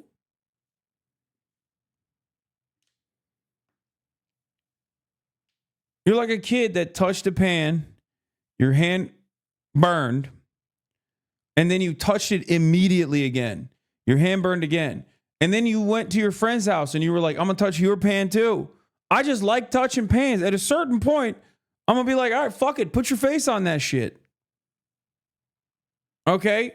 Fuck it. Kiss the pan, I guess. You know, I can't stop you. You dumb fuck. You stupid ass fucking baby. Are you not going to let me talk? You just talk over me. You talk over me. I'm hearing bullshit. Yeah, these people were completely unhinged, unwilling to take any accountability, and we'll talk more to them in a second, but I want to break down the hawk to a scam. I think people are confused with this kind of stuff. I want to start with the big tweet that kind of set it all off. That would be this by Bubble Maps, which showed 96% of the supply was controlled by the team and was being sent out to a bunch of smaller wallets. The implication being that some of them might be dumping on you. Pretty quickly, the hawk to a girl came in to copy and paste what her team told her to say, which said, team hasn't sold one token and not one key opinion leader was given one free token. We tried to stop snipers as best we could through high fees at the start of the launch. And so you see their awful tokenomics here. Along with this response, the team hasn't sold one token. And then they post, obviously, a screenshot of a lot of sells from insiders who did not have to pay. You can see on the bot side, there's nothing. And then on the sold side, they're making a lot of money. So how did you get free tokens? Well, you were an insider, right? And I just want to show you exactly how the hawk to a team is sort of lying by omission here. Someone said Dick Spitter Girl. Yeah, literally. That's a franchise now, bitch. This is a girl that literally got viral fame because she said, Haktua, spit on that thing on a fucking TikTok clip. And then I don't know what happened. Like, this is one of those things where it just happened completely outside of, like, it happened in an entirely separate plane of existence to myself. Like, I don't know. I talked about this before, but I was like, this is so outside of my field of interest. Like, I even, you know, might have been a little mean at the time where I was like, if you like that kind of stuff, like, I kind of think you're stupid, which is fine. Like, there's nothing wrong with it because, like, I'm a stupid guy myself, but, like, even as a stupid guy, I think you're a little bit stupider than me. You know what I mean? It's fine. There's nothing wrong with it. But, like, that's peak coworker humor shit. And I feel like if you're really invested in those memes, like, you know, you're a little stupid. You're a little dumb guy. It's fine. But whatever. What? He pulled the mask down because he was flirting? Wow. Per John Miller's and among the interviews law enforcement has been conducting, they spoke to a female employee at the hostel who said at one point she asked the then masked man to lower his mask while flirting with him, which is then why this photo was released to the NYPD.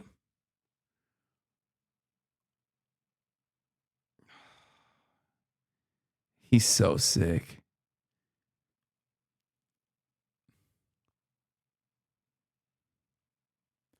That isn't the guy. He's clearly wearing a different coat. Chat, this is, you know, he has multiple codes. Like, most people have multiple codes. Okay. I just,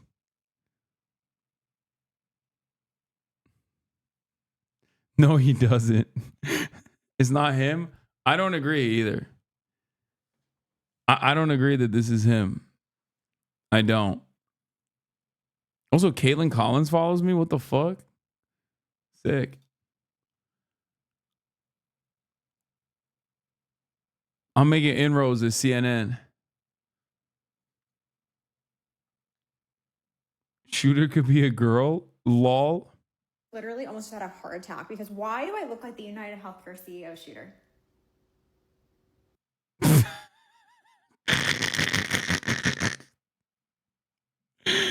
Yeah, I mean, could be anybody, really. Man, woman, anything, really. Honestly, I agree. They say the team hasn't sold one token, and that's because they pre-sold the tokens, guys. They sold them to a bunch of investors with a pre-sale, and then those people were unlocked immediately upon launch. So you can see that with her tokenomics here. It says Haley's locked for 12 months, but you can see the strategic allocation is fully unlocked immediately on token generation event. Now, I spoke to some people who bought into this pre-sale. They say they got in at $16.69 million total valuation, which means that if they sold out the whole 17%, you're looking at about $2.8 million raised by pre-selling these tokens. So it is essentially a lie to say her team didn't sell tokens. Well, they pre-sold them, and then those investors dumped on your fans. That's the problem. Because Bubble Map says we found 285 investors join the Hawk pre-sale. That's about what I saw. Dude, that's crazy. It's just like, it quite literally is just a scam. Like you're running. Oh my God. They literally are running derivatives on how much they can get away with scamming. Like the value of this token, the evaluation of this token is like, how hard can we scam the fan base? And then they take it to other people and they're like, yeah, there you go. It's going to be $2.8 million worth at least. Is this not illegal? Bro, nothing is illegal.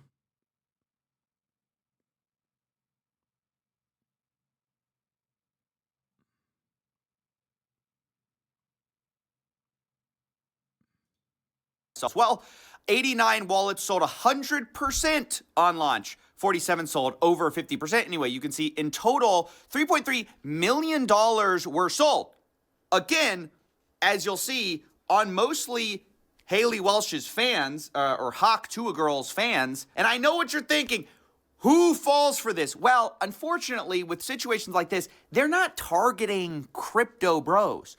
They're mostly targeting, like, actual fans who've never been involved in the crypto space before. They don't know any better. And you're going to hear the guy behind a lot of this say that explicitly. These are people that are outside of crypto that we're going to be onboarding, and they don't give a shit. They don't even know what a market cap is. They just go, oh, cool, free coin. Now I get to join the community. Cool, done.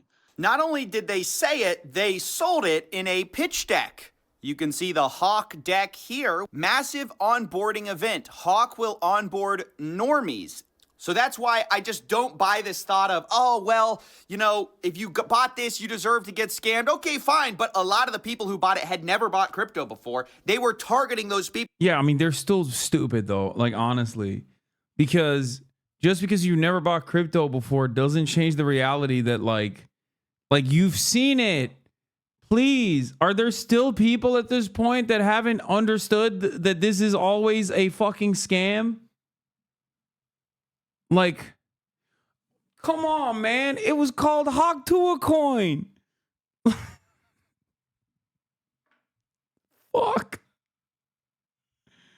I think the real meta now is to just like farm dumb people over and over again. I guess the other version of that is called becoming a right-wing content creator.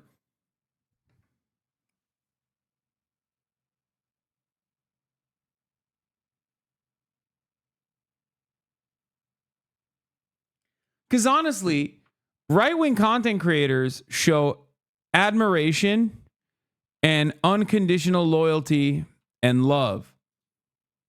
Left-wing dumbasses, on the other hand, Do the shit that I just showed you, the one from the Hasan account. Like, idiots on the right are like, oh, I don't care. I love Haktua. She'll never hurt me. If she did, she didn't mean to. Left-wing stupid people are like, every single person that I like is actually technically a cynical maniac, actually.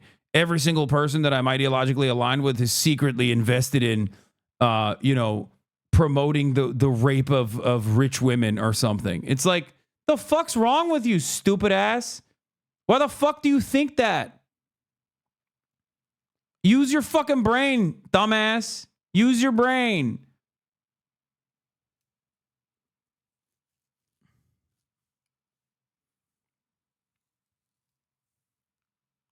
I don't know if you're aware of this, but a scammer won the presidential election. Yeah, that's true. That's why it's so much better to fucking... That's why it is so much better to just be a right-winger, honestly.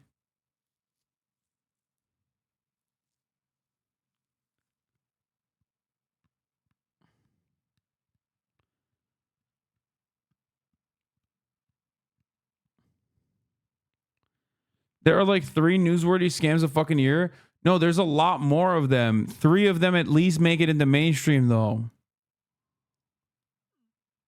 Like 3 of them make it into mainstream.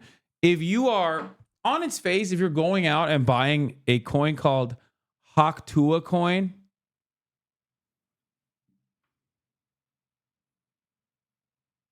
defended that dumb, cynically deployed rape clip on Tumblr against someone I see constantly yelling at people in the comments of posts, Lamau.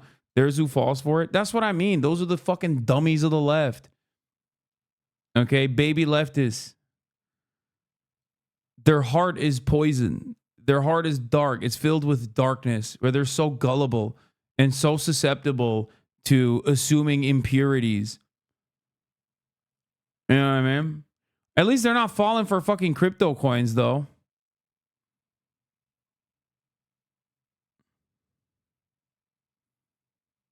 If she wasn't already a curiosity, this wouldn't have nearly as much motion. Brother, it's called Haktua coin. I don't know what to tell people. Like, bro, this is so far beyond timeshares. You know what I mean?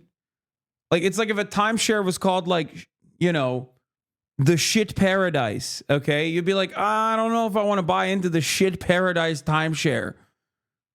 Okay.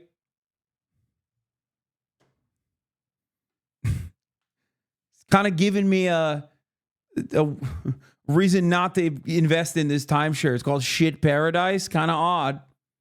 You know what I mean? It's dick spittle. Okay. Haktua coin. I'm going to spit on your penis coin. That's the coin that you're like, this is my big ticket to victory. This is it. I'm going to the moon with this one.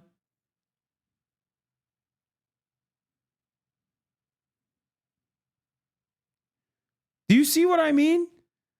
Like, we as a society have gotten so fucking stupid that you don't even have to market something anymore. You don't even have to act like it's not a fucking scam. You can just be like, it's a scam coin. And people will be like, oh, I love it. I'm going to scam other people. That's what you mean, right? It's like, no, dumbass. You're the one being scammed.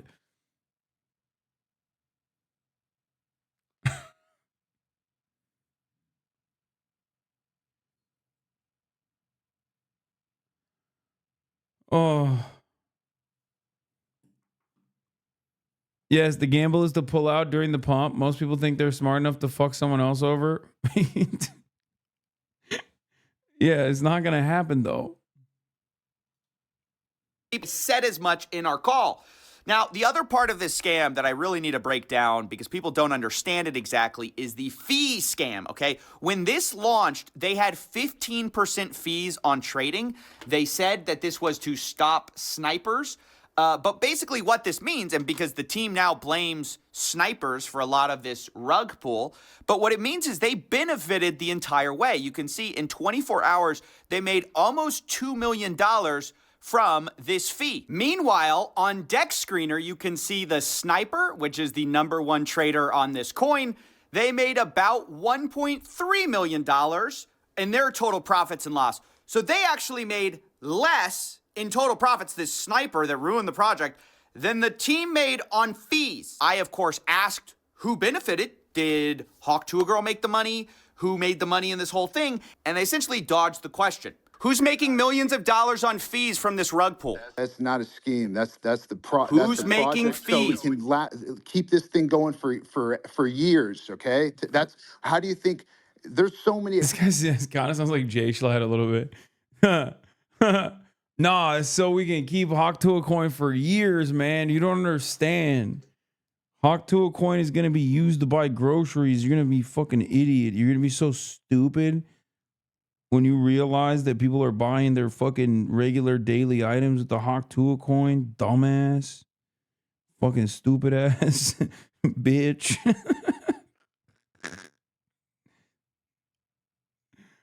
Yeah, dog, I bought a car with that shit.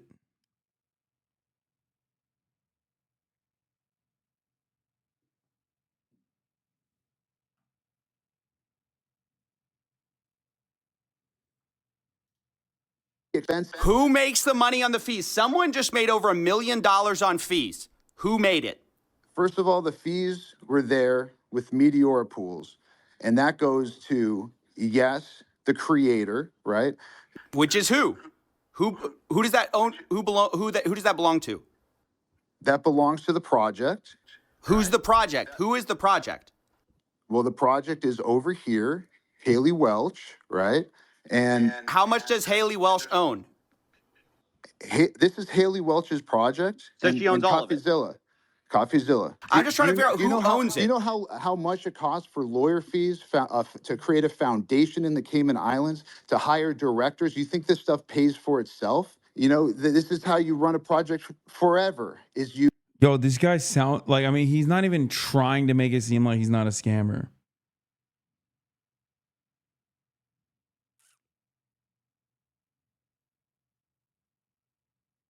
Is you have to fund that. And first of all, over here can speak to the extensive amount of work and time and people that are on this project. Over here has around 18 people working on this right now as we speak. This is not a small time type of nothing. We're really trying to do something here and not just do it for one day and do it for 2 days. So who made the money? You haven't answered the question. Who made the money? How much did Haley Welch make of that million, 1.8 million?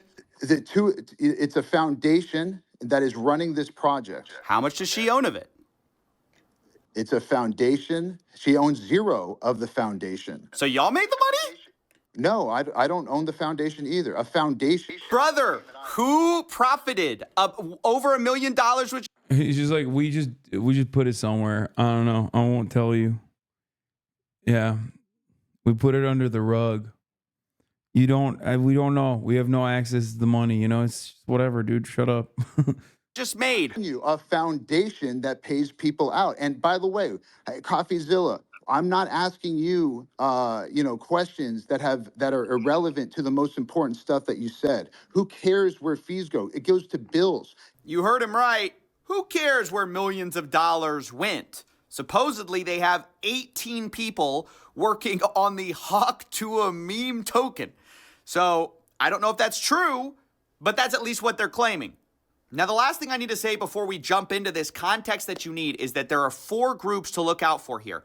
1, you have Hawk to a Girl, who is promoting this thing. 2, you have this guy, Doc Hollywood. Oh my God, dude. What are these people? What are these people? Oh God, all the villains of society are so fucking lame now. Not a cool villain, not a single cool villain out there. Who is like Howie Mandel's like son-in-law or something like that. Like he's this guy who has some connections in Hollywood, and he seems to be the guy connecting Hawk to a Girl with crypto, and he said he was teaching her a meme coin class, okay? And he goes unhinged on her call. 3, you have the guys running the crypto token, and 4, you have the insiders who paid money to get early access to this coin and then are rug pulling a lot of Haley Welsh's fans. What you want to make of that, who you exactly want to assign blame to, is up to you. A lot of people are saying, oh, she didn't know any better. She's getting taken advantage of. Maybe, or maybe she's making a ton of money. Talking about Hawk to a girl. So with that said, I just want to show you the call last night. That is what I knew going into this call. And you'll see my questions target some of these different aspects of what I believe to be a scam in this call. And the last thing I have to say is that when they did do this call, they monologued for like 12 to 15 minutes before they let anyone up. So I was extremely frustrated by the time I got up. I think you'll hear a little bit of that in my voice. Not only that, this Doc Hollywood guy called people mentally ill. He said that people should be thanking him or kissing his butt, basically, for doing this for them, as if he's doing them a favor. Basically, generally berating the people who had maybe lost money in this. And so quite frustrating to go into. And, well, anyway, enjoy. Everyone thinks that, oh, everything's a rug. Everything's a rug. Everyone's here to you. Nah, we're here to onboard real people outside of this spaces, right? The people here, you guys are already y'all are ahead every day thinking everything's a scam. And you know what? You guys are right. Everything is a scam, but not this. Not this. We did not. This guy really believes in the Hawk to a coin. Why are you in the UK? Brother, look at my fucking title. Oxford Wrapped. Why am I in the UK? Because I escaped America, okay? Because I want to live in a country and experience the nationalized healthcare system before they completely collapse it. Okay, that's why.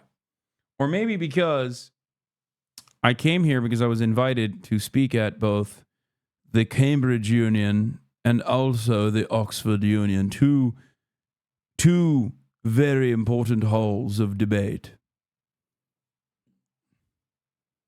They onboarded these people, all right. Yeah, I guess they really did. They onboarded them to, I guess, understand how scammy this shit is, you know? Not spend 6-7 months of our lives dedicated to trying to do something cool, right? To do something different, not dumping on you, not bundle snipes. Not 100% of the liquidity or whatever was bundle sniped by the team and propped up charts. You guys are not the target audience. Sorry to say, right? This is not the target audience. Who's he talking to? The target audience, which is why I'm even doing this, which is what's cool about it, is it's not in this spaces. And listen, most of you, we don't want you in the community. Let's be real, right? You're not great people. I don't know y'all, right? I see some friendly faces in this audience. He's having a meltdown. You know, I'm going to say y'all, you guys, right? There's a lot of negativity in the space. I think crypto brings the mentally ill into this thing, right? If you guys are in crypto, you're most likely mentally ill. And I'm going to count myself as mentally ill for even being here right now. We're trying to actually have fun. We're trying to do something cool. We're trying to give meme tokens away for free to people who have never had any crypto before, any meme token. And you guys should be kissing my ass because I'm trying to do something dope. Yeah, so that's how all of this started. I had watched as people got wrecked on chain, and then I go here in the actual space that's supposed to address everything, a guy berating everyone, calling them mentally ill and telling them they should be thanking him. And that's what led to sort of my attitude when I went up on stage. Also, Twitter Spaces is horrible for doing this kind of work. I normally wouldn't choose it, but all these guys seem to love Twitter Spaces. I don't know why. The problem is people filibuster. So because they're fucking stupid, CoffeeZilla. That's why. That's it. That's the other thing. These are exactly the profile of the type of people that fucking call like Twitter X. You know what I mean? Another thing where when I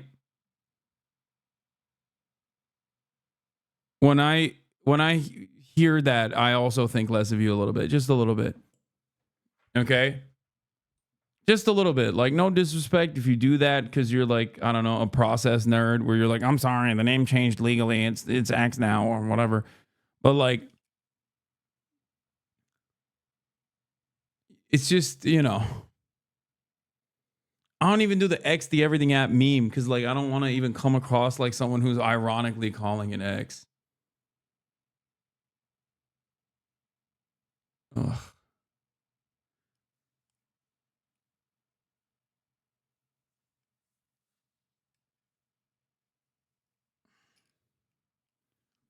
But yeah, it's just like the profile of the dumbest people on the planet. Just like love crypto, listen to all the fucking Manosphere podcasts.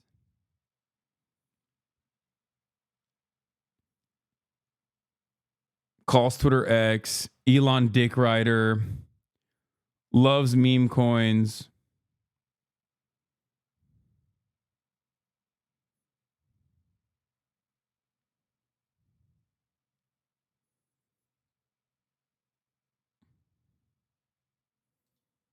I know I interrupted a lot. That's because you can't let these people go run off on like 10-hour explanations, which they will do if you let them. So, yeah, anyway, here's when I got up on the space. Happy to answer any I have questions. I have questions. I'm raising my hand. Hey, guys. What CoffeeZilla? Hey, Hey, man. this is one of the most miserable, horrible launches I've ever seen in my life. Okay, then why the fuck are you on? I've been tracing it on. Get his ass, Haley Welch, Hawk to a girl. Get his ass, girl. You spit on his face.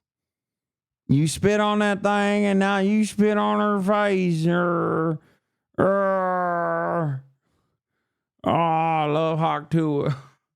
She got funny accent. Chain for a while. You guys generated over $1 million in fees. I low-key feel about Hawk Tua the way fucking Michael feels about the Big Boom, Big Justice, and the Sun.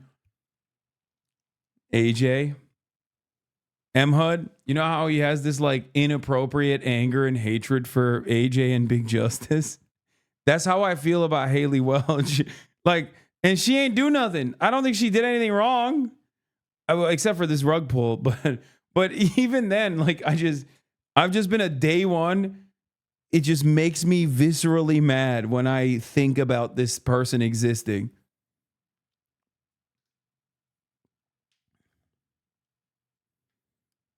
Like I know deep down inside, maybe it's a little too much. You know? Deep down inside is definitely a bit much that I feel this way. But like, I mean, it's Dick Spitter coin, man. I don't know what to tell you. Like, the fuck? While y'all's fans got rug pulled, there was snipers, but there was also insider trading directly linked to y'all's creator account. What are you guys doing? No.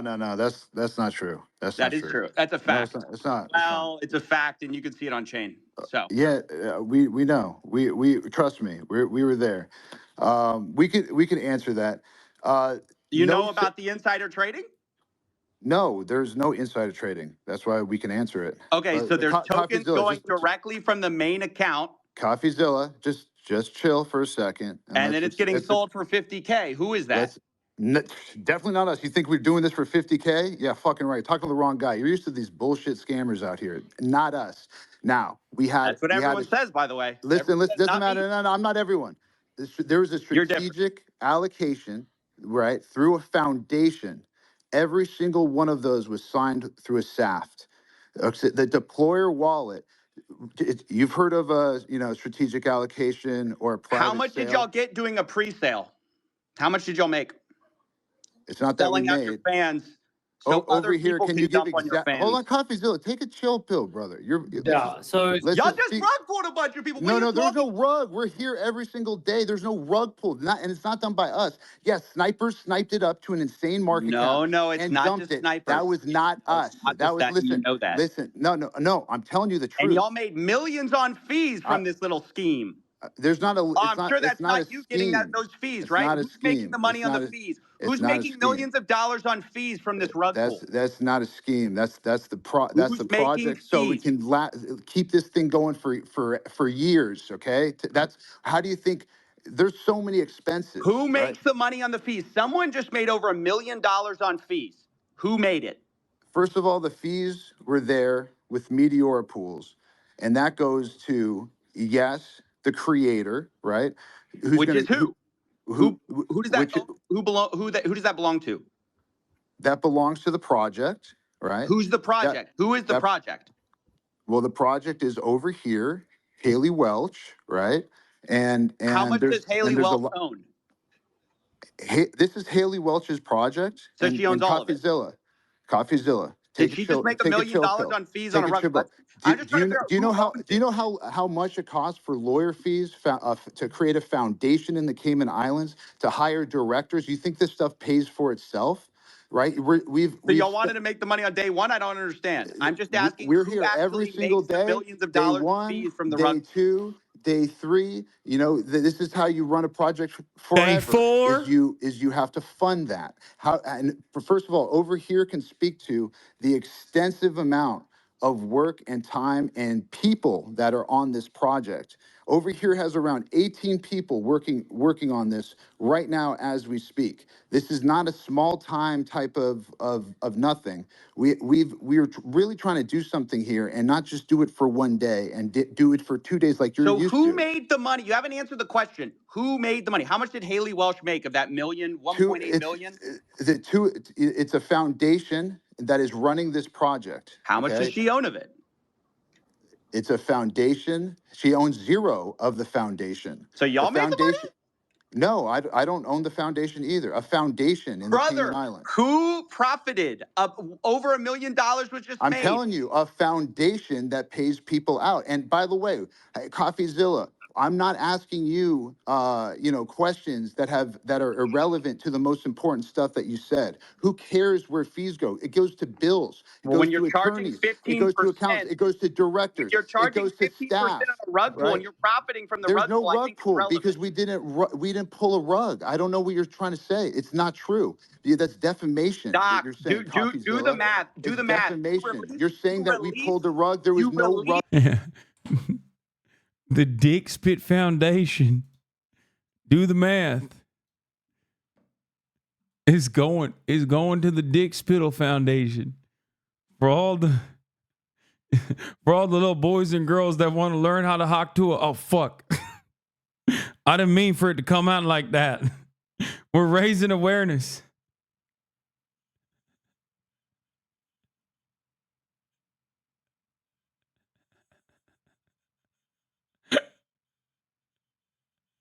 No, not like that. It's gonna be for years. They'll be of age by the time they learn.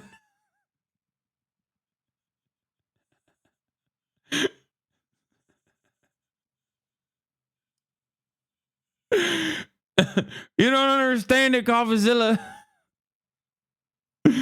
Oh, it's so stupid, dude.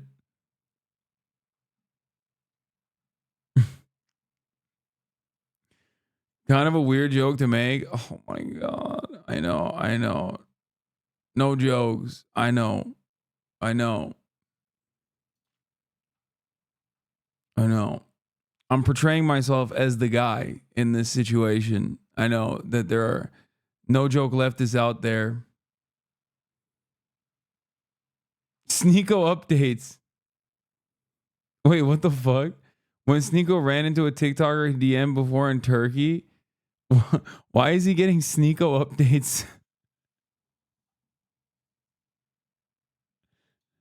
Oh, is he talking to Sneeko updates? You're defaming our character. Are you not going to let me talk? You just talk over me. You talk over me. I'm hearing bullshit. No, you're not. You're talking over me. Let me just lay out your tokenomics. You guys released 3% to the Meteora pool, while you have 17% of the token allocation unlocked day one from your strategic allocation. Are you guys insane? What do you guys think exactly is going to happen when your insiders get sent their tokens? And by the way, who made the money from your 17% pre-sale while you're giving a tiny piece of the pie to the public? Like, what the hell? This is the worst tokenomics I've ever seen, and it is a scam. It's not a scam. The tokenomics are a scam. That's my opinion. You can say whatever you want about it. You can cry defamation. That's my opinion. It's a scam. And I only do this for a living. I've only seen 1 million of these projects. So who pays you, CoffeeZilla? Let's. Ooh, turn it around. Turn it around. Nobody's here for me. Everyone's here for you. Where did the fees go? Where did the money for the pre-sale tokens go? Why did y'all unlock day one so people could dump on Haley Welch's fans? And how involved was she really? No. And how much money? Don't say Haley Wells fans. Say Hawk Tua fans. These people wanted to dump Tua. Okay? They wanted to dump Tua on the Hawk Tua. Everything has to be some version of this meme. Is she making from all this? What's her cut? I just got muted. So yeah, that was the conversation. Obviously, I got a little heated there towards the end because I don't know, there was something about this guy berating people who had lost money and insisting that what was so transparently true about the fees being made, about who's benefiting from the pre-sale, just dodging all of that, it gets me so bothered. I guess it shouldn't at this point, but you know, what can I say? I'm only human. I will go ahead and highlight there were two other moments. FaZe Banks got up and called these guys out, which is funny. This 100% was a mismanaged, mislaunched, like this is took what Coffee Silla. Wait, is that FaZe Banks? Yo. Wait, no. Is Blanks involved?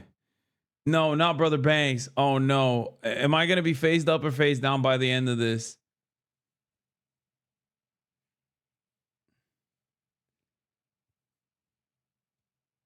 No, he's dumping on him, right? He's on the right side of this. He would not. He's like a real Hawk Tua guy. Like he's probably a Hawk Tua fan. And he was like, oh, I'm ready to Hawk Tua. Like I got my coins up. I got my phase up. Zilla said I would label this a scam as well. It's pretty obvious. Like CoffeeZilla. He's like, I would know. Brought up 97% of the token was bundled into the same cluster. And in layman's terms, that just basically means 90%. 97% of all the tokens owned were by related wallets, friends of friends of friends of friends. They were No, that's not true. It's not true. Yeah, yes, it is true. False. Yes, no, it's 100% true. And then also Nick O'Neill, who is another crypto Twitter guy, he got up there and he asked them basically what I did because they wouldn't let me back up on the space. And he said, where's the money going to? And then Hawk Tua girl, decided it was time for bed. And that was the end of the space. FaZe Banks hasn't been wrong. He predicted the election. True. Dude, you're right. You're not wrong. You're fucking right, dude. He did. He's so goated. So I'm sort of curious, like, I'm still fucking phased up. I'm so phased up, dude. For the token price itself, but just in terms of the fact that there's fees that are being generated, there's an actual Hey source guys, of income. I hate to interrupt you, Nick. Hello there. But What? That's crazy that she sounds like that. anywho, I'm gonna go to bed, and I'll see you guys tomorrow. Okay. I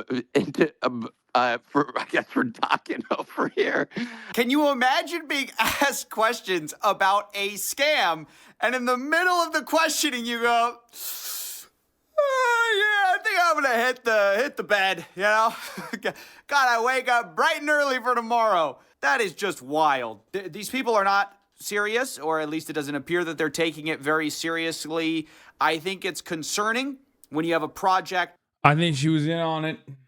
That classic bedtime rug pull. She did a bedtime pull. She's in on it. I'll say it. She knew what she was doing. Which, they can say whatever they want about their 18 employees and all the, hundreds of thousands they supposedly paid to set up these Cayman Island corps to do it the right way. But at the end of the day, when you make millions of dollars on launch, where does that come from? When your insiders sell $3 million. Oh, God. He's a real honk Shua. Wait, she's 31? Wait, the Dick Spittle girl is 31? No. Wasn't she in fucking college? There's no way. She's she's 22. Yeah, I could see her being 22 max.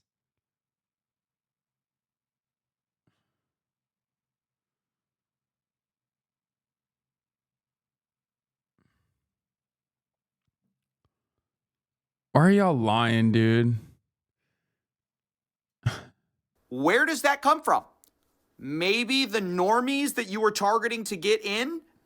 That is my problem. That is my issue. And that's why I came at them so hard. And that's basically it. I think. Yeah, she's 22 years old.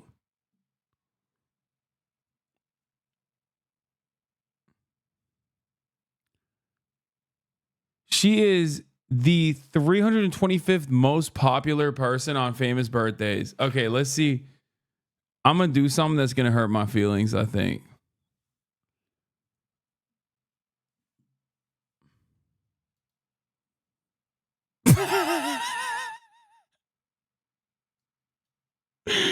Hawktoa clears me, dude. Ew, why am I associated with these fuckers?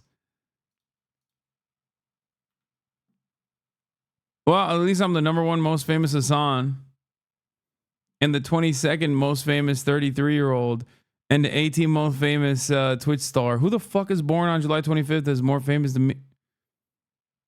What the fuck is this? Who are these people? What are these lists, man?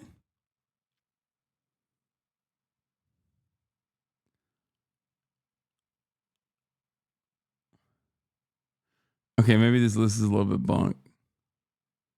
Why are you doing this to yourself? Not even Zoomers, legit Gen Alpha. Crying, they don't know you, little bro.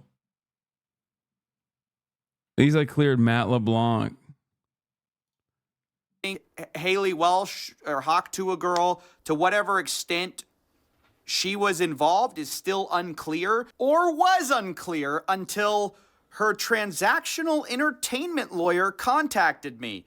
I'm just editing this live, guys. He contacted me and said he wants to have a offline convo. I said I can't do that. This is a live story. If she wants to comment on the story or shed light on how much she's been paid, kindly respond. I'll put up all these screenshots. They say she was paid in advance from a company to handle the token marketing dev launch of $125,000.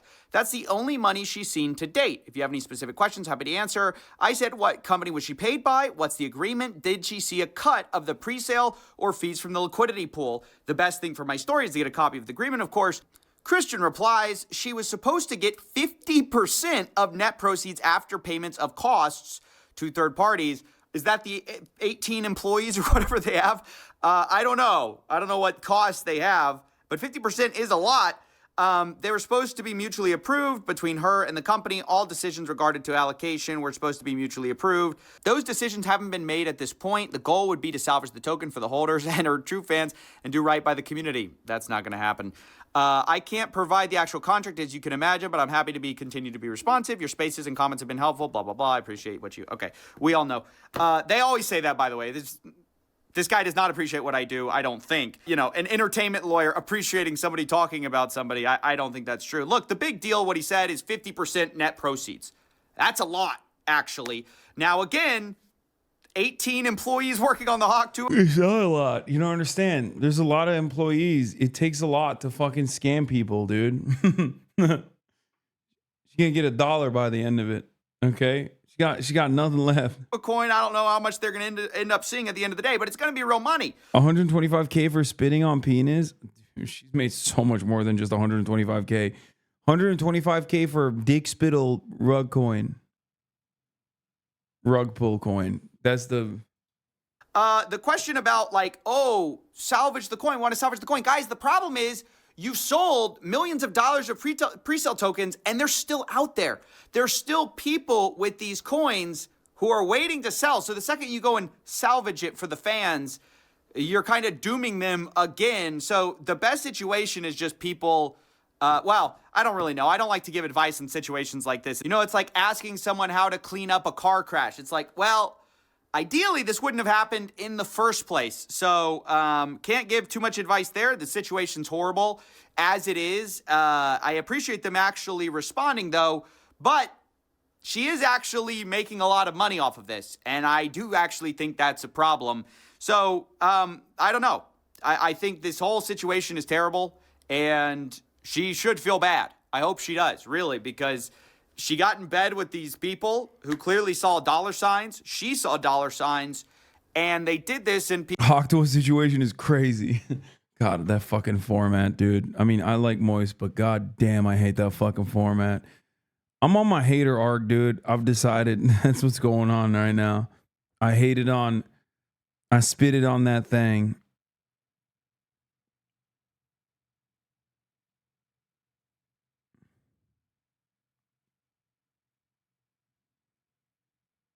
You know? Was it Joey here? I'm tired, man. I'm fucking tired. I did 5 hours after a whole day after the Oxford Union. I gotta wake up early, get on a fucking flight. Tomorrow, I'm gonna try and stream, but I'm pretty sure it's gonna be really late if I do. So I'm most likely not gonna be able to stream. But I will, if I can't stream tomorrow.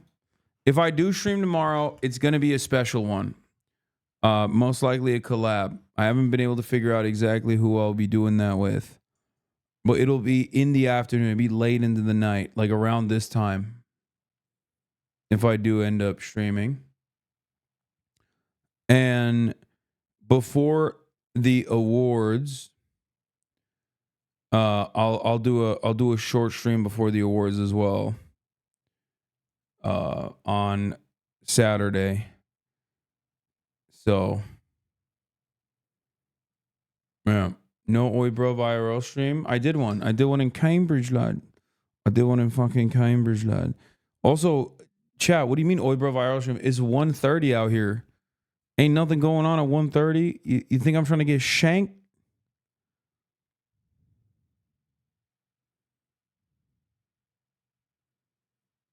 You think I'm trying to get fucking shanked, yeah? Anyway. Love you guys. Love the Hawk to a coin. This has been a relatively productive Londonistan trip. And I hope you guys enjoyed it. And I can't wait to see the Oxford Union stuff come out as well. The Cambridge Union video is now available on my YouTube. Go watch it if you haven't seen it. Anyway, peace everybody. Love you all. Bye-bye.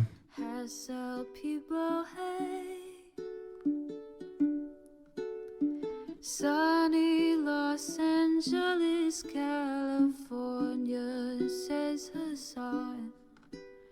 The starlock to the starlock to the topic just begun. There he is again, Hasan is streaming. Hasan is streaming. There he is again. Hasan is streaming. Hasan is streaming. Review in the P.O. box. Uncle Uger's face. Sudden Discord active prop. Great names take embrace. Tiny Bernie Sanders, LGBTQ Air Force. The whole left at your fingertips, on at your door. H3 crowded debate, the Young Turks online show. 3 full fucking years of this, plenty more to go. 90-day fiance talks of champagne bourgeoisie. A Trump rally live reaction, a mass riot at DC. There he is again, Hasan sun is streaming. There it is again. The sun is streaming. The sun is streaming. Reading a live stream, fair comments, Austin show chat advice. And all the ways the right-wing pipeline can suck you in online. JCS react, Lord frame gets broken, cover blown. A full-blown mass pandemic, monster streaming at your home. Total radicalization coming out to find. The system you were taught to trust in was broken the whole time. All these daily streams, whether big or whether small, have helped me and so many find the meaning